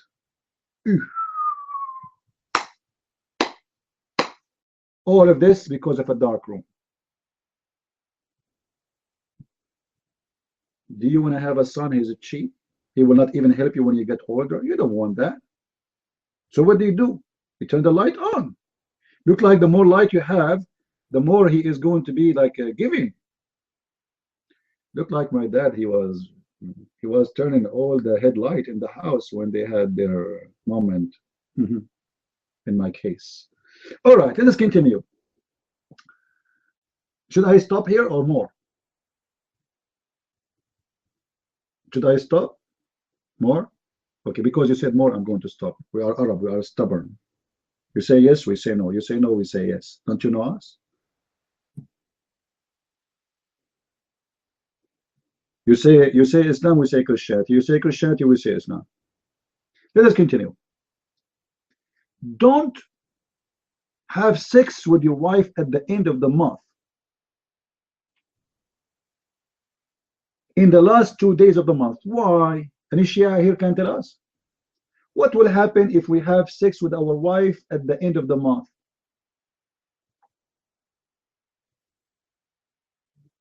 Any month. What will happen?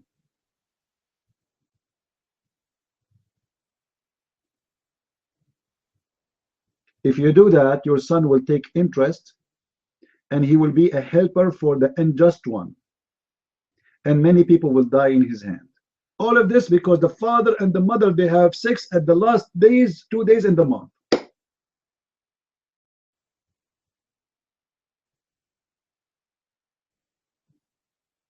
Now, how in the world I'm going to have sex after all of this? We just read nothing.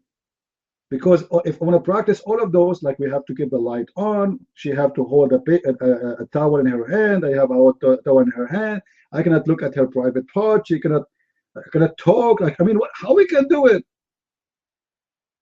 Because this is nothing yet. Let us change the topic. I mean, this is really boring. Because none of you is going to have sex after today. You are scared. I mean, look, whatever you do, something wrong will happen.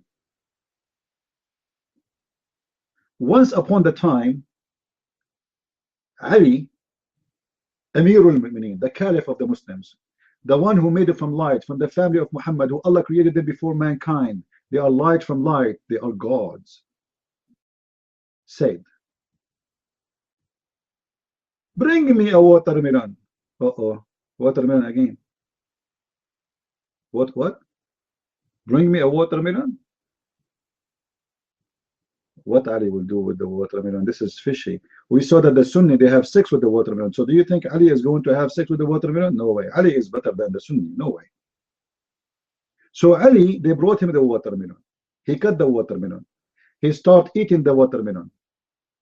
And then Ali, he noticed that the watermelon is not sweet. Do you know what Ali he said?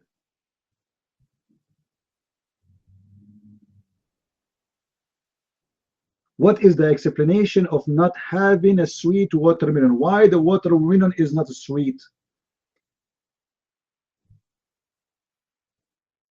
According to Ali, if a watermelon is a sweet, that means she is a Shia. If she is not, that means she is a Sunni. Allahu Akbar.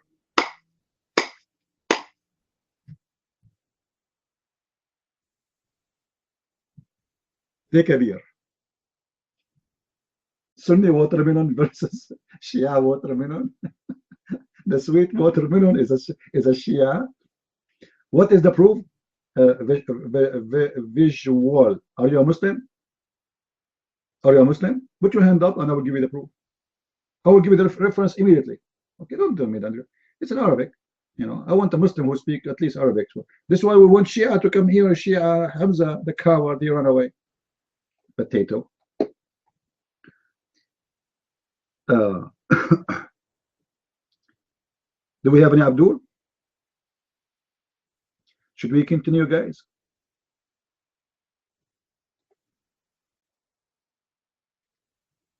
Do you want to stop with the Shia, go back to the Sunni? What do you think? Don't you have enough of the Shia? And you know, the funny, the Shia, they think they are better than the Sunni, like they have a lot of better teaching. No, Abdul Aziz, you are the only Shia here.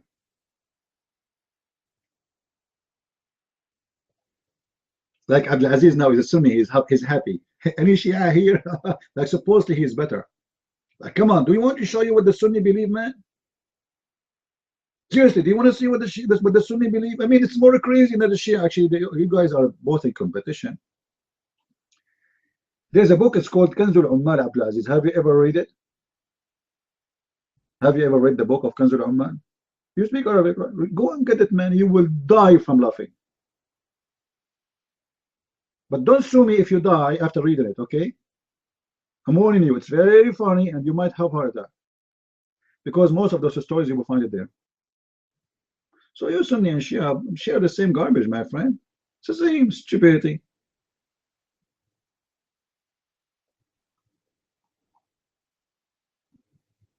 Yeah, change the topic, Abdul Aziz. If there's any 12 Shia in here. Guys, once upon the time, I don't know what the name of this insect. Let me look in Google Translator. Google translation. It's an insect, but I'm not sure really what the name in Arabic.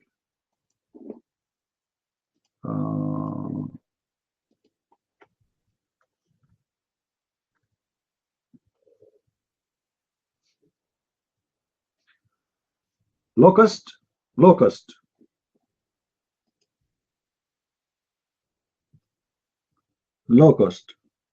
Locust. Locust, sorry, locust.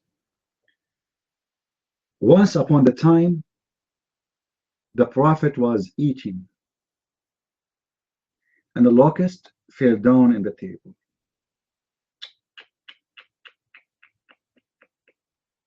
Then the prophet, he said, every locust, it's written in her wing. It is me, Allah, the Lord of the world, the destroyer of the greater. I created the locust and I made them my army. Man. And guess what the language is written in the wings of the locust? What is the language? Anyone knows? Guess. What is the language Allah He used to write in the wings of the locust? Not Arabic. No. Not a Chinese. Aramaic. You believe it? It's written in Aramaic. I mean, this is embarrassing. I thought the language of Allah is Arabic.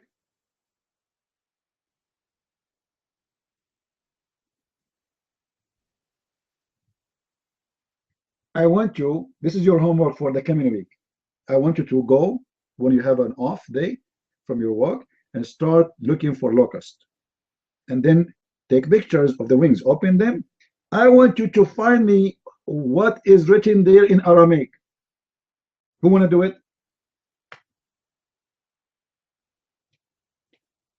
I mean, if this is true, that would be a miracle. If we open the wings of the locust and we find it written in Aramaic, whatever it says there, that alone will be a miracle. Man. And look like, you know, guys, it's like locusts, they have a blade, you know, like look, Allah, he give them numbers and he write things. I mean, how much time Allah he spent to write in every locust that sentence? Look what it says. I am Allah, the Lord of the world, the Lord of the two world, the destroyer of the greater. I created the locust and I made them my army. I destroy, actually, because the sentence is not, all of this is written in the wing. I mean, this is a lot. I destroy with it whoever disagree with me. All of this is written there.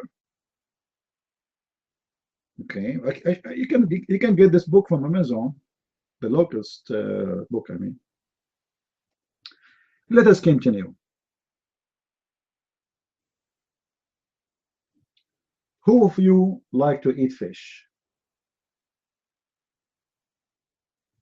Who of you like to eat fish? Be honest with me. I will not report it to the government or anything, no. You and you. Any man. Disgusting people. Do you know what Ali he said about eating fish? Will make you sick and will make you so skinny and you will lose your ability to live. All of this because of the fish. Actually, he didn't say the word skinny. He said if you eat fish, that will destroy your body. Don't eat fish. Eat fish. He didn't say don't eat fish at all. No. He said if you always eat fish, that will destroy your body. Now look at what Ali he said.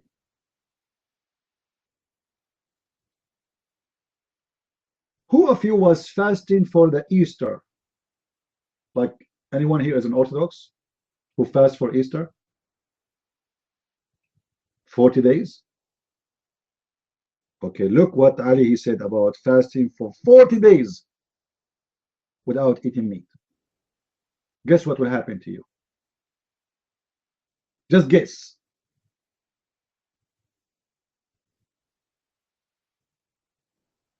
If you don't fast, sorry, if you fast for 40 days without eating meat, that will make the woman a whore and the man a bad person.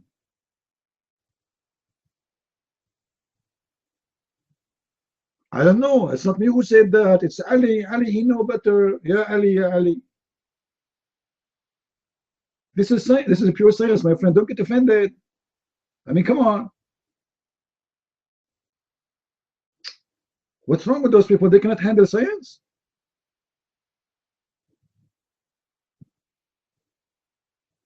Based on this, if there is anyone who is a very bad person, a man or a woman, that's because they are not eating meat for 40 days. Don't insult Cole. Don't insult Ali, man. The Shia will go crazy. Come on, don't do that. At least say Dr. Ali. Show some respect. This guy, he have 10 PhD in shish kebab and falafel and meat, as you see, and fish. He's a doctor. He's officially a doctor. Now let me tell you something will make you happy after all this disaster we heard. What will happen if you eat a watermelon? Cole, you tell me. What will happen if you eat a sweet watermelon? What Allah will do to you exactly? No, not used one version. What will happen if you eat a watermelon? Anyone knows? Allah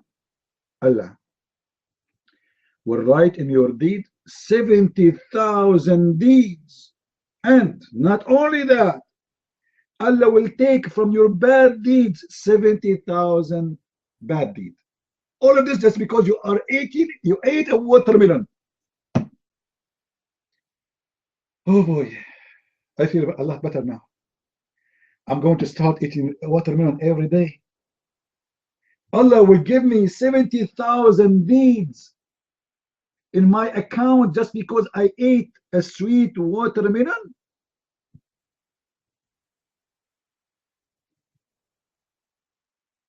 Where is Shia Hamza?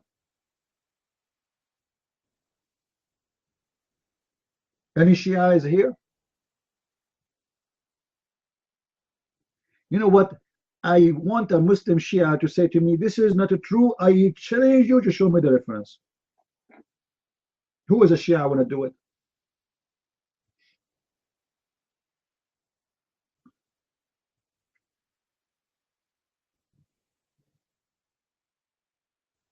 We mentioned to you already that Shia women, they used to, not Shia women, they used to have one period a year.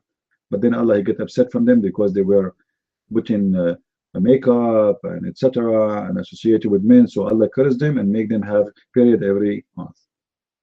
And this is, by the way, this is proven by science.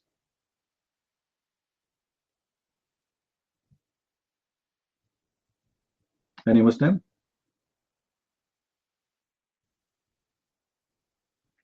See, we moved to the German section, hoping that the Muslims in the section, they will come and debate us. So should I move to different section? If I go to the Somalian section, what will happen? What will happen? Actually, once I went to the Somalian section, it was the most filthy section you can imagine. Those Somalian, they have a very bad tongue. Like the best scenario, if they say hi, they say the F word.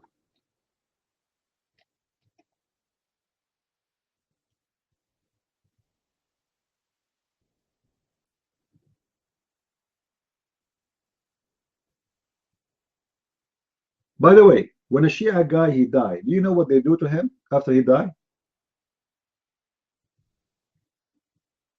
Any Shia here can tell us? When a Muslim Shia, he died,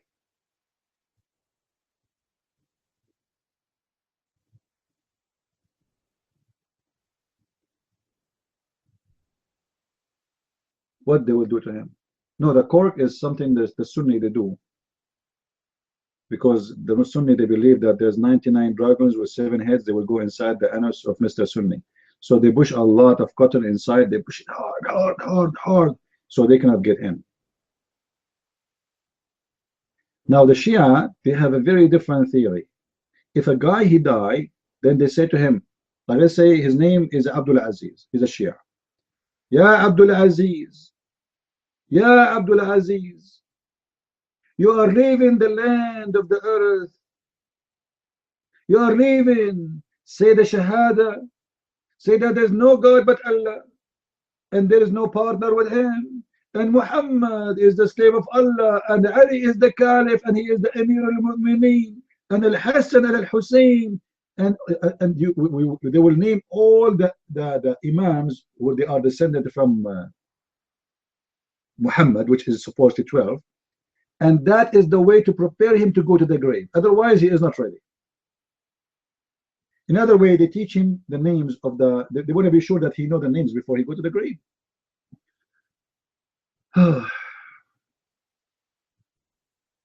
Hold on. This is something I cannot handle. This is too much for me. You know, guys, the Muslim, they use miswak. You know what the miswak is, right?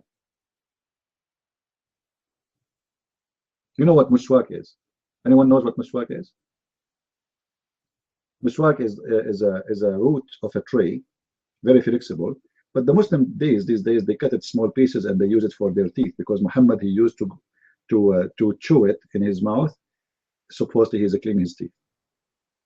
Look what Ali, he said. And Ali, he is report Abil Hassan al-Rida, he is reporting from Ali. He says, don't, I don't know, like, you know, guys, I want you to be careful now. I'm not the one who's saying that. Any Muslim here? Don't use the miswak when you are in the bathroom, because that will make your children inherit sickness in their teeth.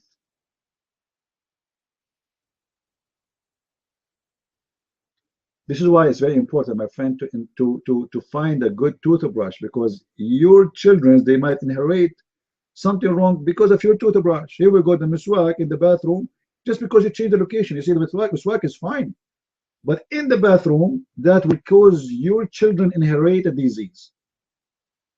And for sure, this is absolutely pure science. All right. I don't know how to translate this one. Hold on. My 70 million languages is not helping me. Did you notice that? Did you notice my 70 million languages is not working? I don't know even how to read this word. I'm going to play the voice for it.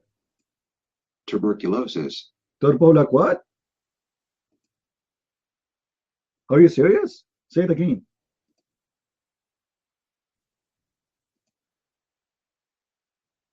It's not working. I click at the... I know it's not working. You heard the sound, right? Okay. Now guess how you can get this illness. How you can get this illness. Properly, I should not share this with you, because this is like super top secret. I mean, the Pentagon, they can use it in wartime. Any Muslim can tell us how we can get this disease?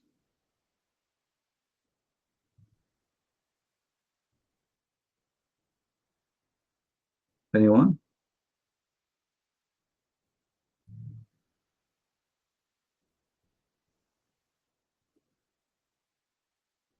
Anyone?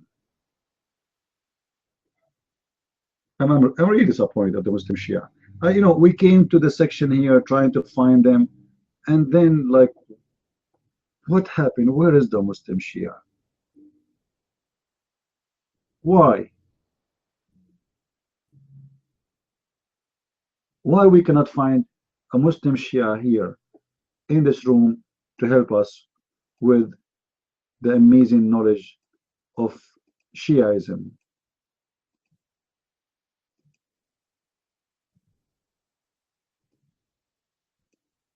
Any Shia here?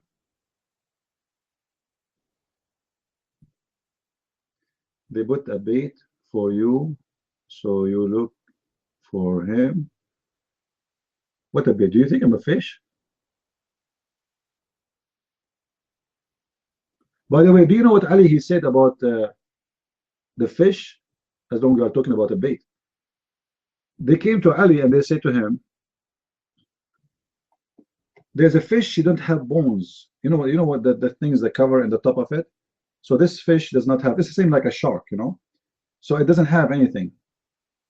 They asked him why. He said, because this fish is a whore. She touched everything. This is why she lost her bones. Because like she wrapped herself around anything. She's horny. This is very, very ugly fish. I mean, think about it. Why a fish will lose all the bones in the top of her unless she is touching everything in her way because she is very horny? Yeah, she's very horny, you know.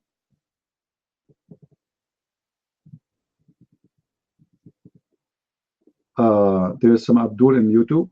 Where are they? Why they don't come here? I mean, they are in YouTube, but they want to come here.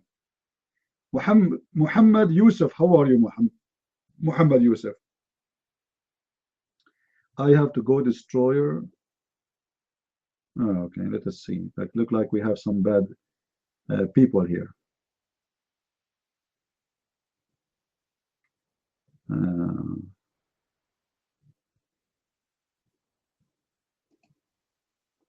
Remember, Muslims, I can ban you from the chat if you want to use a bad language in YouTube. So be careful. Behave yourself. Behave yourself. Be careful. If you are really brave, come to the chat and debate us. Who is the brave Muslim who dares to come and debate us? Any Abdul? Or you are brave only in the chat or in text, but you don't dare to talk to me? I'm really so disappointed.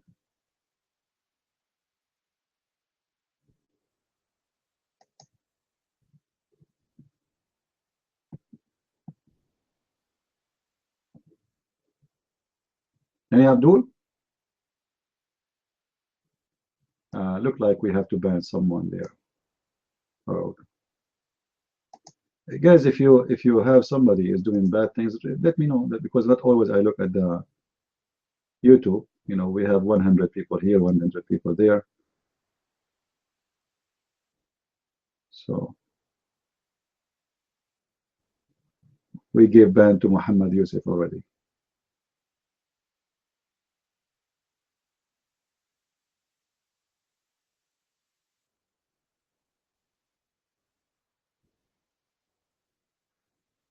If there is any Abdul, he have the courage and the knowledge, please feel free. Don't hesitate. Allah will give you blessing. Allah will give you all the blessing you can imagine. Ibrahim and Muhammad. Okay, let's see who is Ibrahim. Who is Ibrahim? You see, I don't like really to ban anyone, but if you want to use a filthy language, there is no need for you. You know, like go and save your time. You know, speak your language when you speak with your mother and your parents. Okay, we banned the other one.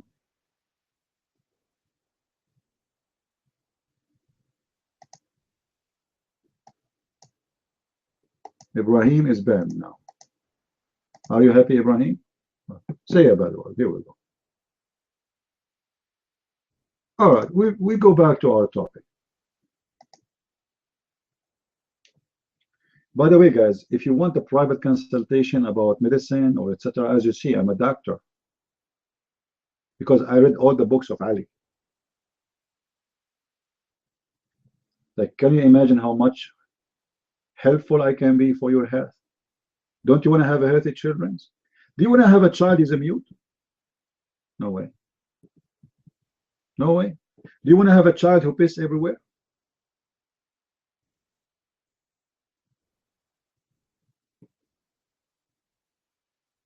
I will leave my card before I leave. I will leave my card for you. So if any of you have a questions, you can contact my clinic. It's located in Iran, in the next office to Ayatollah al-Khomeini. Next room. There's a Mut'a room. Then there's the clinic room. Ask for Dr. Ali Christian Prince. I have to put his name there because I got my knowledge from him. I cannot just choose my name. They will kill me. Now, who remember what will happen if you have 6 standing? Who remember? Anyone remember? What will happen?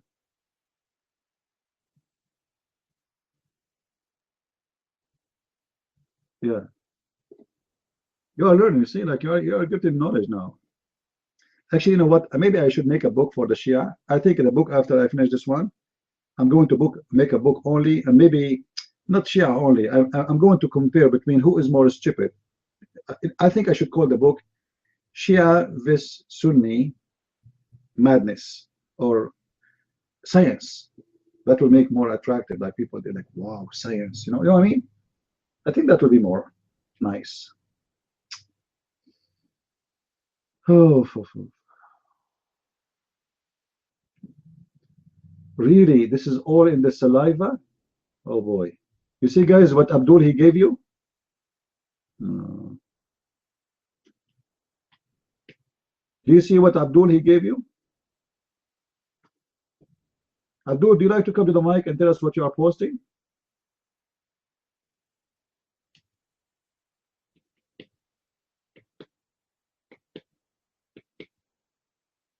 Okay, take the mic and tell us what you are posting. Go ahead.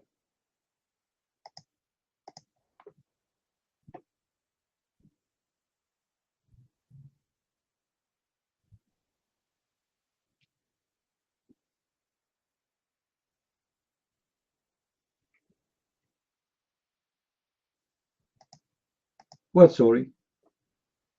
What sorry? The same stick the Muslim they beat their wife with is the same stick they put it in their mouth. However, there's a story, this time is a Sunni story. Anyone remember? This time is a Sunni story. Who remember the story about the miswak? It's a Sunni story. Who remember? There's a guy who was in the mosque and looked like he is not a good Muslim believer. The sheikh he was saying you should use the miswak. Okay. One of those who they are listening, he don't like the miswak, so he want to make fun of the miswak. So look what he did. He got the miswak and he said, and he pushed it in his anus. He did what? He did what? He pushed the miswak where? Abdul Aziz, are you there? This is Sunni now. Don't make fun of the Shia now. This is you. You are a Sunni. So he put the miswak in his anus, and guess what happened to this guy who made fun of the miswak? Thank you, my millions. He gave a birth. First, he have a pain in his stomach, like he got a breath net. You know, his belly gets big and bigger and bigger and bigger, month after month, and then, oh boy, we have a fallen tree in the middle of the street. I just noticed. That's the whole tree is down. I hope nobody get hurt. That's really scary. Like what? Man, the wind took the tree from the roots. Huge tree. Wow. Anyway, so this guy, after a few months of being pregnant, he gave birth to a rat. A rat. Abdul Aziz, are you there?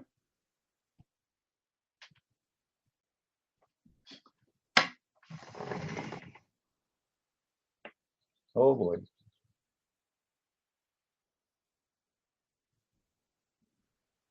The storm was really scary. A rat. And then he died. So do you see what happened to you if you make fun of the miswak? I'm sure none of you will dare to put the miswak in his anus after that.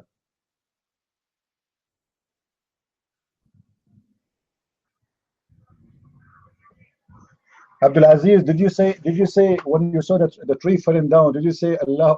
Abdul Aziz, I have a story for you. You are a Sunni. Do you know the hadith where your prophet he made two trees move around to cover him when he's doing poo-poo? Do you know that miracle? Abdul Aziz? This is what happened. Your prophet he want to do okay, but there's no shelter. And Muhammad will not let people see his ass. So he ordered two trees. Absolutely, I can get you the trees story.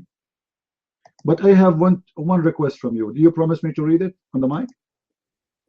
And give me your opinion?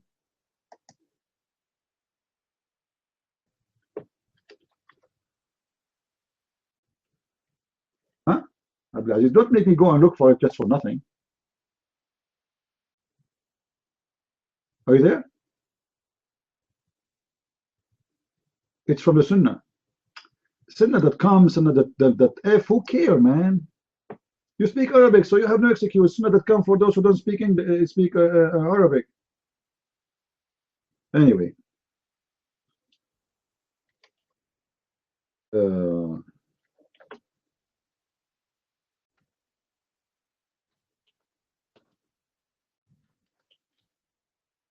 Let's get you the reference. Oh, I'm typing in English, you believe it?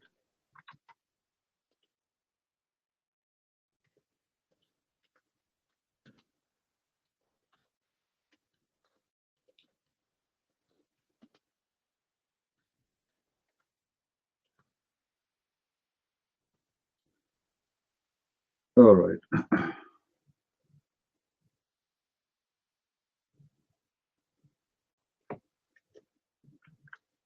Because you know the funny, the Sunni, they think that their religion is better than the Shia. But the fact it's the same garbage.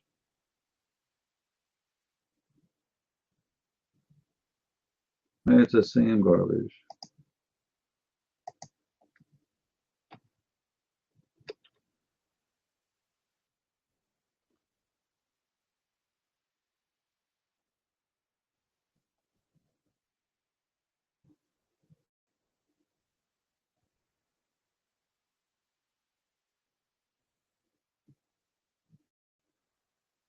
Where we can find that story.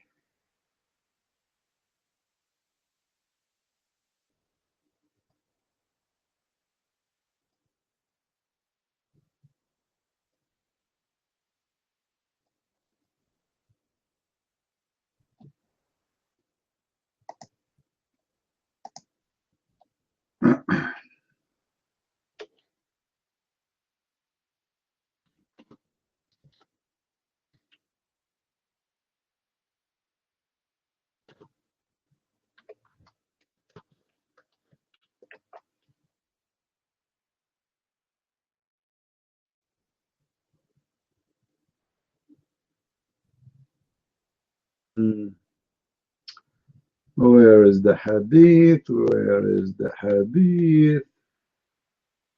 Fatwa, no. Fatwa.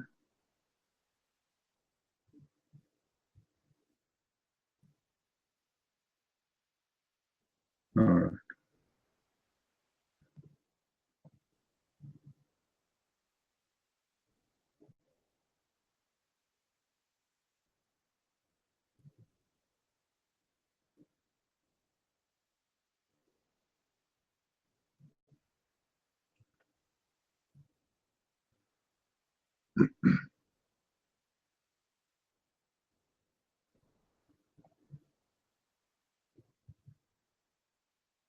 Put your hand up, Abdul Aziz.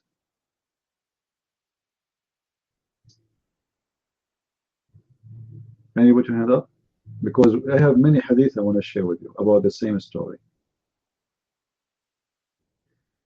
I will show you even trees moving and coming to Muhammad and converting to Islam. I mean, what do you want more?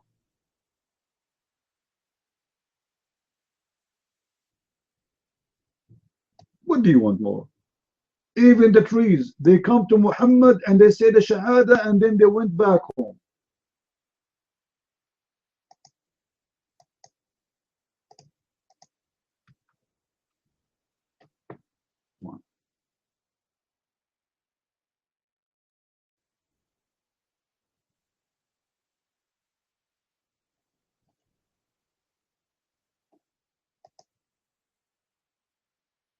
Abdulaziz, are you there? I don't see the hand function. Oh, okay. Let me give you the link first so you can open it and you can read the hadith.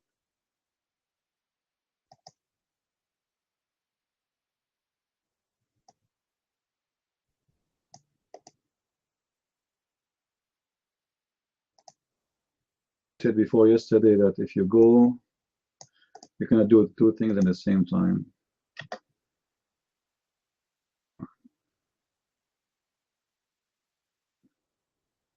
I'm trying to find the hadith in the Sunnah.com. Sunnah is very weird. Like I have the hadith already.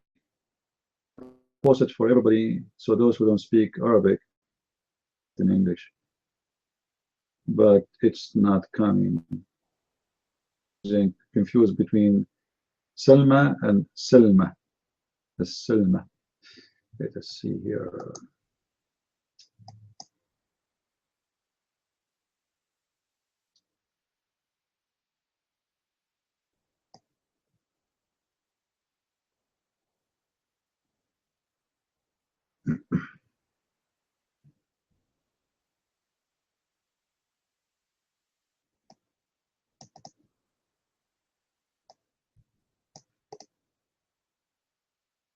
Watch the Lord of the Ring, Abdul Aziz. In that movie, you will see the trees are moving, coming like armies. What happened in this story here? The trees to come, and they came, and they said Shahada, and he ordered them to go back.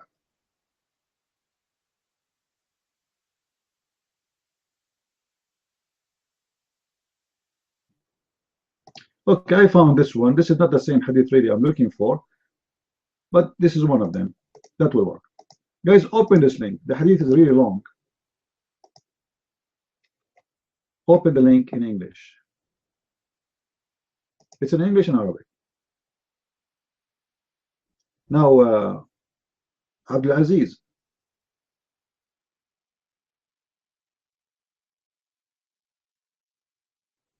In the hadith, and you will see that your prophet, he took two branches from two trees and he ordered them to follow him. Do you see it? Go down in the hadith about the trees.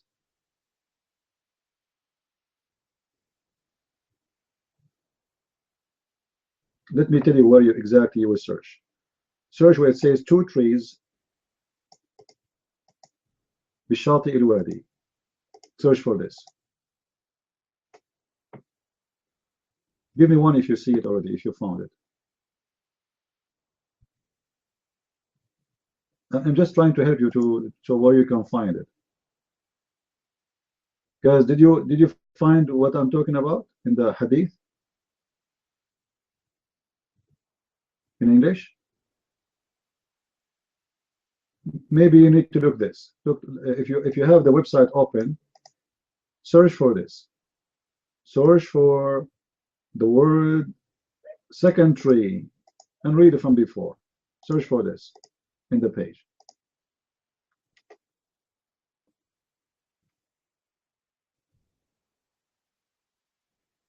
Anyone saw it?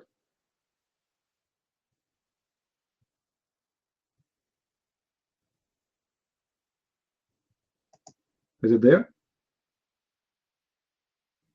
Okay, so what happened here in this story?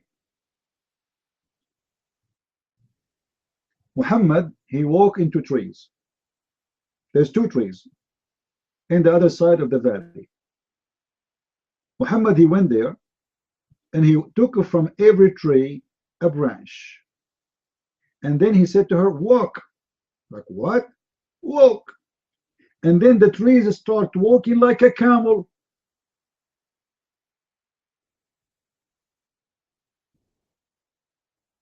Do you see it, Abdul Aziz?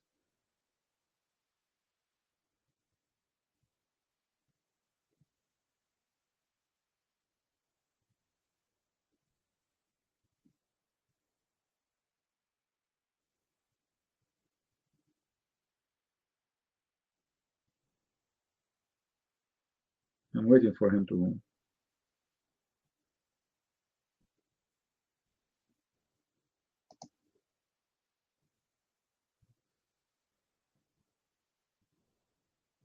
All right, I will give you a few minutes. Now I have another hadith. Let us go to a different one because this is really not a big deal.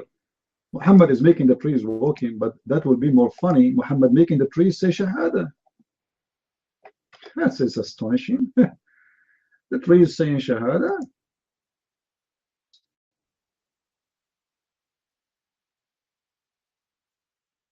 All right.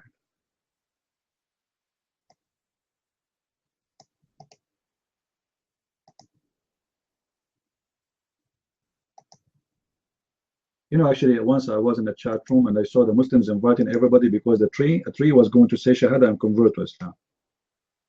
True story.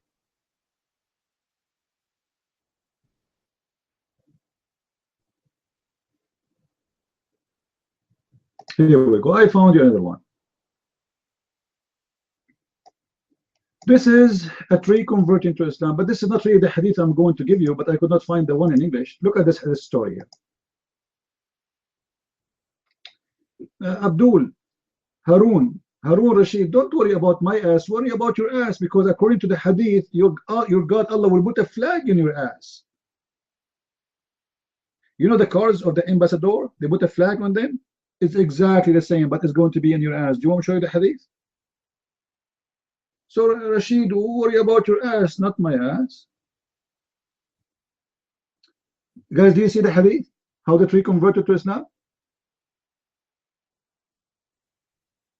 Do you see it?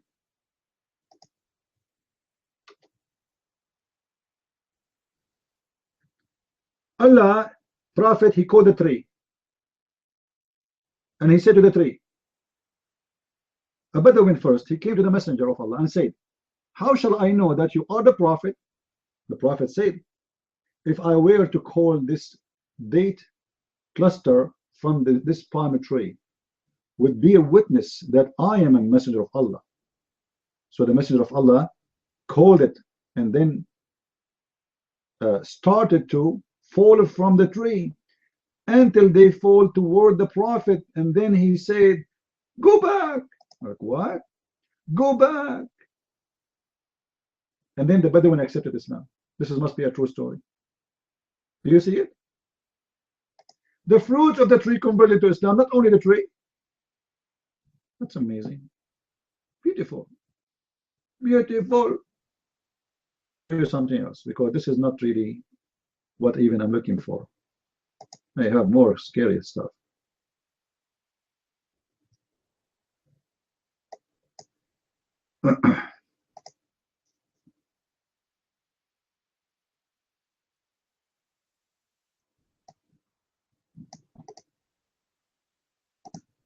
Trees, they walk according to the Prophet. Any Muslim can tell us? What is the method? You know, I never saw a tree walking, to be honest with you. But let us say how the tree really will walk.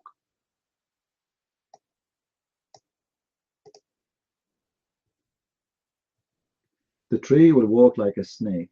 تَخُدُّ الْأَرْض. You see, I cannot find this hadith in sunnah.com. I mean, those people, they don't translate everything. They are fake. And this is a sahih hadith. Hadith in Arabic. As long as I give up to find the hadith in English.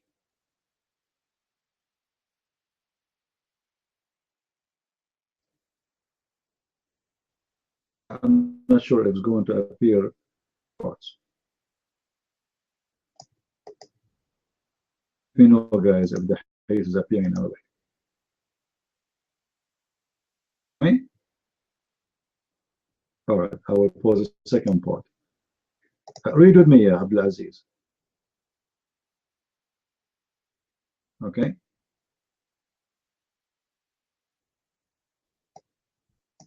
Trees that are walking to the Prophet and they convert to Islam. Hey, Adrian, how are you? Do you see how this happened? Who is the one is crying around? It's you Muslims are upset. The Prophet, Allahu Akbar. You know, you stupid idiot. You are. Who is the one is crying? You are the one is crying. Do we have any Abdul here? He dared to come to the mic. The tree, not only they converted to Islam, they walked to Muhammad. Where the trees, they walk around Muhammad just to cover him when he would do poo-poo. This is the funny one. Honest to Allah, once I was going in the wild and I want to do poo-poo and there is no tree around. Then I said, Allah, grow tree. Suddenly a tree was coming from the ground. And then after I finished poo-poo, I could not get out because he put too many.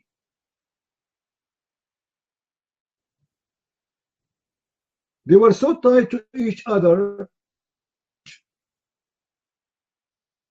Yeah, you may take the mic. Go ahead, Abdul. What do you want to say?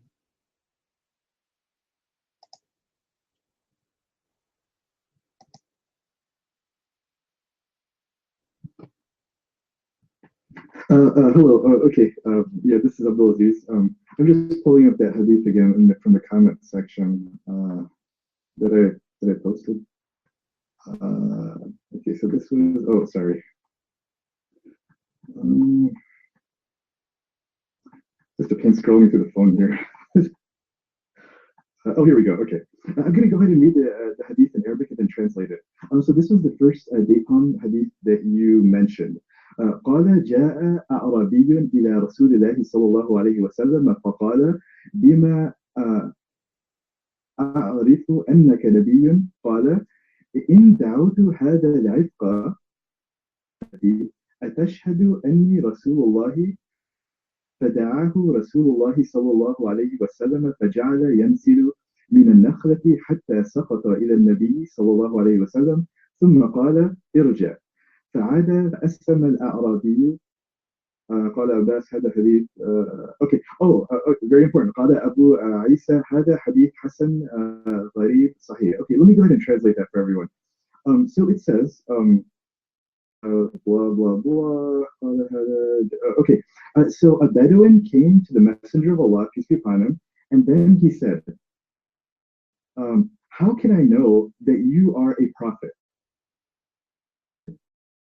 If I call this date palm, or I mean this date cluster from this date palm, so you know you're familiar with the dates, right, that are on the date tree. Will you bear witness that I am the messenger of Allah?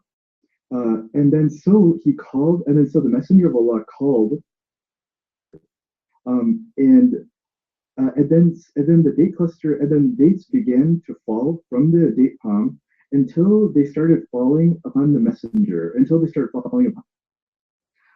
Then he said, return, and then basically the date palm it basically shifted over so that the dates stopped falling on him. And then the date palm returned. So in that case, the Bedouin accepted Islam. So again, we have to be a little careful here because correctly, the tree wasn't walking here. So what happened was Prophet Muhammad, peace be upon him, he called to the tree, and then it basically it bent over and then started dropping dates on him, and then he said return, and then it stopped doing that. So that's pretty much it. Now again, that's a miracle, but it's not like a crazy miracle. One last point I'd like to make out. At the end of the hadith is a very important point, which is neglected, which wasn't mentioned. So it says, Abu Isa said, قال Abu Isa, هذا hadith, this narration, Hasan Gharib Sahih. It's below the level of good. It's basically a weak hadith. And if you actually click on the link that you had given us, Christian Prince, and thank you for giving us that link, we see there that it says da'if, which means weak. Now that doesn't mean it's not true. It might be true, but it's not quite as to that level. So it may or may not be true. So that's all I had to say. Back over to you. Thanks for sharing. It doesn't say it might be true, doesn't make it. What are you talking about? It says Hasan Sahih. It's correct. However, the story is strange. That's what it says. Sahih. So both. It's both Hasan and Sahih. So what are you talking about? It may be correct, not maybe not. Yeah, it's fine, it's correct. The strange about it, because this is not normal. But is the hadith is correct? It says Sahih. Now, do you really believe in this? Believe in this? What about the hadith about your prophet making the trees convert to Islam and saying Shahada? Did you see what I posted for you in Arabic? Take the mic. Let me pause this for you. I will try to post the whole hadith one post. I hope it's going to go through. Arabic doesn't go through. Is it coming? All right. Take the mic, Abdul Aziz. What do you say about that? The trees are saying Shahada. Translate for us. Go ahead. Take the mic. Oh boy, I actually have to take care of something real quick. I'm going to come back. I want to come back to the next hadith too, but I just wanted to say about the first one. The hadith was listed as Hassan, Gharib, Sahih. So the Gharib adds the element of weakness to it. And then if we look at the English part, it'll say Da'if underneath there. If you guys click on the link, so you'll see it says weak. Hold on. You see how it is Sahih in Arabic, how it's Da'if in English? Easy. How it says in Arabic, and you are the one who translates. It says Sahih in Arabic. It's Da'if. Because you are trying to protect yourself. It says Sahih and it's fine and it's Hassan and it is strange. How in the world in English became it's weak? Let us go back to the second hadith. How the trees they walk to Allah, Prophet, and they converted to Islam and they say Shahada. Explain to us this story. The hadith in front of you in Arabic. Can you speak Arabic? Can you translate? Go ahead. So Christian Prince, you bring up a really good point. That's an awesome point. There is a discrepancy in the hadith categorization on the English side versus the Arabic side. Now somebody might say, "Oh, this is taqiyya. Muslims are lying." You see how they're lying about their hadith to the English speakers? Okay, let me explain that discrepancy. The categorization of da'if, weak, was given by Dar es-Salam, which is the publishing company, maybe on Sheikh al-Albani or whatever. But if we actually read the hadith in the Arabic, let me go ahead and pull that up. Hey, Abdul Aziz, save your time. This is the official government website of the government of Qatar, and this is the fatwa. It says those hadiths are correct. Hey, what do you say? This is the official government website of Sharia in Qatar, and the fatwa is there. It's saying this is a Sahih hadith. Harun Rashid, we give you a dot for using a filthy language as your prophet. The mic is yours, Abdul Aziz. Does it say that this is Sahih? It says that. Fatwa number 2009241. Is this hadith about the tree is mentioned below is a correct hadith or whatever? The answer, والصلاة والسلام على رسول الله blah blah blah blah blah, and then it says, and he quote the hadith, it says حديث أخرجه كذلك ابن حيان في صحيحه وصححه الألباني. The second hadith, إسناده صحيح على شرط الشيخين وهذا حديث حسن غريب صحيح وابن حيان في صحيحه وصححه الحاكم, which means it's correct. I agree it's correct. How in English it became weak? Your mind.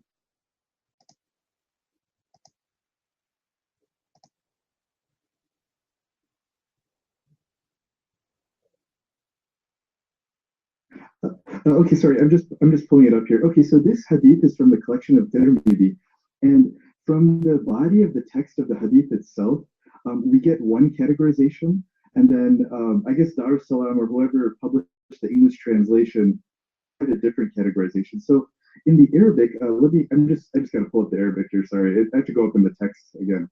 I give you like 10 seconds to find it. How many people commenting? It gets long here. Just a second, please hold on.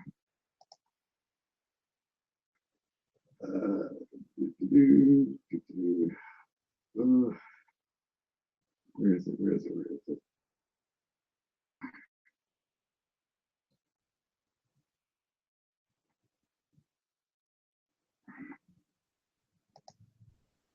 This is.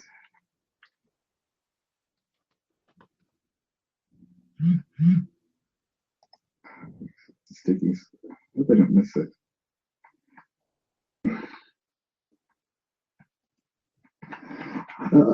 Okay, it's okay. Let me not look it up. Okay, so if you read the Arabic, this is why the Arabic is really important. So when you read the Arabic text of the Hadith, the classification of the Hadith is actually coming from within the body of the text of the Hadith, and this is from Jamia Tirmidhi. So this is Tirmidhi, and then he's relating, and so it said basically the person, whoever Abu Isa, whatever the name was, said Gharib Sahih, which is some categorization.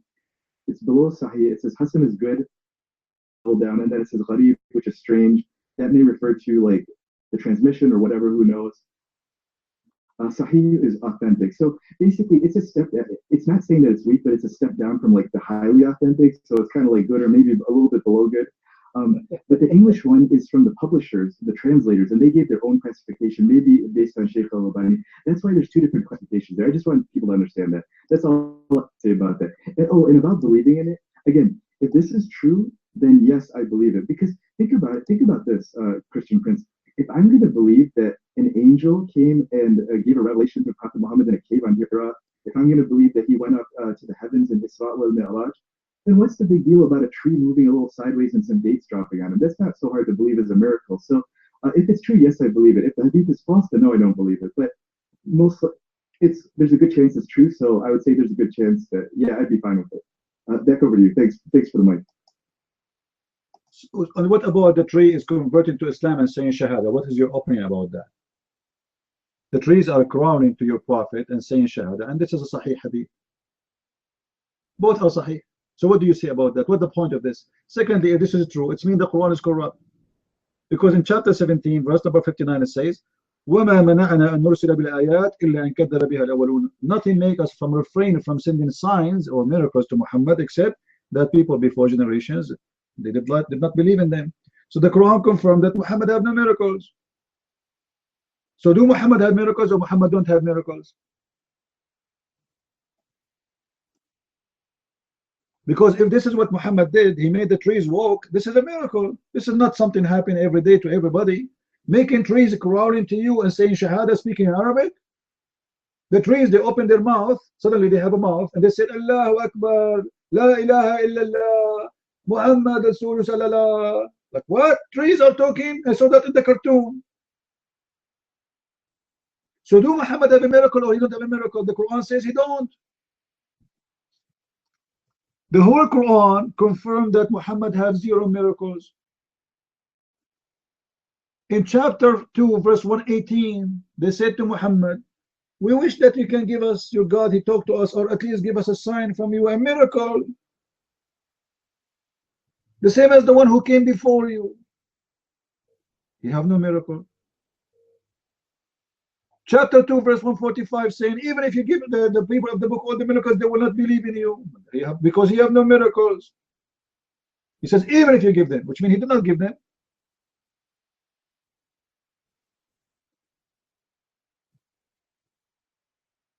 There's tons of verses in the Quran saying it clearly that Muhammad has 0 miracles.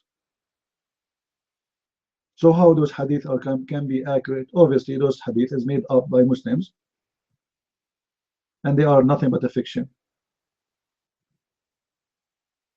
A tree is converting to Islam. A tree is walking, going out from its root. How you can take the tree from the roots? You know, if this is happening for real, do you know how many thousand people will convert immediately? Immediately.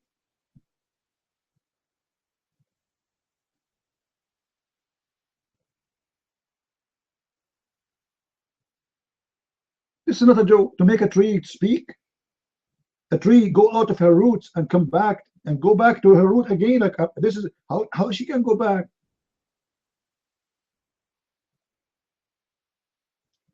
In chapter 6, verse number 37, they said, we wish that his God can send a miracle to him. If somebody can post it. Chapter 6, verse number 37. We wish he can send a miracle. Does God never send a miracle? He's in disability.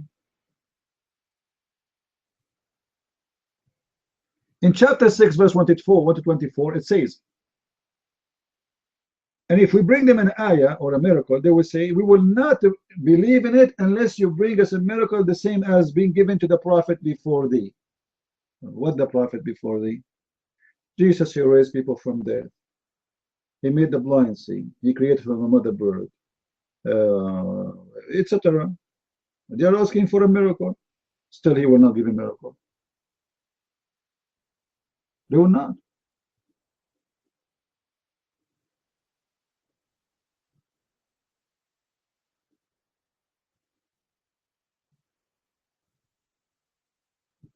In chapter 7, verse 132, they said, if you give us one miracle to amuse us with it, we will believe in you. Just one. Amuse us with one miracle. Chapter 7, 132. And yet, Muhammad, he don't want to give a miracle because simply he have none. What's wrong with you, Sinan? Why you have a filthy language like your prophet? Do you want me to say the F word to your mom as you did to my mom? Why? You know what, Sinan? If your mother is not a whore, she will not have a son like you. Because a man who respects his mother, he don't say the F word to the mother of somebody else, because then he will say the F word to his mother. But because you don't care for your mother, for you are a son of a whore, you go and say the F word to the mother of others because you don't care for anyone to respect your mother. Filthy.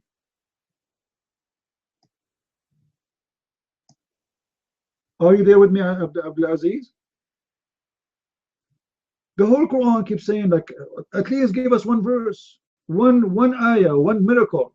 So amuse us with one miracle and we will believe. We have no problem to believe. But he have none. Even the miracles, you said Muhammad, he went to the seventh heaven in the top of a mule. There's a witnesses? I mean, what's the point of a miracle? There's no witnesses for it.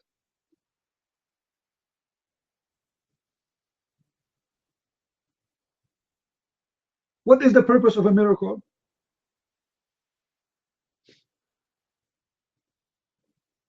A mule will come to Muhammad, and the size of the mule between his 2 feet is the size from here to the horizon, and nobody saw the mule, not even his wife.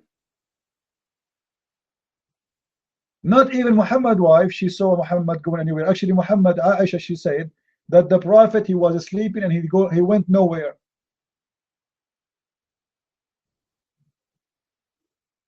If you want, I can find you the hadith about Aisha saying that. Aisha, she said clearly that the prophet, he saw that in his dream, not in reality.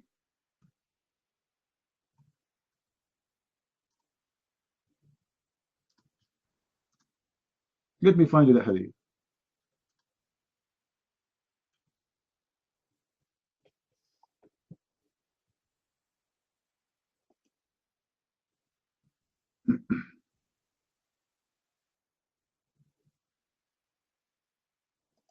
It was just a dream.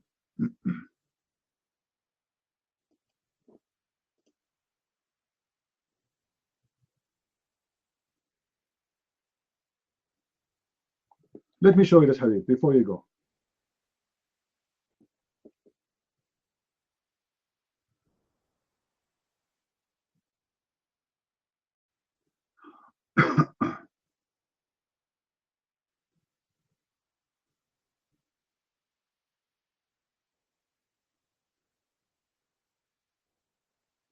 Where we can get the hadith.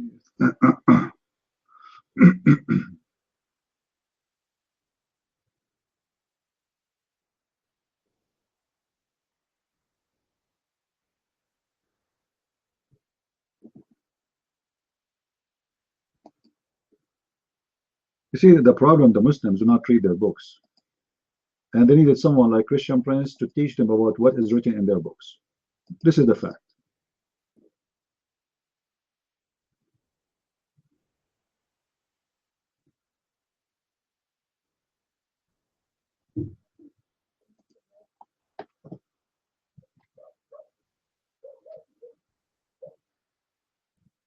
Oh, we have a black dog.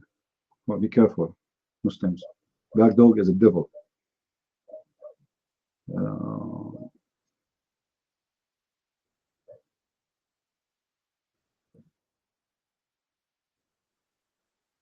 I'm just trying to find the hadith of Aisha.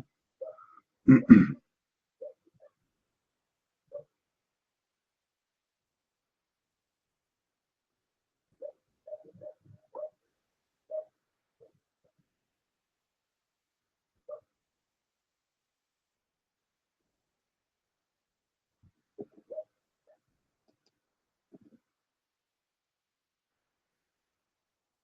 right, guys, no problem.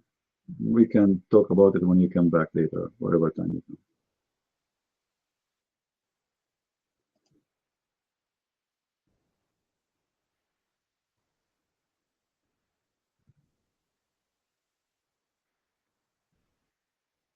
You see, all the things Muhammad he mentioned, nobody saw them. Like the moon is split, Judgment Day is near, and the moon is split. Not even one individual in the top of this earth mentioned, not even one historian mentioned that there is such a thing happen, because this is the moon. It's not something hiding behind a curtain. If such a thing happen, it's going to be seen in China, in Persia, in Syria, in Damascus, in Jordan, in Israel, in Egypt, in Ethiopia, in Africa. This is not something to hide in India. India is just a few hours away in the sea from Saudi Arabia. But nobody saw it.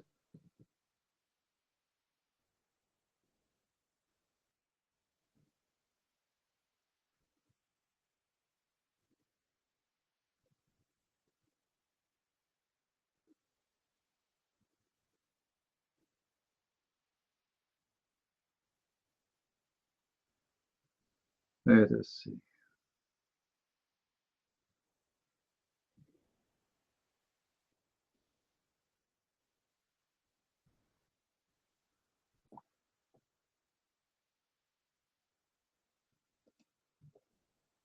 Do we have any Muslim? Albanian, are you a Muslim?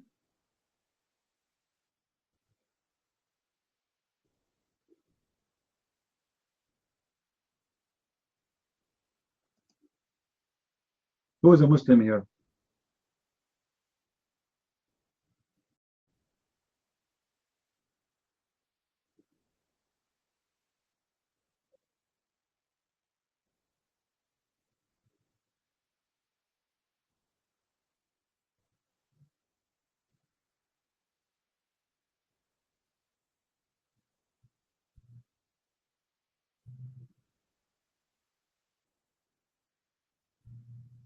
Any Abdul?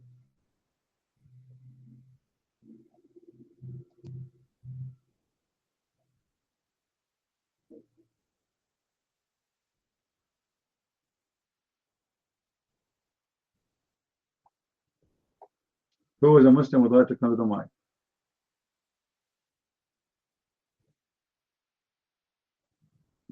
Fatwa number for what?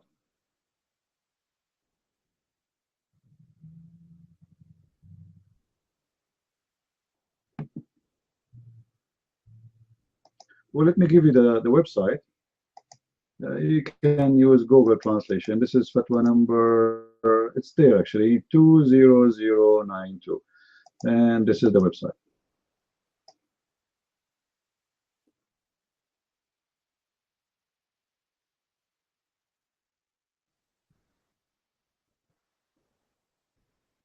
Any brave Muslim would like to come to the mic?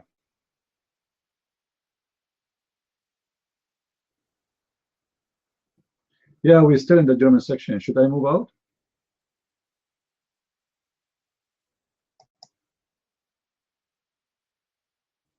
I said to myself, let us visit Germany. I wanted to visit Germany for long. And if you do it in Paltalk, it's very cheap. And the guy who want to debate me, after all those hours, he got 18 people in his room.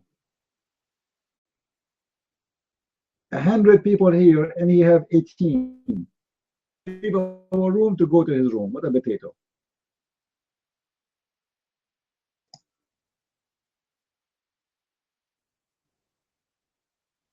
You want to visit the Middle East? Sheikh Yasser al-Habib, I think he's funny. I like him. He's something.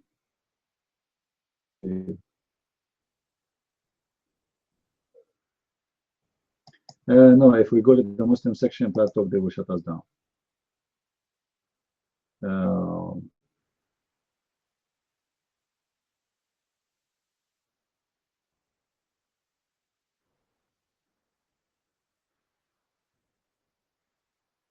Any Abdul? And if I go to the Middle East section, we can go to the Christian Middle East section, but I don't know if that would be a good idea.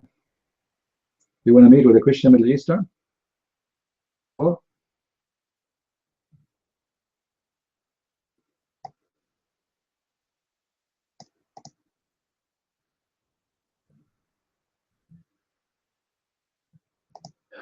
Let us see. What is important for me is to get Muslims, not just to go around. You know, we are not tourists. If I go to France section they have 44 rooms. Blue Muhammad. I wish I speak of French, man. That would be fun.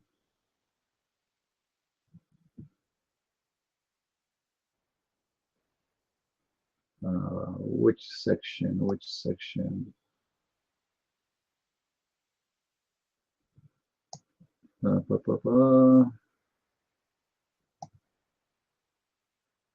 United States of America, Asia Pacific, Africa. What if we go to Pakistan? I went before to Pakistan.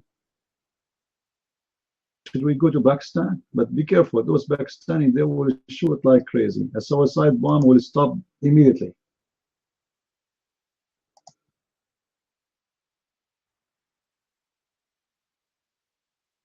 And they have a very filthy mouth.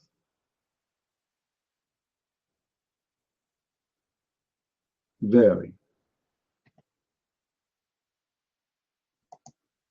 Want me to take you there? I will. But you know, I did before that nobody really entered. You know, the Pakistani, they are covered.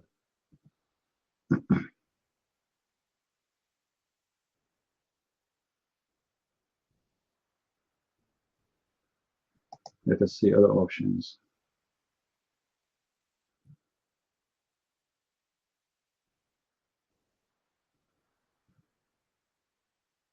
Remember, Pakistan, it was proven by Google that they are #1 nation who search for sex with donkeys.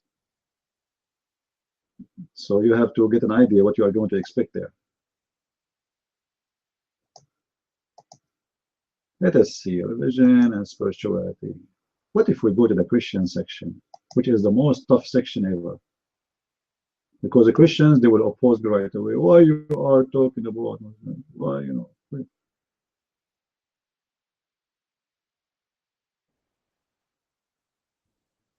You will find yourself fighting Christians and Muslims if you go to the Christian section. The Christian section. All right, select.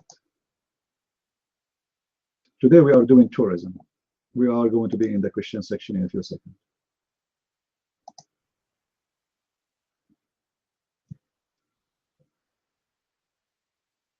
Yeah, you don't love Muslims, right?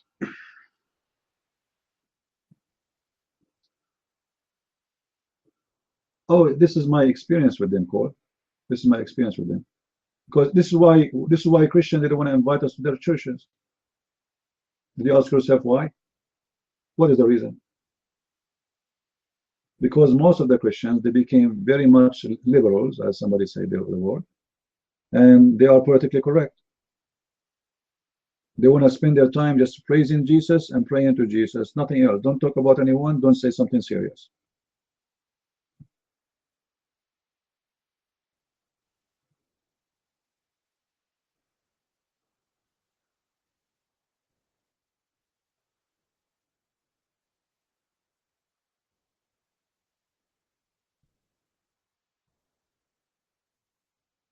Do we have any Abdul? No, already we are in the Christian section. And I hope, actually, you will find in the Christian section, by the way, more Muslims than in the Muslim section, because they come to the Christian section trying to do da'wah.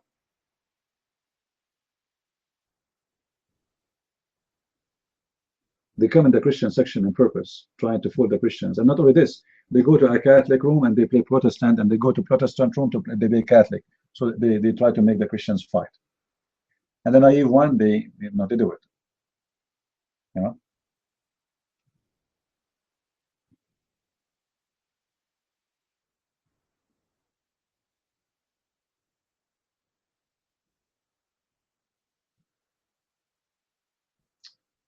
Any Muslim?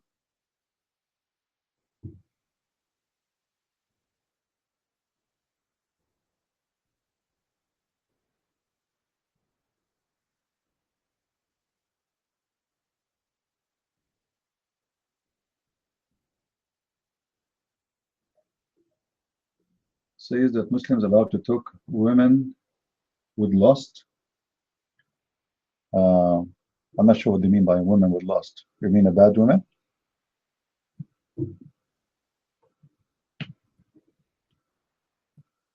Horny women?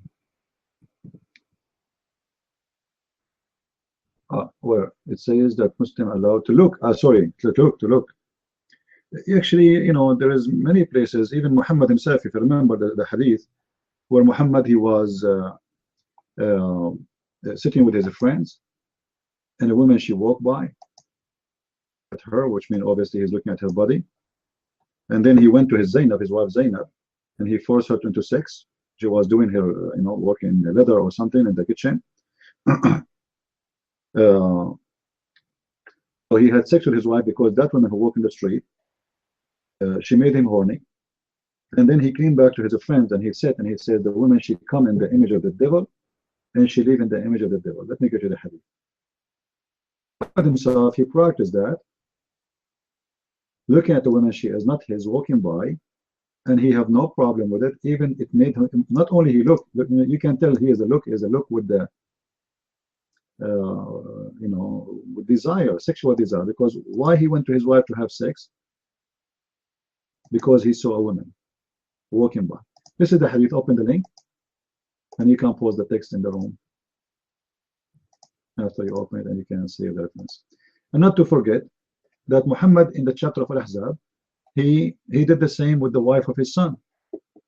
So the Quran, when Muhammad he have a sexual desire to have Zainab, right? Muhammad, he made the Quran saying, why you are hiding what is in your heart to the wife of Zayd?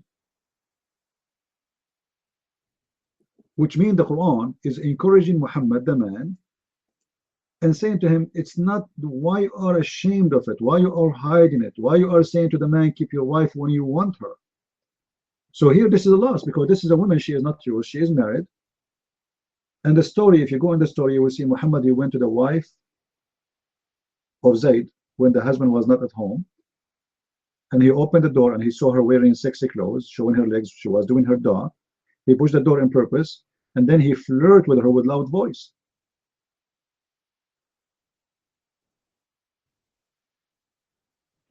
And he said to her, Subhanahu mu'alliful qulub, praise be to Allah, the one who made my heart beat for you. Now this is the opposite of what the Messiah he taught, right? The Messiah, he said, like, it's better if you take your eye away from you, then all your body will be thrown in the hellfire. Especially this is a married woman. This is not a single woman. We're talking about a married woman. And she is married to who? To his son. And based on this, can we trust Muhammad to invite him to our house?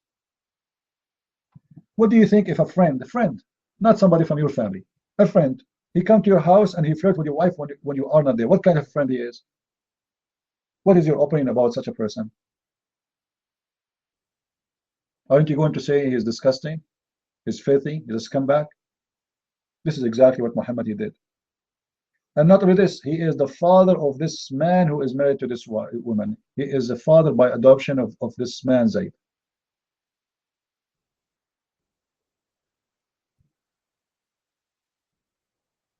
And if this is the best of men in Islam, he's doing that. So what do you expect from the Muslim? This is why the Muslims, by the way, don't trust Muslims.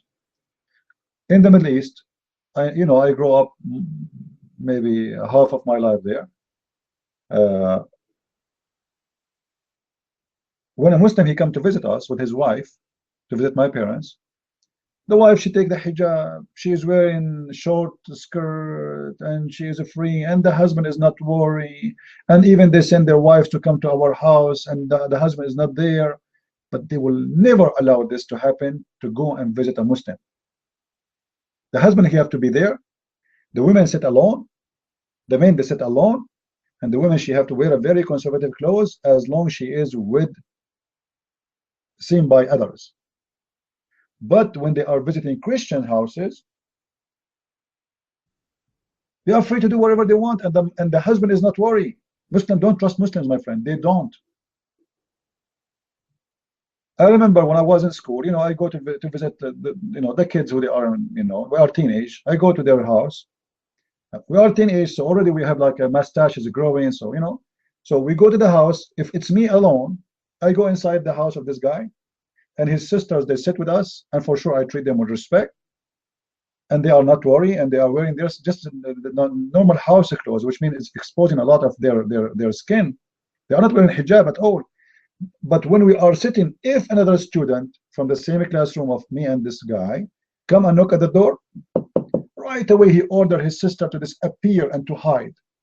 And then the male Muslim will come and sit with us, and only two of us, which means the owner of the house and me and the new guest who is a Muslim. The guy, he leave, the sister come back and sit with us. Why? Because Muslims do not trust Muslims. This is why you see the Muslims, they want to seek refugee in Germany. They don't want to go to Saudi Arabia. They go, they will not find there anything except garbage. And the Muslim, they will abuse them, and they will take advantage of their women. Do you remember the story of a woman? She was dying in the desert, and she saw a man. She's dying, she is hungry, starving. So the man, the Muslim man, he said to her, well, if you want me to give you some date to survive, take off your clothes, let me sleep with you. The woman, because she desperately wanted to survive, she did it. She allowed him to have sex with her. But when she arrived to the city, she went to Umar al-Khattab. She said to him, this is what this guy, he did with me. What Umar al-Khattab, he says, mahar, mahar, mahar, which means this is your dowry, he paid you. He paid you for a service and you agreed. That is Islam.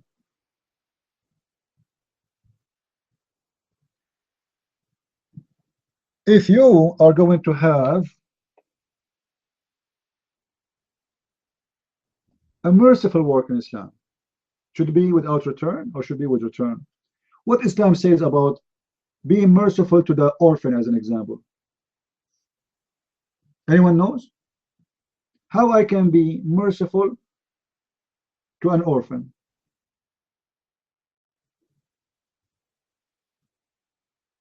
Any Muslim here? To be merciful with the orphan, you have to sleep with them.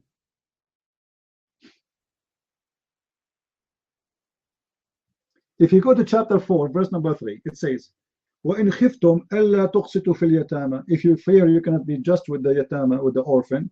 So if of women, 2 and 3 and 4. Okay, hold on. What the orphan have to do with this? This is talking about, supposedly the Muslim, they will say this is about marriage.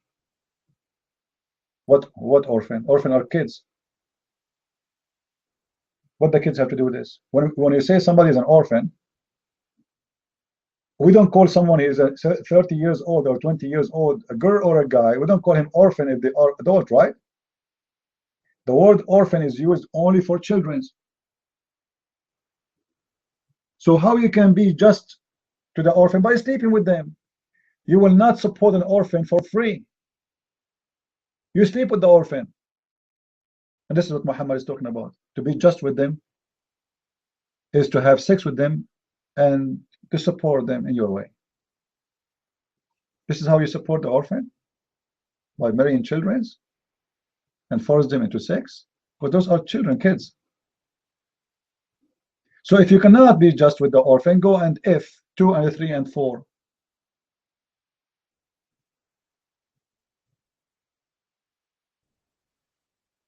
This is Islam? Yes, this is Islam.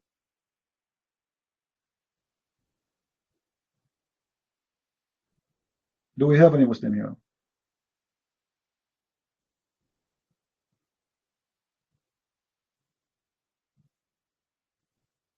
You know, Jesus, he said, if you even cannot go and be the same as those little ones, you cannot enter the kingdom of my Father, right? And he said, the one who heard the little ones, it's better for him to put a milestone in his neck and throw himself in the deep ocean. Do you see how he used it different? Muhammad himself, he heard the children. Isn't it him who have sex with 6 years old girl? So what are you expecting? If the master is a pedophile, this is the best of their men. He is a pedophile. So what do you expect of the followers? Can you trust a Muslim to wear Santa Claus and be Santa Claus in the mall and where girls and boys they sit in his lap? You cannot. They allowed legally, officially in their religion, sexual relationship with the children. Do you remember, guys, when we have a debate with this guy Shia boy, and we ask him about Al Khomeini allowed in having sex with 1-day-old baby girl? He said this is his opinion, but he cannot say he's wrong. The fact, all of them, they approve it. But because it's a shameful thing, he said, well, this is the opinion of Ayatollah Khomeini, but this is Islam. What opinion? He's giving his opinion according to what? According to Islam.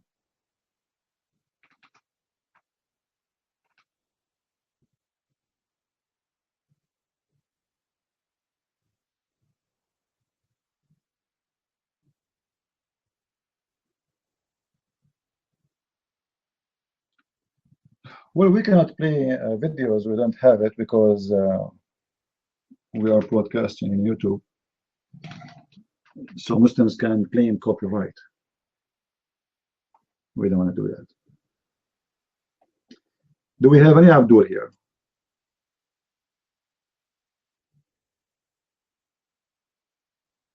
Any Abdul?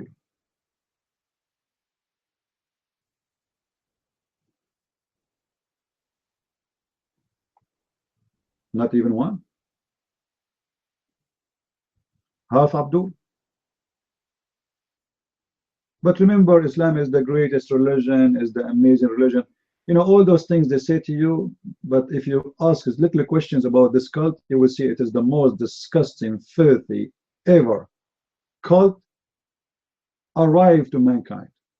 I never saw a religion more disgusting than this religion.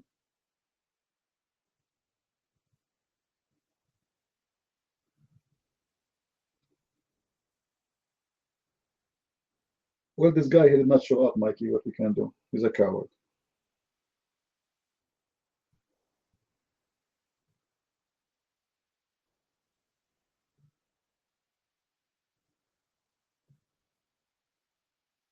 No, it's not sadly. You know, for us, we debated him last week, right? And he's a shish kebab. Go and watch it. It was fun. He is the one who asked for the debate again. And looked like maybe his followers, they told him not to do it. Make it harder.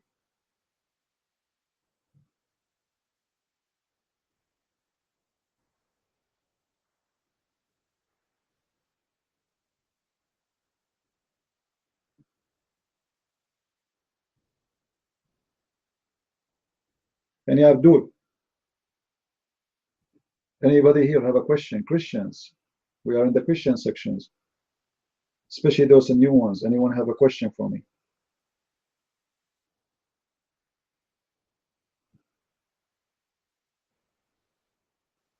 Anyone?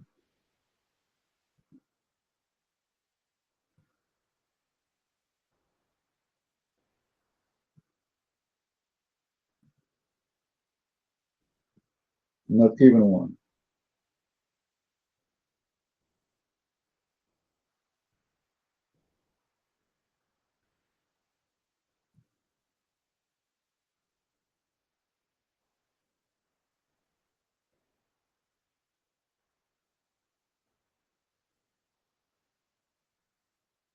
I don't know about that. No. Anyway, if you want to make the Muslim to be upset, call them Muhammadan.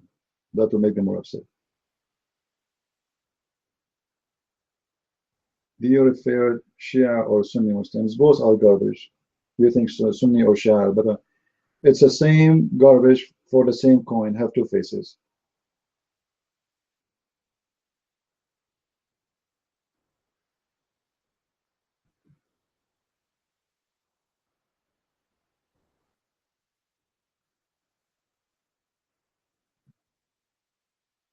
That's false, my friend. Actually, the Shia Muslim, they killed more Christians from the Sunni. Ali, he killed a lot of the Christians too. If you go and search what Hezbollah did in Lebanon and see how many Christians they did, how many priests they kidnapped. They kidnapped priests.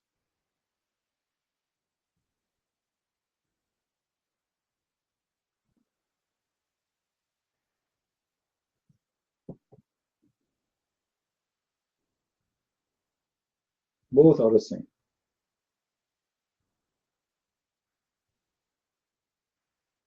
Shia today, they are not helping no one, my friend. They need them. They need. You see, go in the area of As-Satr. They are giving papers to the Christians, convert or else. You have to pay the jizya. You have no idea what's happening there. Those Muslims, they help no one. They need you. When they need you, they say to you, we are friendly to you. When they will get Iraq back, then you will see what will happen to the Christian again. They were losing ground. ISIS taken all over. ISIS almost arrived to Baghdad. They are weak. Suddenly they asked America to come back. Yesterday the American, they were kuffar. Allahu Akbar, get out of our country. Suddenly they are asking America to come back because they are losing with ISIS. The Catholic don't say that, my friend. If somebody is a Catholic and he say that they worship the same God, that is an individual idiot. However, there is some stupid Protestant, they say the same. This is not about Catholic or Protestant. There's idiots who claim to be Christians from everywhere, from every churches, and they say stupid things.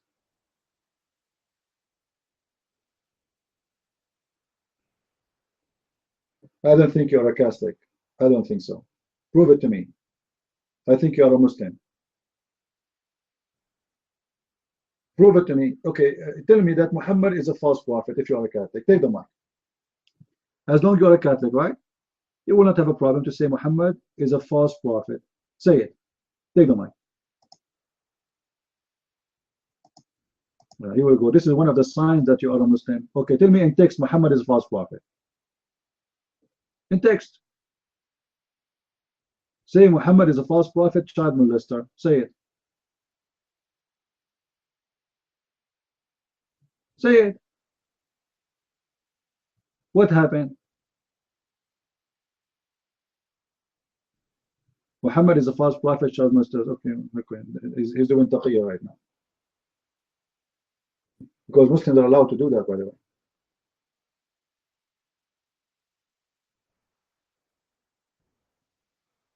Yeah, you type slow. Right.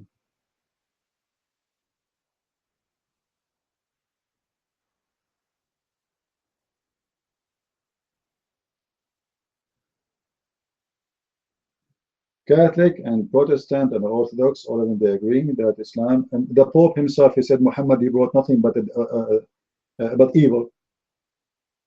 Isn't the Pope who said that, the one before this guy?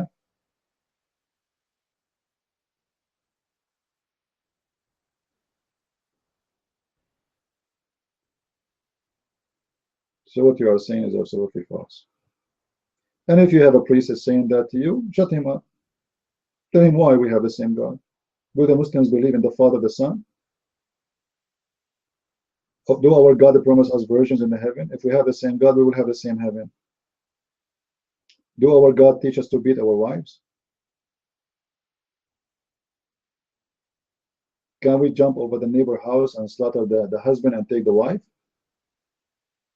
Because if we have the same God, we should have the same teaching and we have the same ethic.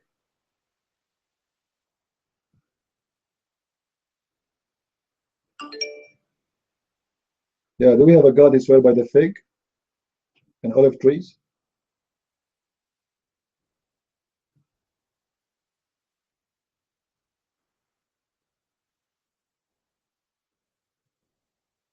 Any Abdul here?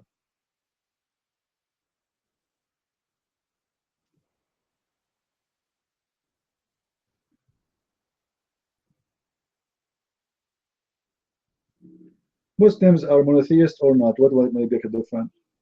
There's many religions in the world, they worship one God. Does that will make them right?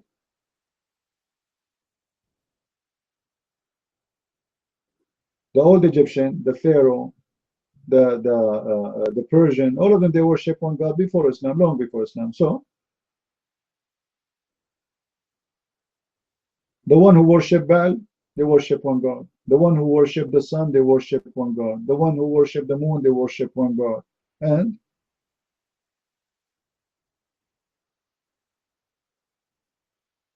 so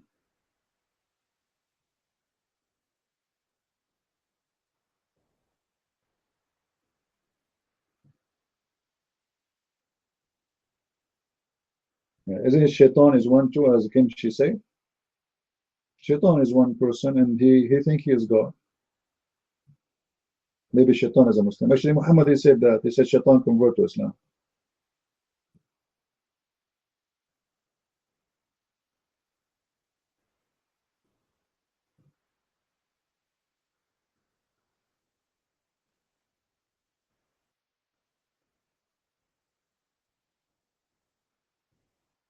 Any Muslim?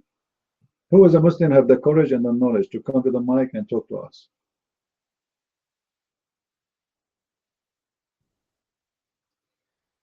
The Tunisian police tried to capture 3 Muslim terrorists in Tunisia. They killed 2 of them, and the third one, he exploded himself. That's a good news. I hope they will explode themselves, all of them, those terrorists. Far away from us.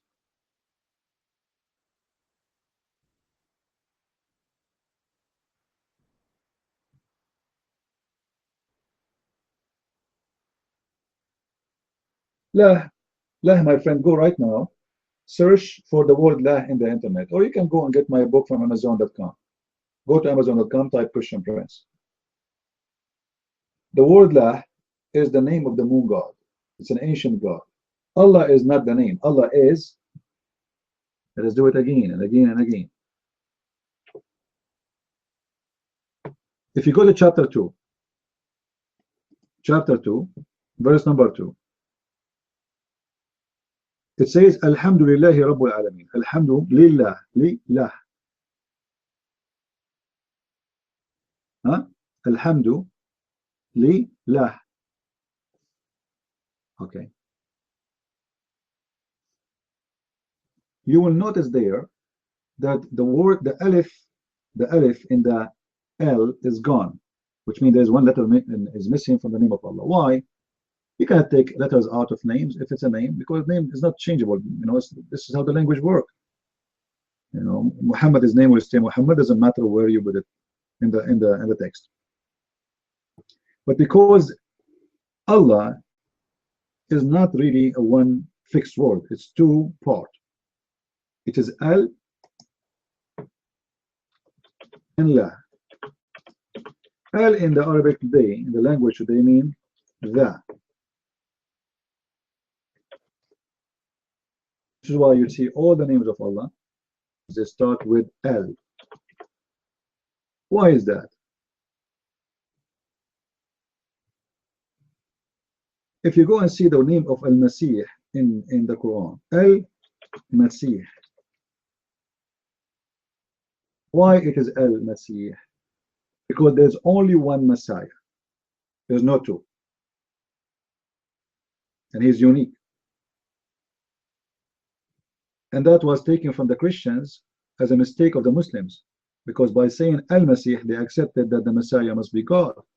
For Al, in old Semitic language, is a word mean God.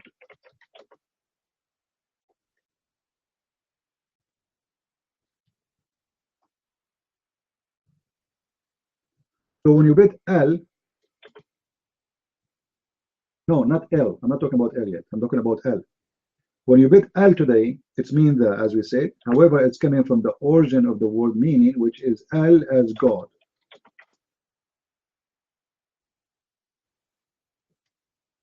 And we can give some examples. In the chapter 1, verse number 2, you will see it says Al-Hamd. Al-Hamd. What alhamd mean?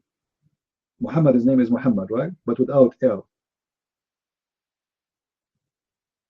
The praise, all the names of Allah is connected with L. For those names are unique, supposedly for God, so we add to them L. Otherwise, the description itself does not have L. I do not need to have L to it. I can say, as an example, Mu'min. Allah's name is Al-Mu'min. Mu'min means a believer. Al-Mu'min means the believer, which is very funny because Allah believes in what? Right? So, La is the real name of Allah, is not Allah. This is why in chapter 1, I mentioned it, chapter 1, verse number 2, it says, Alhamdu. If you go in Arabic, if you go in the Arabic Quran, you will see the name of Allah missing an alif. Alif means A. It's gone. Why? Because it's not really part of the name. So Alhamdu, Li here means two. Li is equal to. Li is equal to.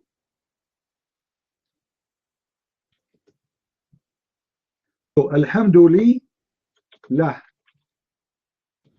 mean to Allah. Li equal to 2.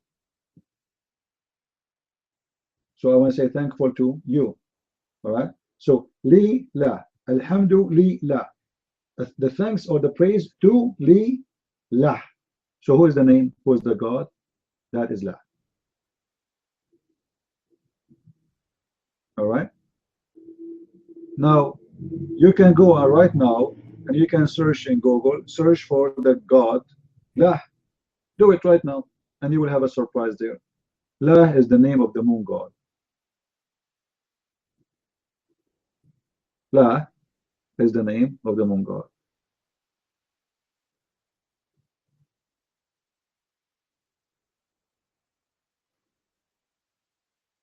If you go to chapter 36, verse number 1, you see the moon god have many names. And Muhammad, because he's an ignorant, he do not know. Like, as an example, Muhammad, in one of the verses of the Quran, he says, are you going to worship Baal and leave or forsake the best of the creators? So if you read the Quran sounds like he is against worshiping Baal. It says that clearly. Are you going to worship Baal? You should not worship Baal. Okay. So the Quran is against Baal. But who is Baal? Baal is the god of the moon. So how the Quran says that? Because the stupid Muhammad do not know that Baal is just another name of his god. You see, every nation have the same god, but they have different names for them. So if you go to chapter 37, verse 25, it says, are you going to worship Baal and leave the best of the creators? And Allah here, Muhammad agree that Allah is the creator, but he is the best of the creators, which means he is comparing between him and Baal is the creator and Allah is the best. This verse admitting that Baal is God, but Allah is better than him. So there's a competition between the moon god of the Arabian Peninsula and the moon god of the Middle East in general, like Iran, Syria, etc., which is bad, which a religion even spread all over Europe. So Baal or Allah, which one is better? Muhammad, he confirmed that Allah is better because he is the best of the creators. So Muhammad confirmed that there's many creators. If we go to chapter 36, verse number 1, you will see the verse there says, Yasin. You know what? Sin. Not what Yasin. Somebody post the verse for us. This is Yasin. Sin is one of the names of the moon god too. It's one of the names of the moon god. If you go and read the interpretation of the Muslims about what Yasin mean or Yasin, they will say to you, Allah knows best what he mean by that. Allah what? This is the interpretation of the Jalalain. Look what he's saying. Allah knows best. The Muslims, they have no idea what is that. What is that? Because this is a god of a religion which is not exist no more. Those people who worship sin, which is the moon god. So the same God have name La, he have the name Sin, he have the name Baal.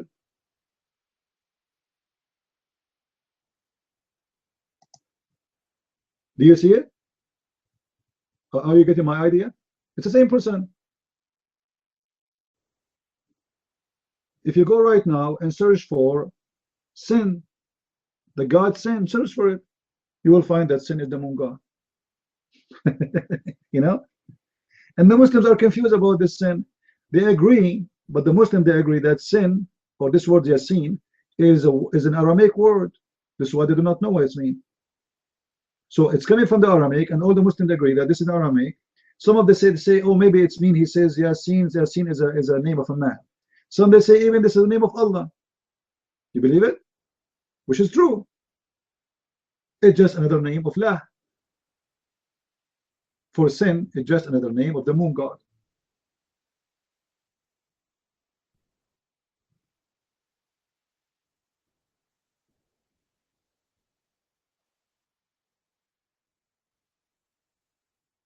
What extra ex litera want? What is the question for you? I did not say what this. I did not say what this person is saying. Ar-Rahman is pagan too. You know. Do you know? You know God. The guy. His name is Rahmanul Yamama. Rahmanul Yamama is a person. The first time Muhammad he said, Bismillahir Rahmanir Rahim. The first time Muhammad he said Bismillahir Rahmanir Rahim. The Arab they said to him, what Rahman? The only Rahman we know is Rahmanul Yamama. This is the name of a guy. He claimed to be a prophet. He called himself a Rahman, and his God is a Rahman and a Rahim. So Muhammad, he liked the name. He liked this guy saying that a Rahman, so he decided to take it. Now, how that guy he took the word Rahman? It's coming from the Aramaic, because the Aramaic Christians, who speak Aramaic here? Who in the room speak Aramaic? You see the Christians when they pray, they use Ar-Rahman Ar-Rahim, because this is not really a name of a god. This is a name. This is a description of the merciful of the mercy of this God.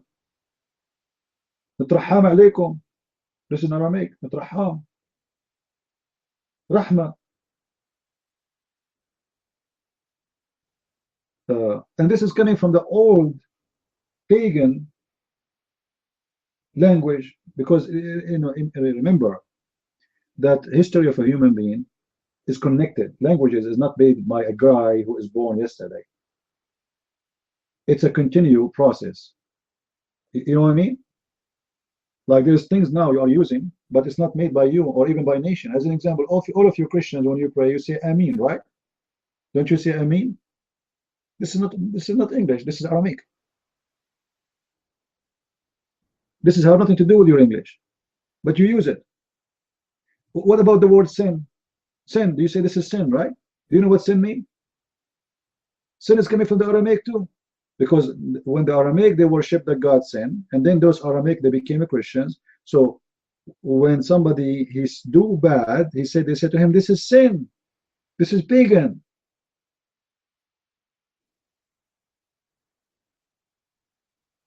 You know what I'm saying? This is sin. So the term sin is coming to your language, coming from the old religions, those who used to worship the god sin.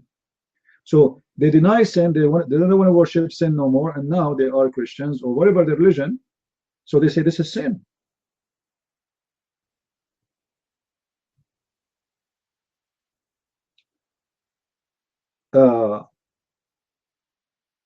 The word Europe, do you know what is the origin of the word Europe?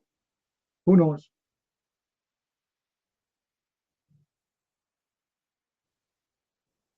No, it's coming from which language? No, Europe is coming from the Aramaic. Africa is coming from the Aramaic. Arab is coming from the Aramaic. The Aramaic people, no, not the Greek. The Aramaic people is the first founders of a human alphabet. For sure, there's nations before them, which is descendant from them. They are connected, and all of them, they are one nation anyway. So from this area, The languages are born. The first alphabet ever exists in the world. It's born there. The Phoenician. There's a documentary.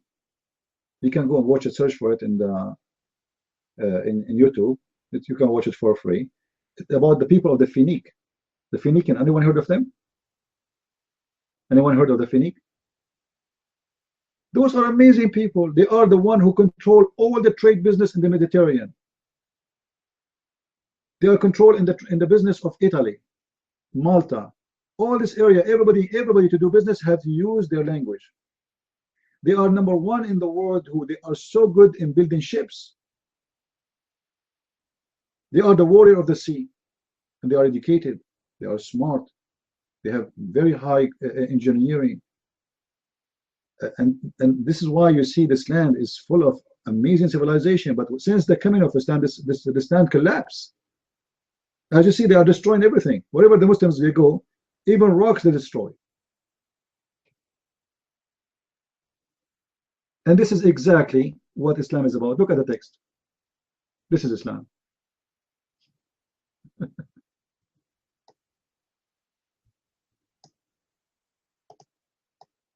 Make them angry, they go crazy. Somebody can clean the text, or nobody want to post anything now? Suddenly everybody stop posting.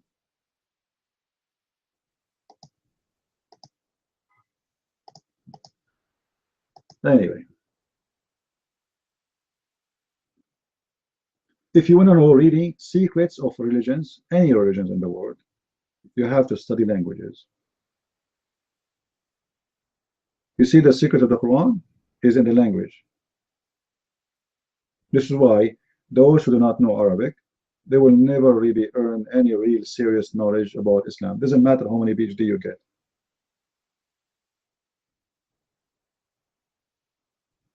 Doesn't matter, because you are missing the big part. You know, you have no idea where this is coming from.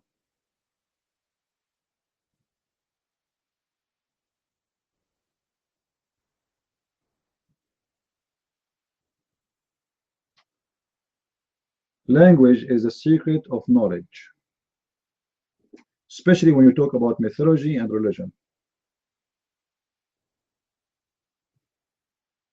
You see, if we ask Christians, what is the name of your God? Everybody will start giving you a name.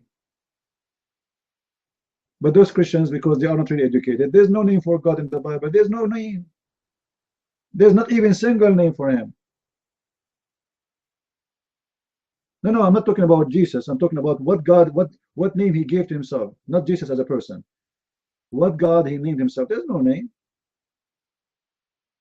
You go to any Christian room, they start giving you names. But those are not really names.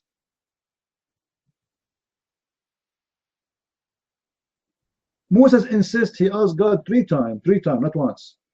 Like what? Okay, what I will tell my people? What? Okay, you talk to me, you are my God. I worship you. I agree.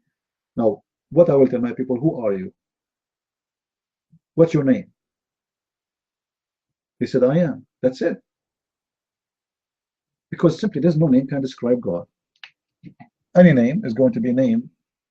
You know, you are using the letters of your language to comprehend the glory of God. So there's no name fit with him. All the what you call names is nothing but trying to, let us say, speaking about the person of God, because you need those titles in order to tell people I'm talking about God. So you will see the Jews, they say Hashem, Adonai, Jehovah, Yahweh, etc. But those are not names.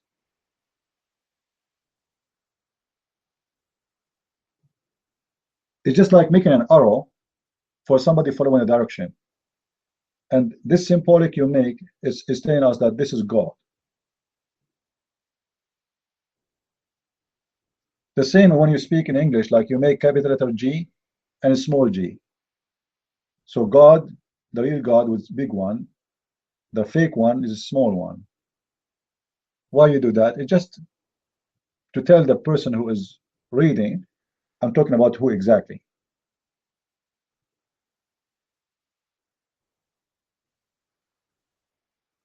The Muslims, they have a name for their God, yes, because they are pagans and they are following blindly a name. They don't know even who is this name. Like you see the name of this room, what is Allah and what is Islam? Not even single Muslim, he knows what is Allah. What is Allah? They don't know. They have no idea. Muhammad, their prophet himself, he never spoke to Allah, he never saw Allah, he never even heard his voice, he never even heard his thought.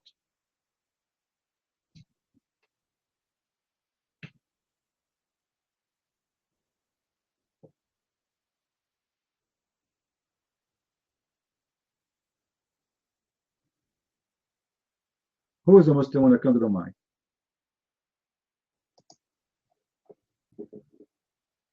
Have you ever heard of a prophet? He never received a word from his God. Why this happened? Why does God, according to Muslims, Allah himself, he spoke to Moses, he spoke to Jesus, even he spoke to Satan. He spoke to Alexander the Great. He spoke to everybody, but he didn't want to speak to Muhammad. Why?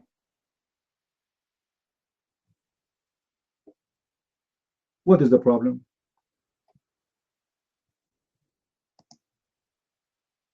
And the funny, the Muslims, they say Muhammad is the best man for Allah. Even the name of Muhammad is written in the throne of Allah. But yet Allah don't want to talk to him.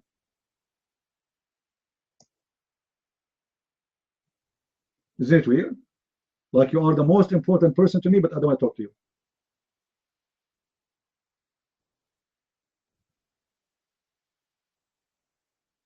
And one of the funny things about Muslims too, they pray 5 times a day, but nobody asks himself, like, do the Muslims really pray?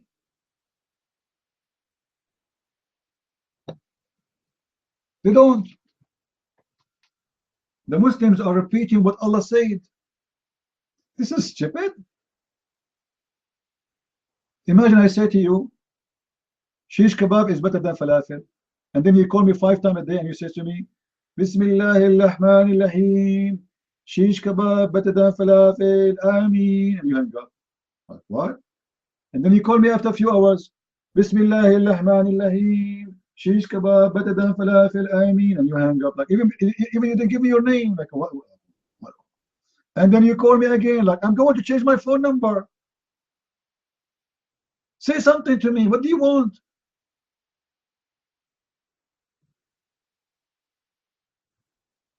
Since when a prayer is repeating words? You see, Jesus, what he said, don't be the same as those hypocrites who repeat words, right? You repeat.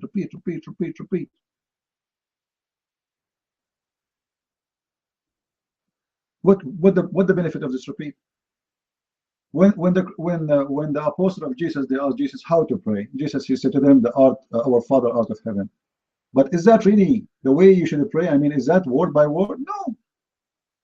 He's showing you, like, they are asking him what we would say, how we can, what is exactly, what is the core of our prayer. So Jesus, he was teaching them that you first need to ask for forgiveness if you give forgiveness. So there's a condition. If you want God to accept your prayer, forgive to us the same as we forgive the sin of others. So Jesus was not giving them really how to pray as much as he's telling them how to be qualified. Qualified to be what? To be accepted with your prayer.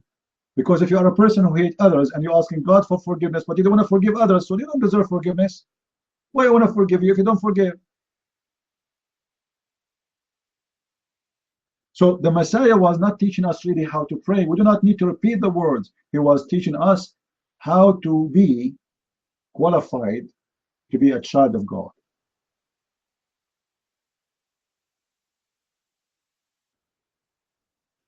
Muslims are the opposite. They are people who repeat words which is supposedly said by their God, and they have to say it 5 times a day. And that is the most dumb, stupid thing ever you can do.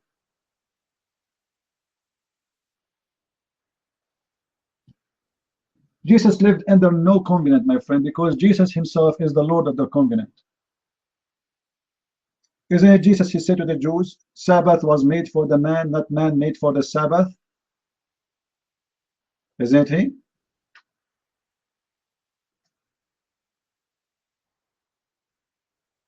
What does that mean? It means I am the one who made the covenant, and I know what I made it for. I am the one who ordered you to do the Sabbath, and you are doing it wrong. For Sabbath is made for the man, not man made for the Sabbath. And this is exactly the same as the Jews. They practice the same as Muslims, because the Jews, they made rules as if it's for God. But the fact, the rules was made for the benefit of the man, not for the benefit of God. With God, he made Sabbath because man was greedy. He didn't want to even take a day off. He is even abusing his slaves. This is why you see the Sabbath is you and your servants have to stop working, because the Jews, they used to order their servants to work 7 days a week. So Sabbath was made for the man, not the man made for Sabbath. Muslims, they force the rules of Allah because the rules of Allah is not made for the man. The man is made for the rules of Allah. Are you getting my point? Do you understand me?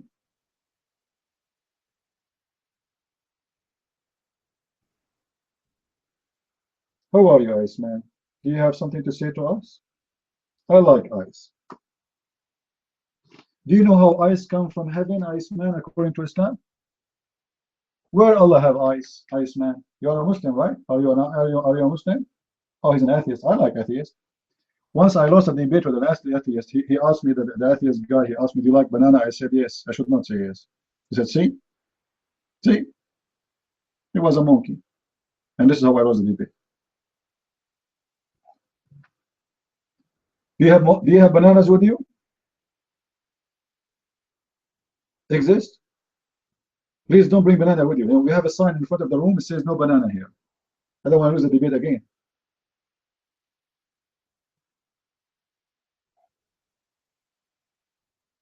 And this is another stupid belief. An atheist, he want to tell you that one day we used to be one cell, and this cell decide to evaluate itself. Okay, hold on.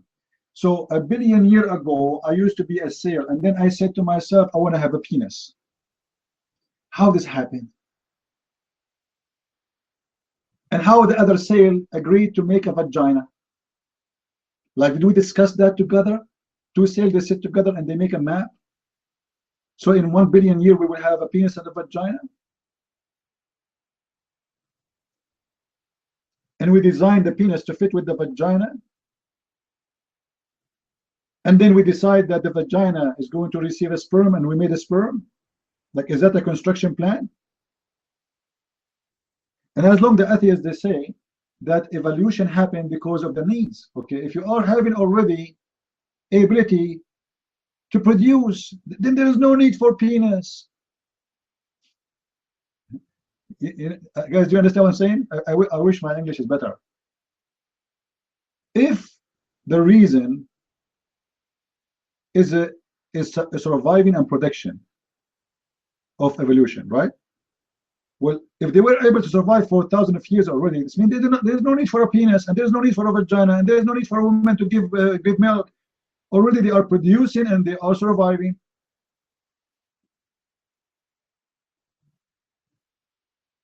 How come until now we have bacteria? Well, the bacteria are, according to science, they exist for 1 billion years. Okay, why the bacteria don't become a human? Why they still bacteria?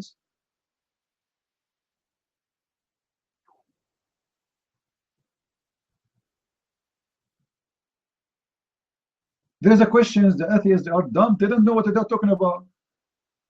Because here we have a very intelligent design. And the design is not for one individual, because male and female, how a human being, he decide to be male and female? You tell me.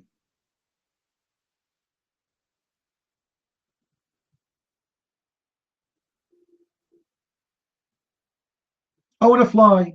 Can I change myself? Can I have wings? Human being for thousands of years, he want to fly. That's why he made an airplane. How come we don't have a feather coming out? Tell me how I can order my body to build feather. I want to be a bird.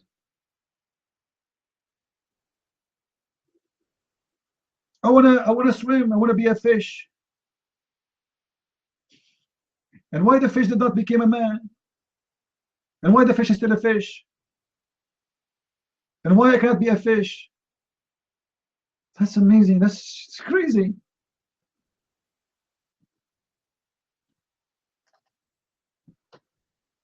If you ask an atheist, okay, so once we used to be like a jelly, something made from jelly, something like nothing. Okay, how does jelly thing, jellyfish, whatever you call it, decide to have an eye?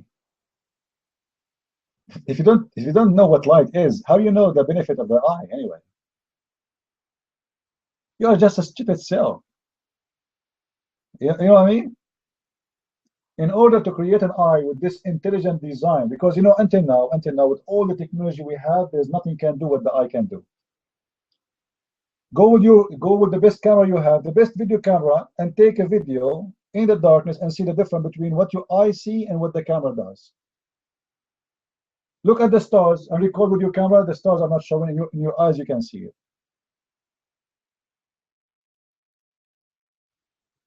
You do not need to change the lenses of your eyes. They have an amazing mechanism. And you see with your eyes things with dimension.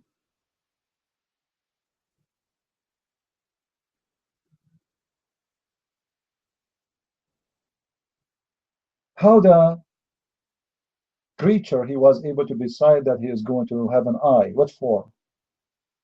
Why he need it anyway? If he's surviving, he's alive. How he know that he's alive? How he know he can see things? If I never saw light, I will never know about the light.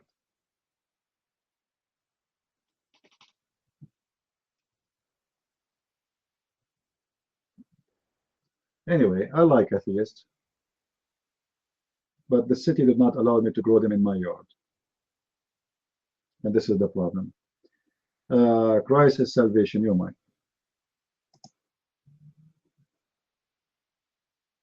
Thank you, Supreme. Thank you. God bless you all people.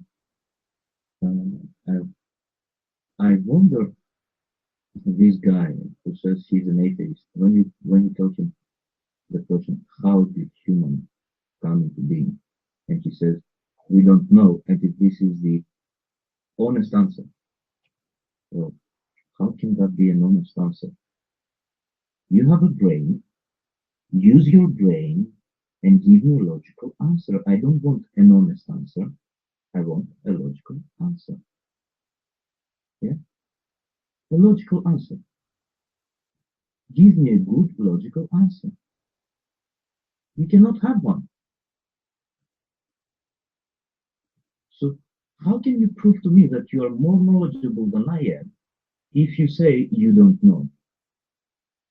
You see, this is a very big hole in your brain, and you cannot get away from that. You cannot get away from that. I believe what I believe because I lived it. And you know something? I was an atheist. But there is nothing good in atheism. Yeah? You always ask questions like, well, how did your God do that? Well, why don't you open a scripture, open a book and read? If you are a logical person, if you have brain, open something and read. Don't keep only one opinion. Take another opinion without mocking it. Yeah? If you want to be honest, and see how did they come into believe that Christ is God. If you are honest with yourself first, not with me or with anyone else. But you are not honest with yourself. You have a question, answer it to yourself, not to us. Take the book and read it. That's how people are doing. They are taking a book and they are answering their own questions. Okay? People that have knowledge, that's what they are doing. People that don't have knowledge, do you know what they do? They just taking something from someone that someone else said, which he heard from someone else, just like Islam, and that's what they believe. And that's what you have. You don't have your own opinion. You just have a tiny chewing gum inside your mouth, and you're just chewing the same words, the same questions, atheism, Jehovah Witnesses, Muslims, everyone who is against God, everyone who is against Christ, they have the same questions. They don't have anything else. They have the same questions. How can that be? How can that be? These questions have been answered from first, second century. You know about first and second century because Christ was here, and you understand because of that. He did something back there that changed the whole history.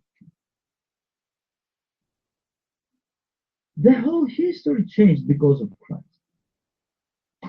1 month, 3 years, and he changed the whole history.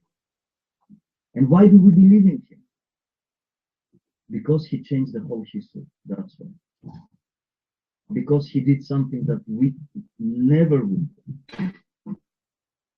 We would never be able to do anything like that. And that man is the Word of God. And he's the truth. And he's the light. And that's why I believe in Jesus Christ. Not because someone told me, or anyone here inside. No one told me anything. I asked questions, and I asked an answer to myself. And that's how I came into understanding of what Christ is, and who Christ is. And if someone wants to be honest to himself first, he will ask a question to himself. What did Christ do in order for us to know that we are living at 2017 right now, after Christ? Or after that? Anno Domini, as you know. Maximum year.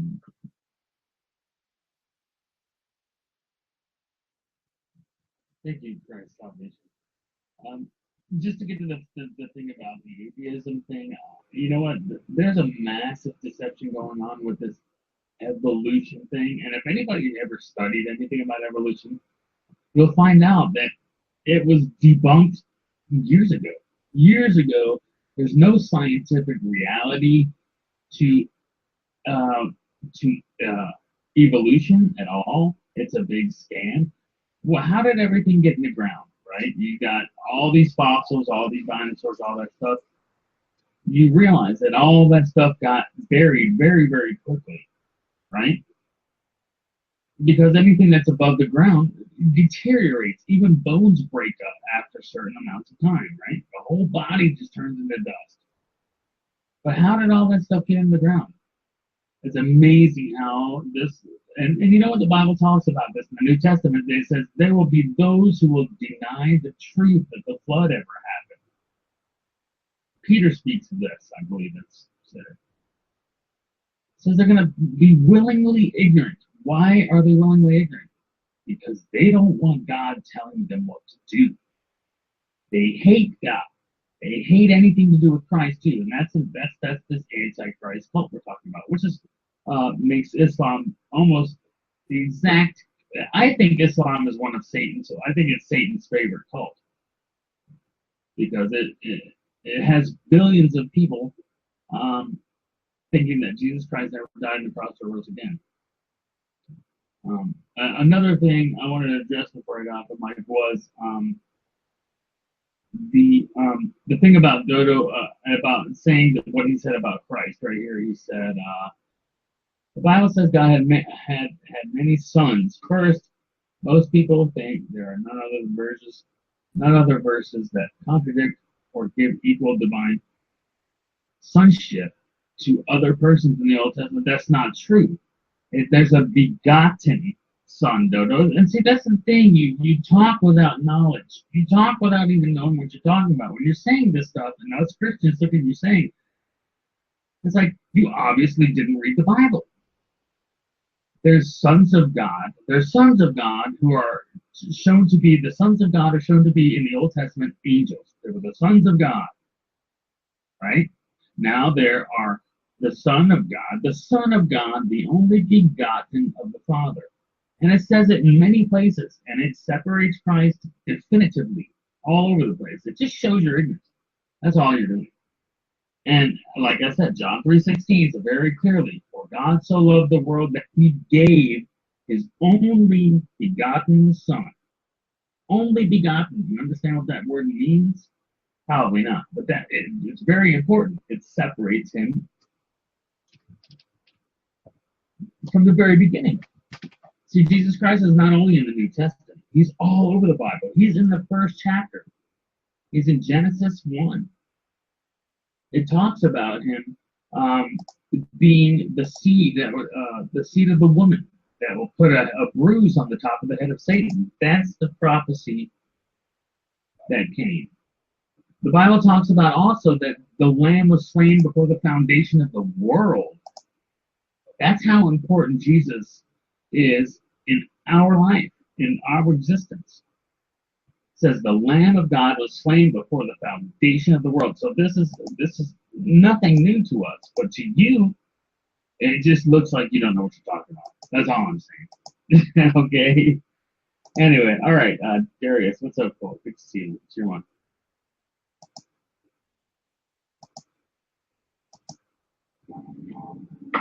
Good afternoon. Can everybody hear me?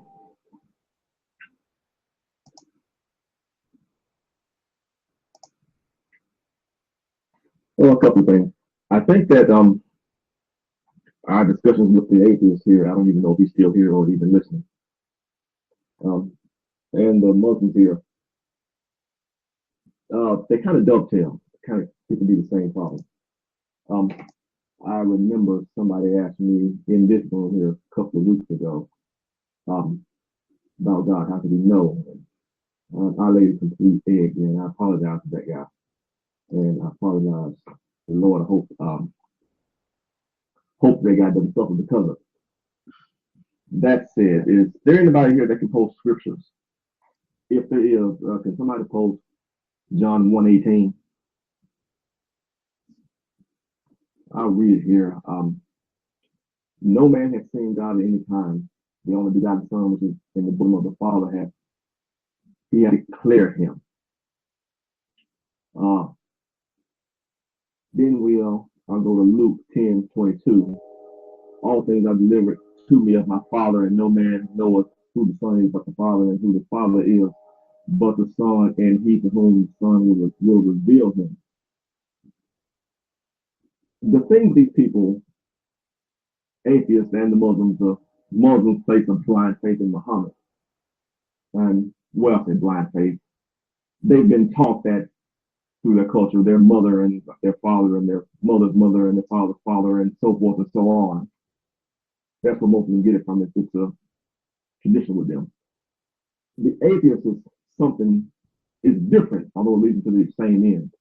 They tend to place a faith in what they can see with their own eyes. They're kind of naturalists, so to speak. And I pointed those two verses out to illustrate the point that we can't really know God lest we know Jesus. Lest we know Jesus. So I would actually say the same thing to both of them. Get to know Jesus. I mean, really know it. Now, when you do that, you're going to realize you're going to find what the Christians found, what I found here relatively recently in my Christian life. I've been a Christian my entire life, but I only came across this here relatively recently. The historical fact of the resurrection, that it is a historical fact. Once you discover that, you're going to find that the historians, how to say it, they say that basically everybody that knew Jesus, everybody, oh yeah, Battle, look it up. Look it up. Everybody that knew Jesus thinks they saw him alive after his death. It's something like that. And when you break that down, what you see is that all the facts that we have in hand point to the fact that the resurrection is a historical fact. That's what you see. But because the resurrection is a miracle as we know it, they refuse to believe it. They take the caveat, you know. But when you actually look at just the fact that you have, you know, it is the only conclusion, or perhaps I should say it is the most logical conclusion. It's the only logical conclusion, actually. You have everything there. You have the absence of the body. You have the eyewitness testimony. You have the strongest eyewitness testimony in that you have multiple people. You have people who knew him personally. You have family members. You have people that died because of the belief. And I would point out here, the belief is not that they have the faith, i.e., it's not a Muslim dying, professing faith in Allah. It's somebody saying that I actually saw it myself. Eyewitnesses, multiple eyewitnesses in different places and in different times, killed for the belief. How do you explain that? How do you explain it? So not just dying for what they believed him, dying for what they saw. See, that's the difference. Lots of people die for what they believe in. With the apostles, they're dying for what they saw with their own eyes. And people frankly don't do that. They just don't. People, they'll die telling you a lie if it's a lie to save their skin, i.e., I murdered someone and I get sentenced to execution, and I'm professing that I didn't do it until they kill me. Because, well, if someone would believe my lie, that would save my life. They'll do that. People will die to sacrifice themselves. You know, mother, father, or close friend or something like that, a loved one, put themselves in the place of someone else to take their punishment. People will do that to sacrifice themselves. That's not what we have with the apostles. In order for the resurrection to not be true, the apostles would have to be telling a lie when the truth would save them. You know, they're saying that they saw it. They would have to be lying like they saw it when in fact they didn't see it. And all they had to do was say, you know, I really didn't say that. I really didn't see it. No, I didn't see it. And that truth would save them. You know, that's not what people do. And it's just not, you know.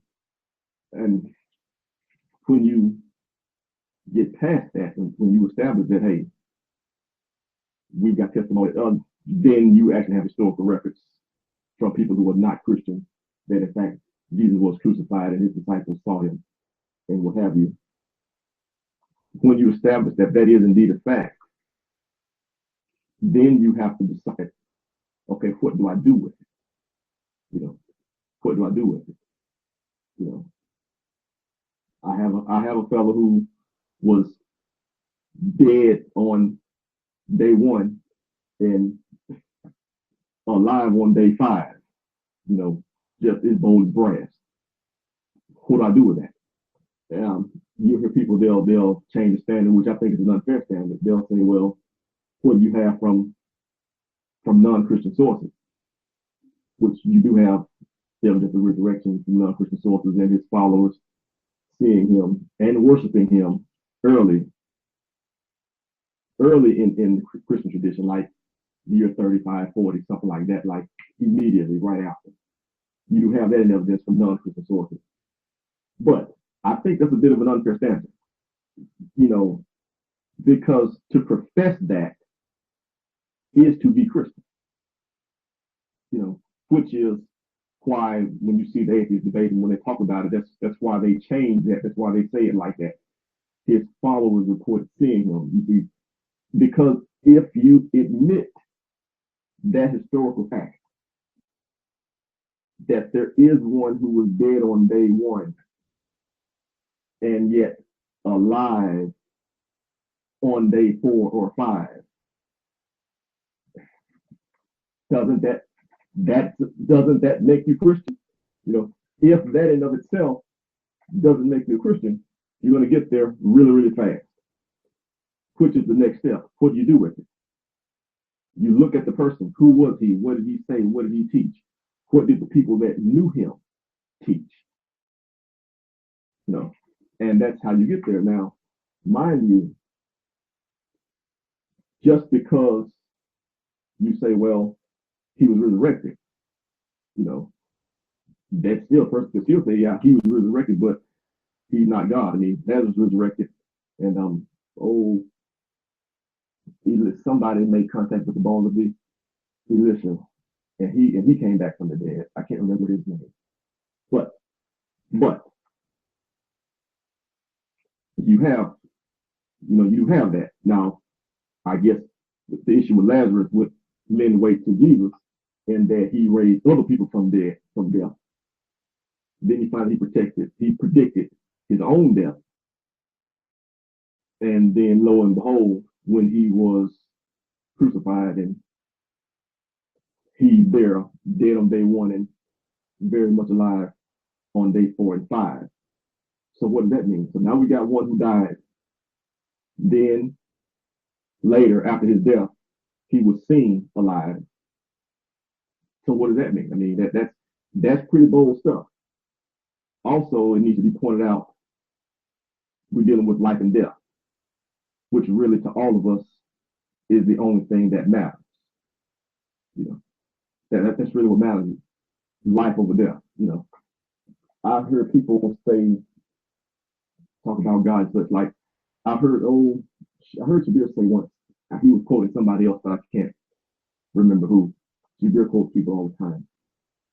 But he said, God is that which you can't conceive anything greater. You know, I actually disagree with that. God is the one who saves me from hellfire. That one is God. that one is God, the one who actually saves your soul. That's what matters. So we talk to atheists, you know, and again, they don't really know that, mind you, because that, you know, Christianity is not really taught that much. You know, I was 40 years old before I heard the resurrection taught that way, which is a shame. I was frankly disappointed. You know, I should have had those facts broken down at the beginning. But, you know, we live in an information age and the world is smaller now. But that is what I would say. And mind you, there's lots more to say on that topic, the resurrection of whatever objections you could have, you know, swoon theories and stuff like that. You know, the disciples moved by the answer to, you know, none of those objections hold up. But I will say that I make that challenge both to the atheist and to the Muslim. You know, check into it. Mind you, I do want to mention with Islam. You know, with Islam, there actually is a blanket statement. What is that verse? 4? Is it 4:157? The one where it just says outright that the crucifixion did not happen. I think it's Quran 4:157. Yeah. They killed him not. Now, look at the verse. It said they didn't kill Jesus, but the resurrection happened. You know, somebody was made to appear to him. Now, think about how fantastic that would have to be. In order for that to have happened, people who walked with Jesus, you know, who knew Jesus, whose testimony we have, would have had to not know him. You know, John, who had his mother at his house, who had Mary, you know, Virgin Mary at his house, that John would have had to not know Jesus when he saw him. Mary, his mother, would have had to not know him when she saw him. James, his brother, would have had to not know him when he saw him. Peter would have had to not know Jesus when he saw him. It's frankly ridiculous. It's frankly ridiculous. So, but the weight of Jesus, that one simple fact that the resurrection did happen, without which as a Christian, hey, without which our faith is nothing but lo and behold, it did happen. So what do? I make that challenge to Muslims and atheists and anyone else alike. Look into it. Look into it. And then when you see that, when you get that clear to your head, then you decide what to do next. But right now, Mike is free.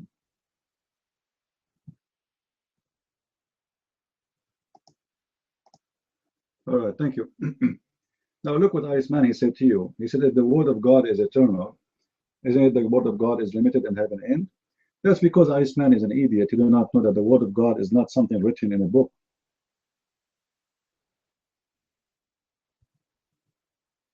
This is how naive and dumb those people are. When we say the word of God, the Bible says it clearly. In the beginning it was the word, and the word is God. So the word of God is not something written in a book in letters, you idiot. Are you listening, Mr. Iceman? So before you talk about what people are, what they believe in, go and do some study and, ask yourself some questions. But you're being like a kid. So if you think the word of God for us is a word written in pages, you're very, very naive. The word of God is God himself. The word of God represents the almighty power, the ability, the existence. It's not just a written word in somewhere in a page. Who cares for the page? You can go and if you want to burn the Bible, go do it. Do you think if you burn the Bible, you are going to burn God?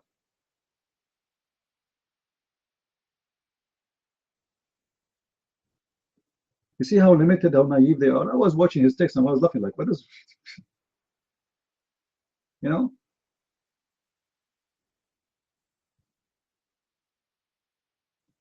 Where are you going, Dudu? The second I took the mic, you want to go? I was looking for Dudu Erdo all day long. What happened, Dudu? We need Dudu here. I get an approval from the city to have a Dudu. And now you are leaving. This is not fair.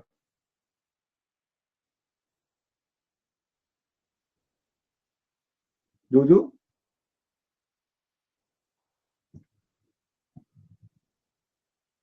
You notice always when people they speak to you, they speak with their limitation of their like their understanding of what you as a Christian believe in. When a Christian he says to you, like somebody will say to you, oh, Jesus, he cannot even live by himself because he said, I live because of the Father, because I say everything I have is coming from my Father. So Jesus cannot be God. Just because you're an idiot, you do not know what Jesus is saying.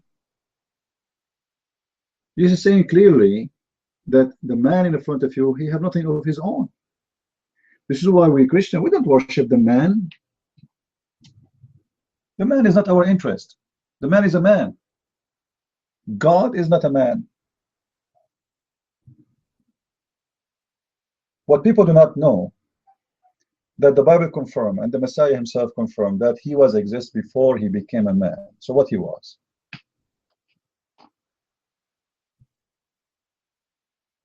What is the man then?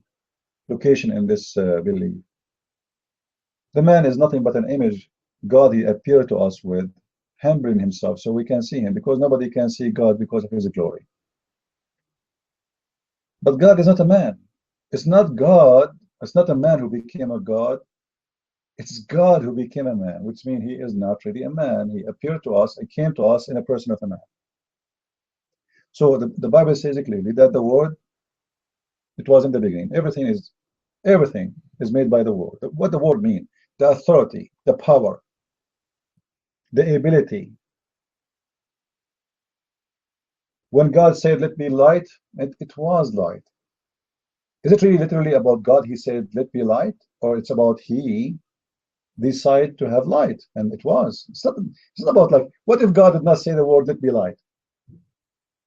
So what the Bible describes for us is in a very simple method how God he created everything, but doesn't mean really that God he said, let me light. No, you do not need to say it. What the Bible is describing for you is the will of God. And otherwise, it's going to be very strange that God he need to say, let me light, as if he's talking to himself. Like, who's there anyway? You know what I mean, guys? Do you understand what I'm saying? He's not saying a word, let me light, and it was light.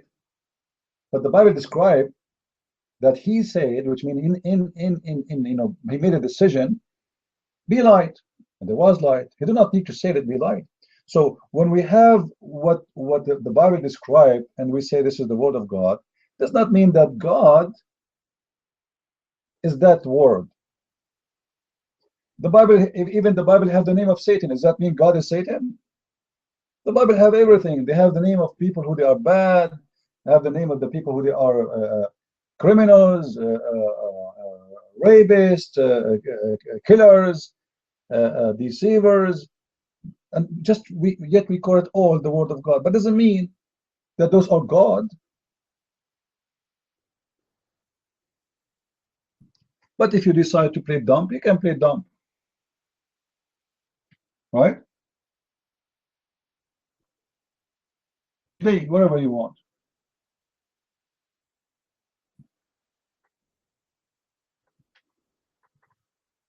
And this is what the Muslims usually they do.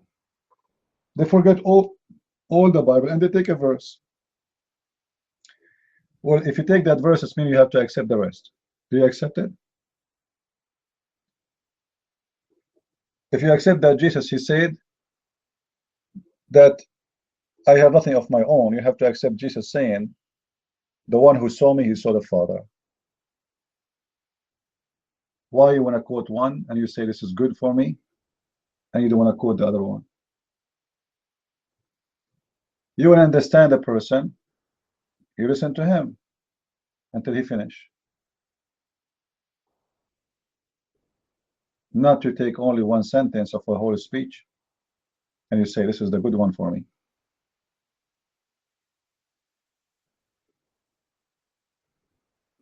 Good night, Meta Harry. Thank you, my sister. Do we have an Abdul here?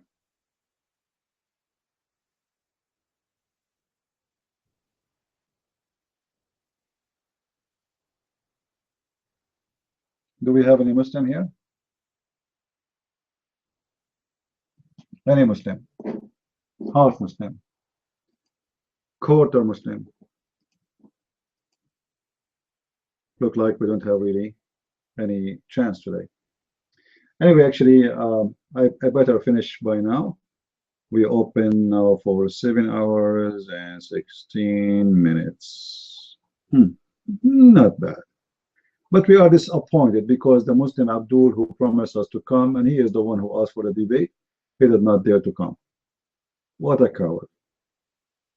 However, a glory to him. We are always victorious. By him we win, and for him we win. Even when we lose, this is how I see it. Even when we lose, we win. How we lose? How we can Christian lose? Do you know how we can lose? When a Muslim, he said to us that Christ is not God. He think he is making us lose, but the fact this is a win. Because why we are talking about Christ if he is qualified to be God or not, unless he is qualified? Why we need to debate about it? Why we don't debate about Muhammad even being qualified to be anything? For Jesus is so good. You know what I mean? He's so good to the point he's God. Maybe he's not. Maybe he is. But this is because he's so good. This is how amazing he is. It's not because, you know, like, there's no way. So what the Muslim try to come with is, Jesus eat food. Is that will make you not qualified to be God because you ate food? The qualification is about what you can do, about your ethic about your moral, about your wisdom, about your ability, about your miraculous ability. Who cares if he eat food or not? Where he go, he will go, Allah, he don't eat food, but he could not make any miracle to Muhammad. Idols don't eat food. Stones don't eat food. So, even angels don't eat food. Does that will make them God?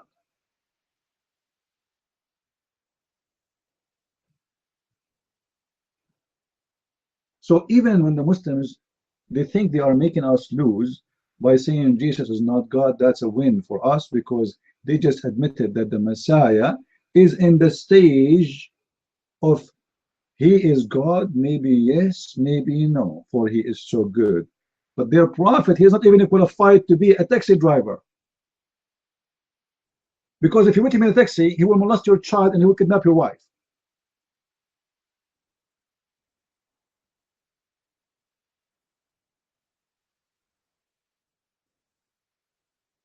So we never lose, my friend.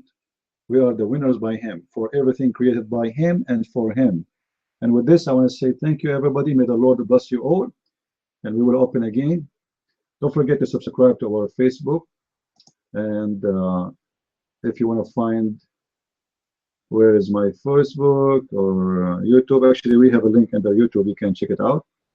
You will find my Facebook and my Twitter.